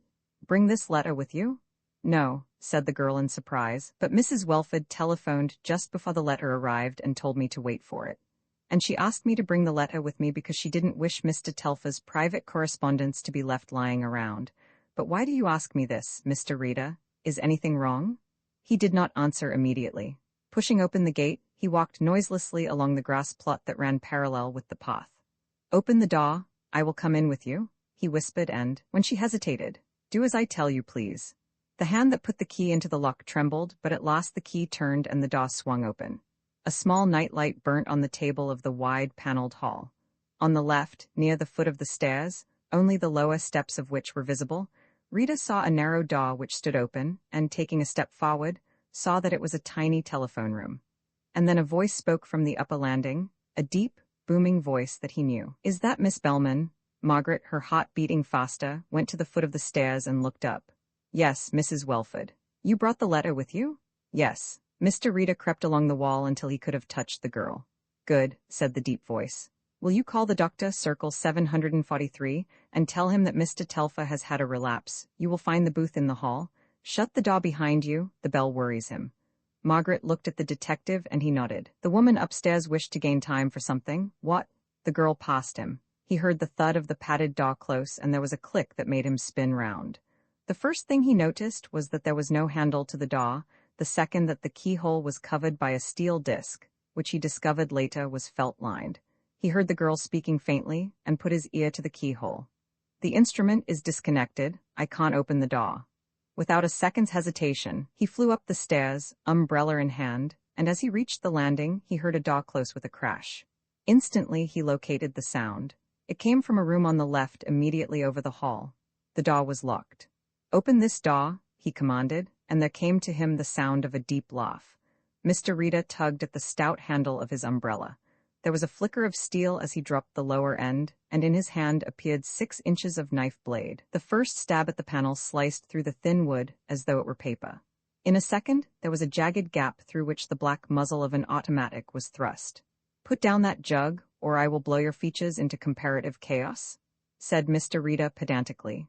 The room was brightly lit, and he could see plainly. Mrs. Welford stood by the side of a big square funnel, the narrow end of which ran into the floor. In her hand was a huge enameled iron jug, and ranged about her were 6 others. In one corner of the room was a wide circular tank, and beyond, at half its height, depended a large copper pipe. The woman's face turned to him was blank, expressionless. "He wanted to run away with her," she said simply, "and after all I have done for him? Open the door." Mrs. Welford set down the jug and ran her huge hand across her forehead. "Sidney is my own darling," she said. "I've nursed him and taught him, and there was 1,000,000, all in gold, in the ship, but they robbed him." She was talking of one of the ill-fated enterprises of Telfa's Consolidated Trust, that sunken treasure ship to recover which the money of the company had been poured out like water. And she was mad. He had guessed the weakness of this domineering woman from the first. "Open the door, we will talk it over. I'm perfectly sure that the treasure ship scheme was a sound one." "Are you?" she asked eagerly, and the next minute the door was open, and Mr. J.G. Rita was in that room of death. "First of all, let me have the key of the telephone room. You are quite wrong about that young lady. She is my wife." The woman stared at him blankly. "Your wife?" A slow smile transfigured the face. "Why, I was silly. Here is the key." He persuaded her to come downstairs with him, and when the frightened girl was released, he whispered a few words to her, and she flew out of the house. "Shall we go into the drawing room?" he asked, and Mrs. Welford led the way. "And now will you tell me how you knew about the jugs?" he asked gently. She was sitting on the edge of a sofa, her hands clasped on her knees, her deep-set eyes staring at the carpet. "John, that was my first husband, told me.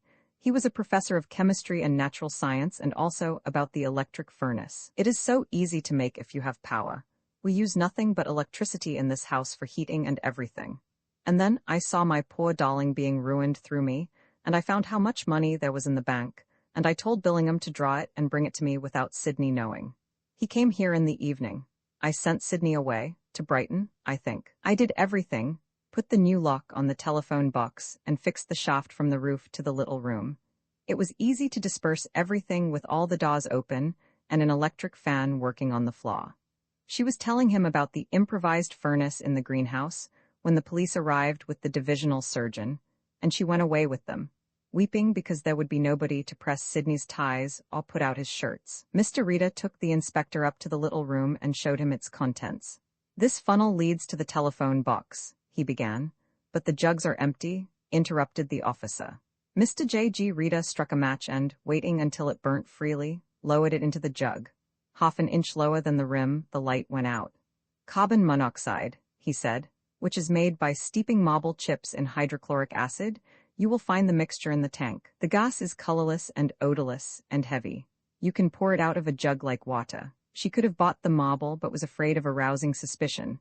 Billingham was killed that way. She got him to go to the telephone box, probably closed the door on him herself, and then killed him painlessly. "What did she do with the body?" asked the horrified officer. "Come out into the hothouse," said Mr. Rita, "and pray do not expect to see horrors. An electric furnace will dissolve a diamond to its original elements." Mr. Rita went home that night in a state of mental perturbation, and for an hour paced the floor of his large study in Brockley Road. Over and over in his mind, he turned one vital problem.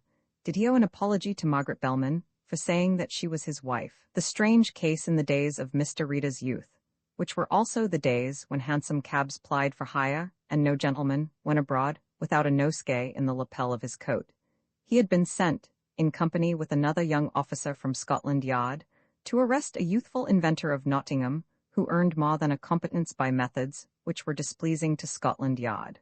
Not machines nor ingenious contrivances for saving labor did this young man invent, but stories. And they were not stories in the accepted sense of the word, for they were misstatements designed to extract money from the pockets of simple-minded men and women. Mr. Iter employed no fewer than 25 aliases and as many addresses in the broadcasting of his fiction, and he was on the way to amassing a considerable fortune when a square-toed nemesis took him by the arm and led him to the seat of justice. An unsympathetic judge sent Mr. Iter to 7 years' penal servitude, describing him as an unconscionable swindler and a menace to society, at which Willie Iter smiled, for he had a skin beside which the elephant's was gossamer silk. Mr. Rita remembered the case chiefly because the prosecuting attorney, commenting upon the various disguises and subterfuges which the prisoner had adopted, remarked upon a peculiarity which was revealed in every part which the convict had played, his inability to spell able, which he invariably wrote as though he were naming the victim of Cain's envy. "There is this identity to be discovered in every criminal, however ingenious he may be," the advocate had said. "Whatever his disguise, no matter how cleverly he dissociates one role or pose from another, there is a distinguishable weakness common to every character he affects, and especially is this observable in criminals who live by fraud and trickery." This Mr. Rita remembered throughout his useful life. Few people knew that he had ever been associated with Scotland Yard. He himself evaded any question that was put to him on the subject. It was his amiable trait to pretend that he was the veriest amateur, and that his success in the detection of wrongdoing was to be traced to his own evil mind that saw wrong very often where no wrong was. He saw wrong in so many apparently innocent acts of man that it was well for his reputation that those who were acquainted with and pitied him because of his seeming inadequacy and unattractive appearance did not know what dark thoughts filled his mind. There was a very pretty girl who lived in Brockley Road at a boarding house. He did not like Miss Margaret Bellman because she was pretty, but because she was sensible. Two terms which are as a rule antagonistic. He liked her so well that he often traveled home on the cars with her, and they used to discuss the Prince of Wales, the Labour government, the high cost of living, and other tender subjects with great animation. It was from Miss Bellman that he learned about her fellow boarder, Mrs. Collin, and once he traveled back with her to Brockley, a frail, slim girl with experience in her face and the hint of tragedy in her fine eyes. So it happened that he knew all about Mr. Harry Collin long before Lord Sellington sent for him, for Mr. Rita had the gift of evoking confidences by the suggestion rather than the expression of his sympathy. She spoke of her husband without bitterness, but also without regret. She knew him rather well, despite the shortness of their married life. She hinted once, and inadvertently, that there was a rich relation to whose wealth her husband would be heir if he were a normal man. Her son would, in due course, be the possessor of a great title, and penniless. She was at such pains to rectify her statement that Mr. Rita, suspicious of peerages that come to Brockley, was assured of her sincerity, however great might be her error. Later he learned that the title was that borne by the Right Honourable the Earl of Sellington and Manford.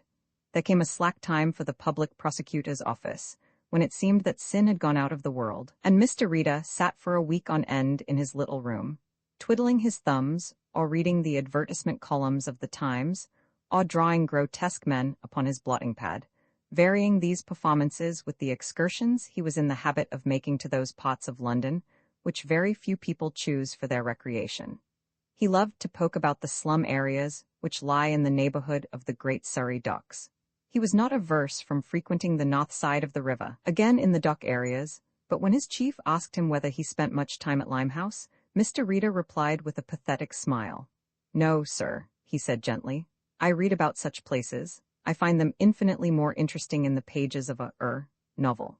Yes, there are Chinese there, and I suppose Chinese are romantic, but even they do not add romance to Limehouse, which is the most respectable and law-abiding corner of the East End." One morning, the public prosecutor sent for his chief detective, and Mr. Reader obeyed the summons with a light step and a pleasant sense of anticipation. "Go over to the Foreign Office and have a talk with Lord Sellington," said the prosecutor. "He is rather worried about a nephew of his, Harry Colin. Do you know the name?" Mr. Reader shook his head. For the moment he did not associate the pale girl who typed for her living. "He's a pretty bad lot," explained the prosecutor, "and unfortunately he's Sellington's heir. I rather imagine the old gentleman wants you to confirm his view." "Dear me," said Mr. Rita, and stole forth. Lord Sellington, Under-Secretary of State for Foreign Affairs, was a bachelor and an immensely rich man. He had been rich in 1912 when, in a panic due to certain legislation which he thought would affect him adversely as a great landowner, he sold his estates and invested the larger bulk of his fortune, against all expert advice, in American industrial stocks. The war had trebled his possessions. Heavy investments in oil lands had made him many times a millionaire. He was a philanthropist, gave liberally to institutions devoted to the care of young children. He was the founder of the Eastleigh Children's Home, and subscribed liberally to other similar institutions. A thin, rather sour-faced man, he glared up under his shaggy eyebrows as Mr. Rita sidled apologetically into his room. "So you're Rita, eh?" he grumbled, and was evidently not very much impressed by his visitor. Sit down," he said testily, walked to the door as though he were not certain that Mr. Rita had closed it, and came back and flopped into his chair on the other side of the table. "I have sent for you in preference to notifying the police," he said. "Sir James speaks of you, Mr. Rita, as a gentleman of discretion." Mr. Rita bowed slightly, and there followed a long and awkward pause, which the Under-Secretary ended in an abrupt, irritable way. "I have a nephew, Harry Colin. Do you know him?" "I know of him," said Mr. Rita truthfully. In his walk to the Foreign Office he had remembered the deserted wife. "Then you know nothing good of him?" exploded his lordship. "The man is a blackguard, a waster, a disgrace to the name he bears. If he were not my brother's son, I would have him under lock and key tonight. The scoundrel! I have 4 bills in my possession." He stopped himself, pulled open a drawer savagely, took out a letter and slammed it on the table. "Read that," he snapped. Mr. Rita pulled his glasses a little farther up his nose. He always held them very tight when he was really using them, and perused the message. It was headed "The Eastleigh Home for Children," and was a brief request for £5,000, which the writer said he would send for that evening, and was signed Arthur Lassard. "You know Lassard, of course?" said his lordship. "He is the gentleman associated with me in my philanthropic work. Certain monies were due for land which we purchased adjoining the home. As you probably know, there are lawyers who never accept checks for properties they sell on behalf of their clients, and I had the money ready and left it with my secretary, and one of Lassard's people was calling for it. That it was called for, I need hardly tell you," said his lordship grimly. "Whoever planned the coup planned it well. They knew I would be speaking in the House of Lords last night. They also knew that I had recently changed my secretary and had engaged a gentleman to whom most of my associates are strangers. A bearded man came for the money at 6:30, produced a note from Mr. Lassard, and that was the end of the money, except that we have discovered that it was changed this morning into American bills. Of course, both letters were forged. Lassard never signed either, and made no demand whatever for the money, which was not needed for another week." "Did anybody know about this transaction?" asked Mr. Rita. His lordship nodded slowly. "My nephew knew. He He came to my house 2 days ago to borrow money. He has a small income from his late mother's estate, but insufficient to support him in his reckless extravagance. He admitted frankly to me that he had come back from Aix broke. How long he had been in London, I am unable to tell you, but he was in my library when my secretary came in with the money which I had drawn from the bank, in preparation for paying the bill when it became due. Very foolishly I explained why I had so much cash in the house, and why I was unable to oblige him with the £1,000 which he wanted to borrow, he added dowily. Mr. Rita scratched his chin. What am I to do? He asked. I want you to find Colin, Lord Sellington almost snarled. But most I want that money back, you understand, Rita? You're to tell him that unless he repays. Mr. Rita was gazing steadily at the cornice molding. It almost sounds as if I am being asked to compound a felony, my lord, he said respectfully. But I realize, in the peculiar circumstances, we must adopt peculiar methods. The black-bearded gentleman who called for the money would appear to have been, he hesitated, disguised? Of course he was disguised, said the other, irritably. One reads of such things, said Mr. Rita with a sigh, but so seldom does the bearded stranger appear in real life. Will you be good enough to tell me your nephew's address? Lord Sellington took a card from his pocket and threw it across the table. It fell to the floor, but he did not apologize. He was that kind of man. German mansions, said Mr. Rita as he rose. I will see what can be done. Lord Sellington grunted something which might have been a tender farewell, but probably was not. German mansions is a very small, narrow-fronted building and, as Mr. Rita knew, and he knew a great deal, was a block of residential flats which were run by an ex-butler who was also the lessee of the establishment. By great good fortune, as he afterwards learned, Harry Colin was at home, and in a few minutes the man from the public prosecutor's office was ushered into a shabby drawing-room that overlooked Jermyn Street. A tall young man stood by the window, looking disconsolately into that narrow and lively thoroughfare, and turned as Mr. Rita was announced. Thin-faced, narrow-headed, small-eyed, if he possessed any of the family traits and failings, the most marked was perhaps his too-ready irritation. Mr. Rita saw, through an open door, a very untidy bedroom, caught a glimpse of a battered trunk covered with continental labels. "Well, what the devil do you want?" demanded Mr. Colin. Yet, in spite of his tone, there was an undercurrent of disquiet which Mr. Rita detected. "May I sit down?" said the detective, and without waiting for an invitation, pulled a chair from the wall and sat down gingerly, for he knew the quality of lodging-house chairs.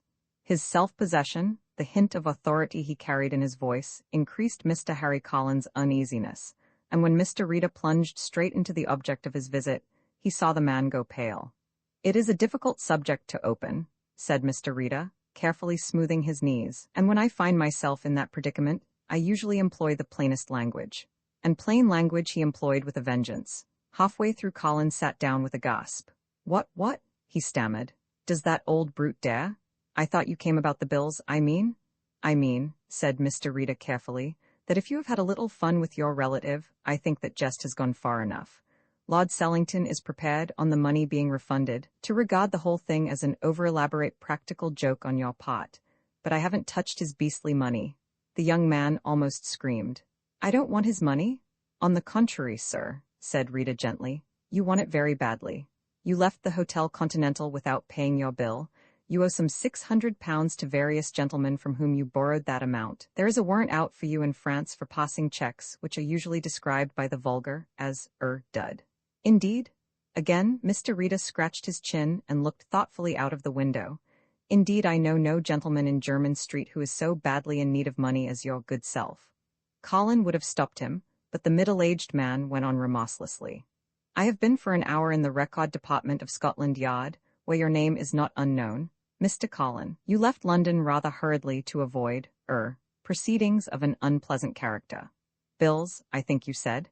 You are known to have been the associate of people with whom the police are a little better acquainted than they are with Mr. Colin. You were also associated with a racecourse fraud of a peculiarly unpleasant character. And amongst your minor delinquencies there is, a deserted young wife, at present engaged in a city office as typist, and a small boy for whom you have never provided." Colin licked his dry lips. "Is that all?" he asked, with an attempt at a sneer, though his voice shook and his trembling hands betrayed his agitation. Rita nodded. "Well, I'll tell you something. I want to do the right thing by my wife. I admit I haven't played square with her, but I've never had the money to play square. That old devil has always been rolling in it, curse him. I'm the only relation he has, and what has he done? Left every bean to these damned children's homes of his. If somebody has caught him for 5,000, I'm glad. I shouldn't have the nerve to do it myself, but I'm glad if they did, whoever they may be. Left every penny to a lot of squalling, sticky-faced brats and not a bean to me?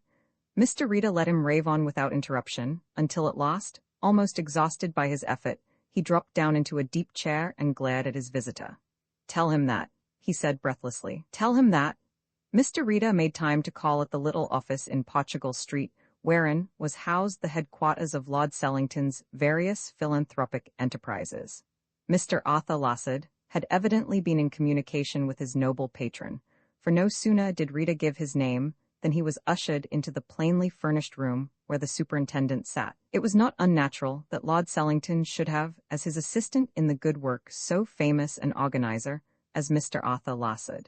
Mr. Lassard's activities in the philanthropic world were many. A broad-shouldered man with a jolly red face and a bald head, he had survived all the attacks which come the way of men engaged in charitable work, and was not particularly impressed by a recent visit he had had from Harry Collin. I don't wish to be unkind, he said, but our friend called here on such a lame excuse that I can't help feeling that his real object was to secure a sheet of my stationery. I did, in fact, leave him in the room for a few minutes, and he had the opportunity to purloin the paper if he desired. What was his excuse? Asked Mr. Rita, and the other shrugged. He wanted money. At first he was civil and asked me to persuade his uncle, then he grew abusive, said that I was conspiring to rob him, I and my infernal charities. He chuckled, but grew grave again. The situation is mysterious to me, he said. Evidently Collin has committed some crime against his lordship, for he is terrified of him.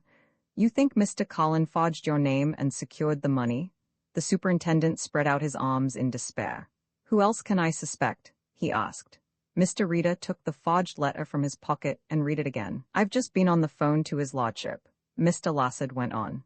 He is waiting, of course, to hear your report, and if you have failed to make this young man confess his guilt, Lord Sellington intends seeing his nephew tonight and making an appeal to him. I can hardly believe that Mr. Collin could have done this wicked thing, though the circumstances seem very suspicious. Have you seen him, Mr. Rita? I have seen him, said Mr. Rita shortly.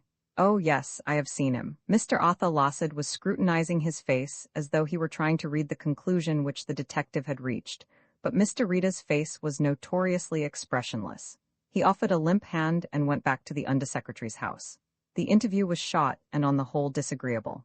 I never dreamt he would confess to you, said Lord Sellington with ill-disguised contempt. Harry needs somebody to frighten him, and my God, I'm the man to do it? I'm seeing him tonight. A fit of coughing stopped him, and he gulped savagely from a little medicine bottle that stood on his desk. I'll see him tonight, he gasped, and I'll tell him what I intend doing. I've spared him hitherto because of his relationship and because he inherits the title. But I'm through. Every cent I have goes to charity. I'm good for 20 years yet, but every penny, he stopped. He was a man who never disguised his emotion, and Mr. Rita, who understood men, saw the struggle that was going on in Sellington's mind. He says he hasn't had a chance. I may have treated him unfairly. We shall see. He waved the detective from his office, as though he were dismissing a strange dog that had intruded upon his privacy, and Mr. Rita went out reluctantly, for he had something to tell his lordship.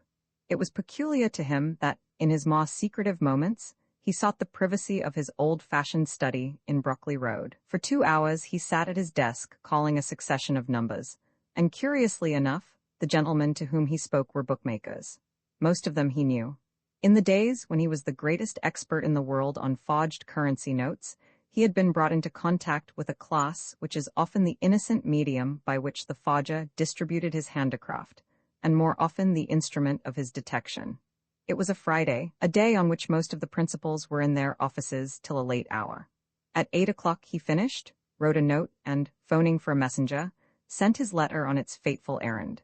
He spent the rest of the evening musing on past experiences and in refreshing his memory from the thin scrapbooks which filled 2 shelves in his study. What happened elsewhere that evening can best be told in the plain language of the witness box. Lord Sellington had gone home after his interview with Mr. Rita suffering from a feverish cold, and was disposed, according to the evidence of his secretary, to put off the interview which he had arranged with his nephew. A telephone message had been sent through to Mr. Collins' hotel, but he was out. Until 9 o'clock, his lordship was busy with the affairs of his numerous charities, Mr. Lassard being in attendance. Lord Sellington was working in a small study which opened from his bedroom. At 9:15, Colin arrived and was shown upstairs by the butler, who subsequently stated that he heard voices raised in anger. Mr. Colin came downstairs and was shown out as the clock struck 9:30, and a few minutes later the bell rang for Lord Sellington's valet, who went up to assist his master to bed. At 7:30 the next morning, the valet, who slept in an adjoining apartment, went into his master's room to take him a cup of tea. He found his employer lying face downward on the floor. He was dead, and had been dead for some hours. There was no sign of wounds, and at first glance it looked as though this man of 60 had collapsed in the night, but there were circumstances which pointed to some unusual happening. In Lord Sellington's bedroom was a small steel wall safe, and the first thing the valet noticed was that this was open, papers were lying on the floor, and that in the grate was a heap of paper which, except for one corner, was entirely burnt. The valet telephoned immediately for the doctor and for the police, and from that moment the case went out of Mr. Rita's able hands. Later that morning he reported briefly to his superior the result of his inquiries. "Murder, I am afraid," he said sadly. "The Home Office pathologist is perfectly certain that it is a case of aconitine poisoning. The paper in the hearth has been photographed, and there is no doubt whatever that the burnt document is the will by which Lord Sellington left all his property to various charitable institutions." He paused here. "Well?" asked his chief. "What does that mean?" Mr. Rita coughed. "It means that if this will cannot be proved, and I doubt whether it can, his lordship died intestate. The property goes with the title to Colin?" asked the startled prosecutor. Mr. Rita nodded. There were other things burnt, 4 small oblong slips of paper which had evidently been fastened together by a pin. These are quite indecipherable. He sighed again. The public prosecutor looked up. "You haven't mentioned the letter that arrived by district messenger after Lord Sellington had retired for the night." Mr. Rita rubbed his chin. "No, I didn't mention that," he said reluctantly. "Has it been found?" Mr. Rita hesitated. "I don't know. I rather think that it has not been," he said. "Would it throw any light upon the crime, do you think?" Mr. Rita scratched his chin with some sign of embarrassment. "I should think it might," he said. "Will you excuse me, sir? Inspector Salter is waiting for me." And he was out of the room before the prosecutor could frame any further inquiry. Inspector Salter was striding impatiently up and down the little room when Mr. Rita came back. They left the building together. The car that was waiting for them brought them to Jermyn Street in a few minutes.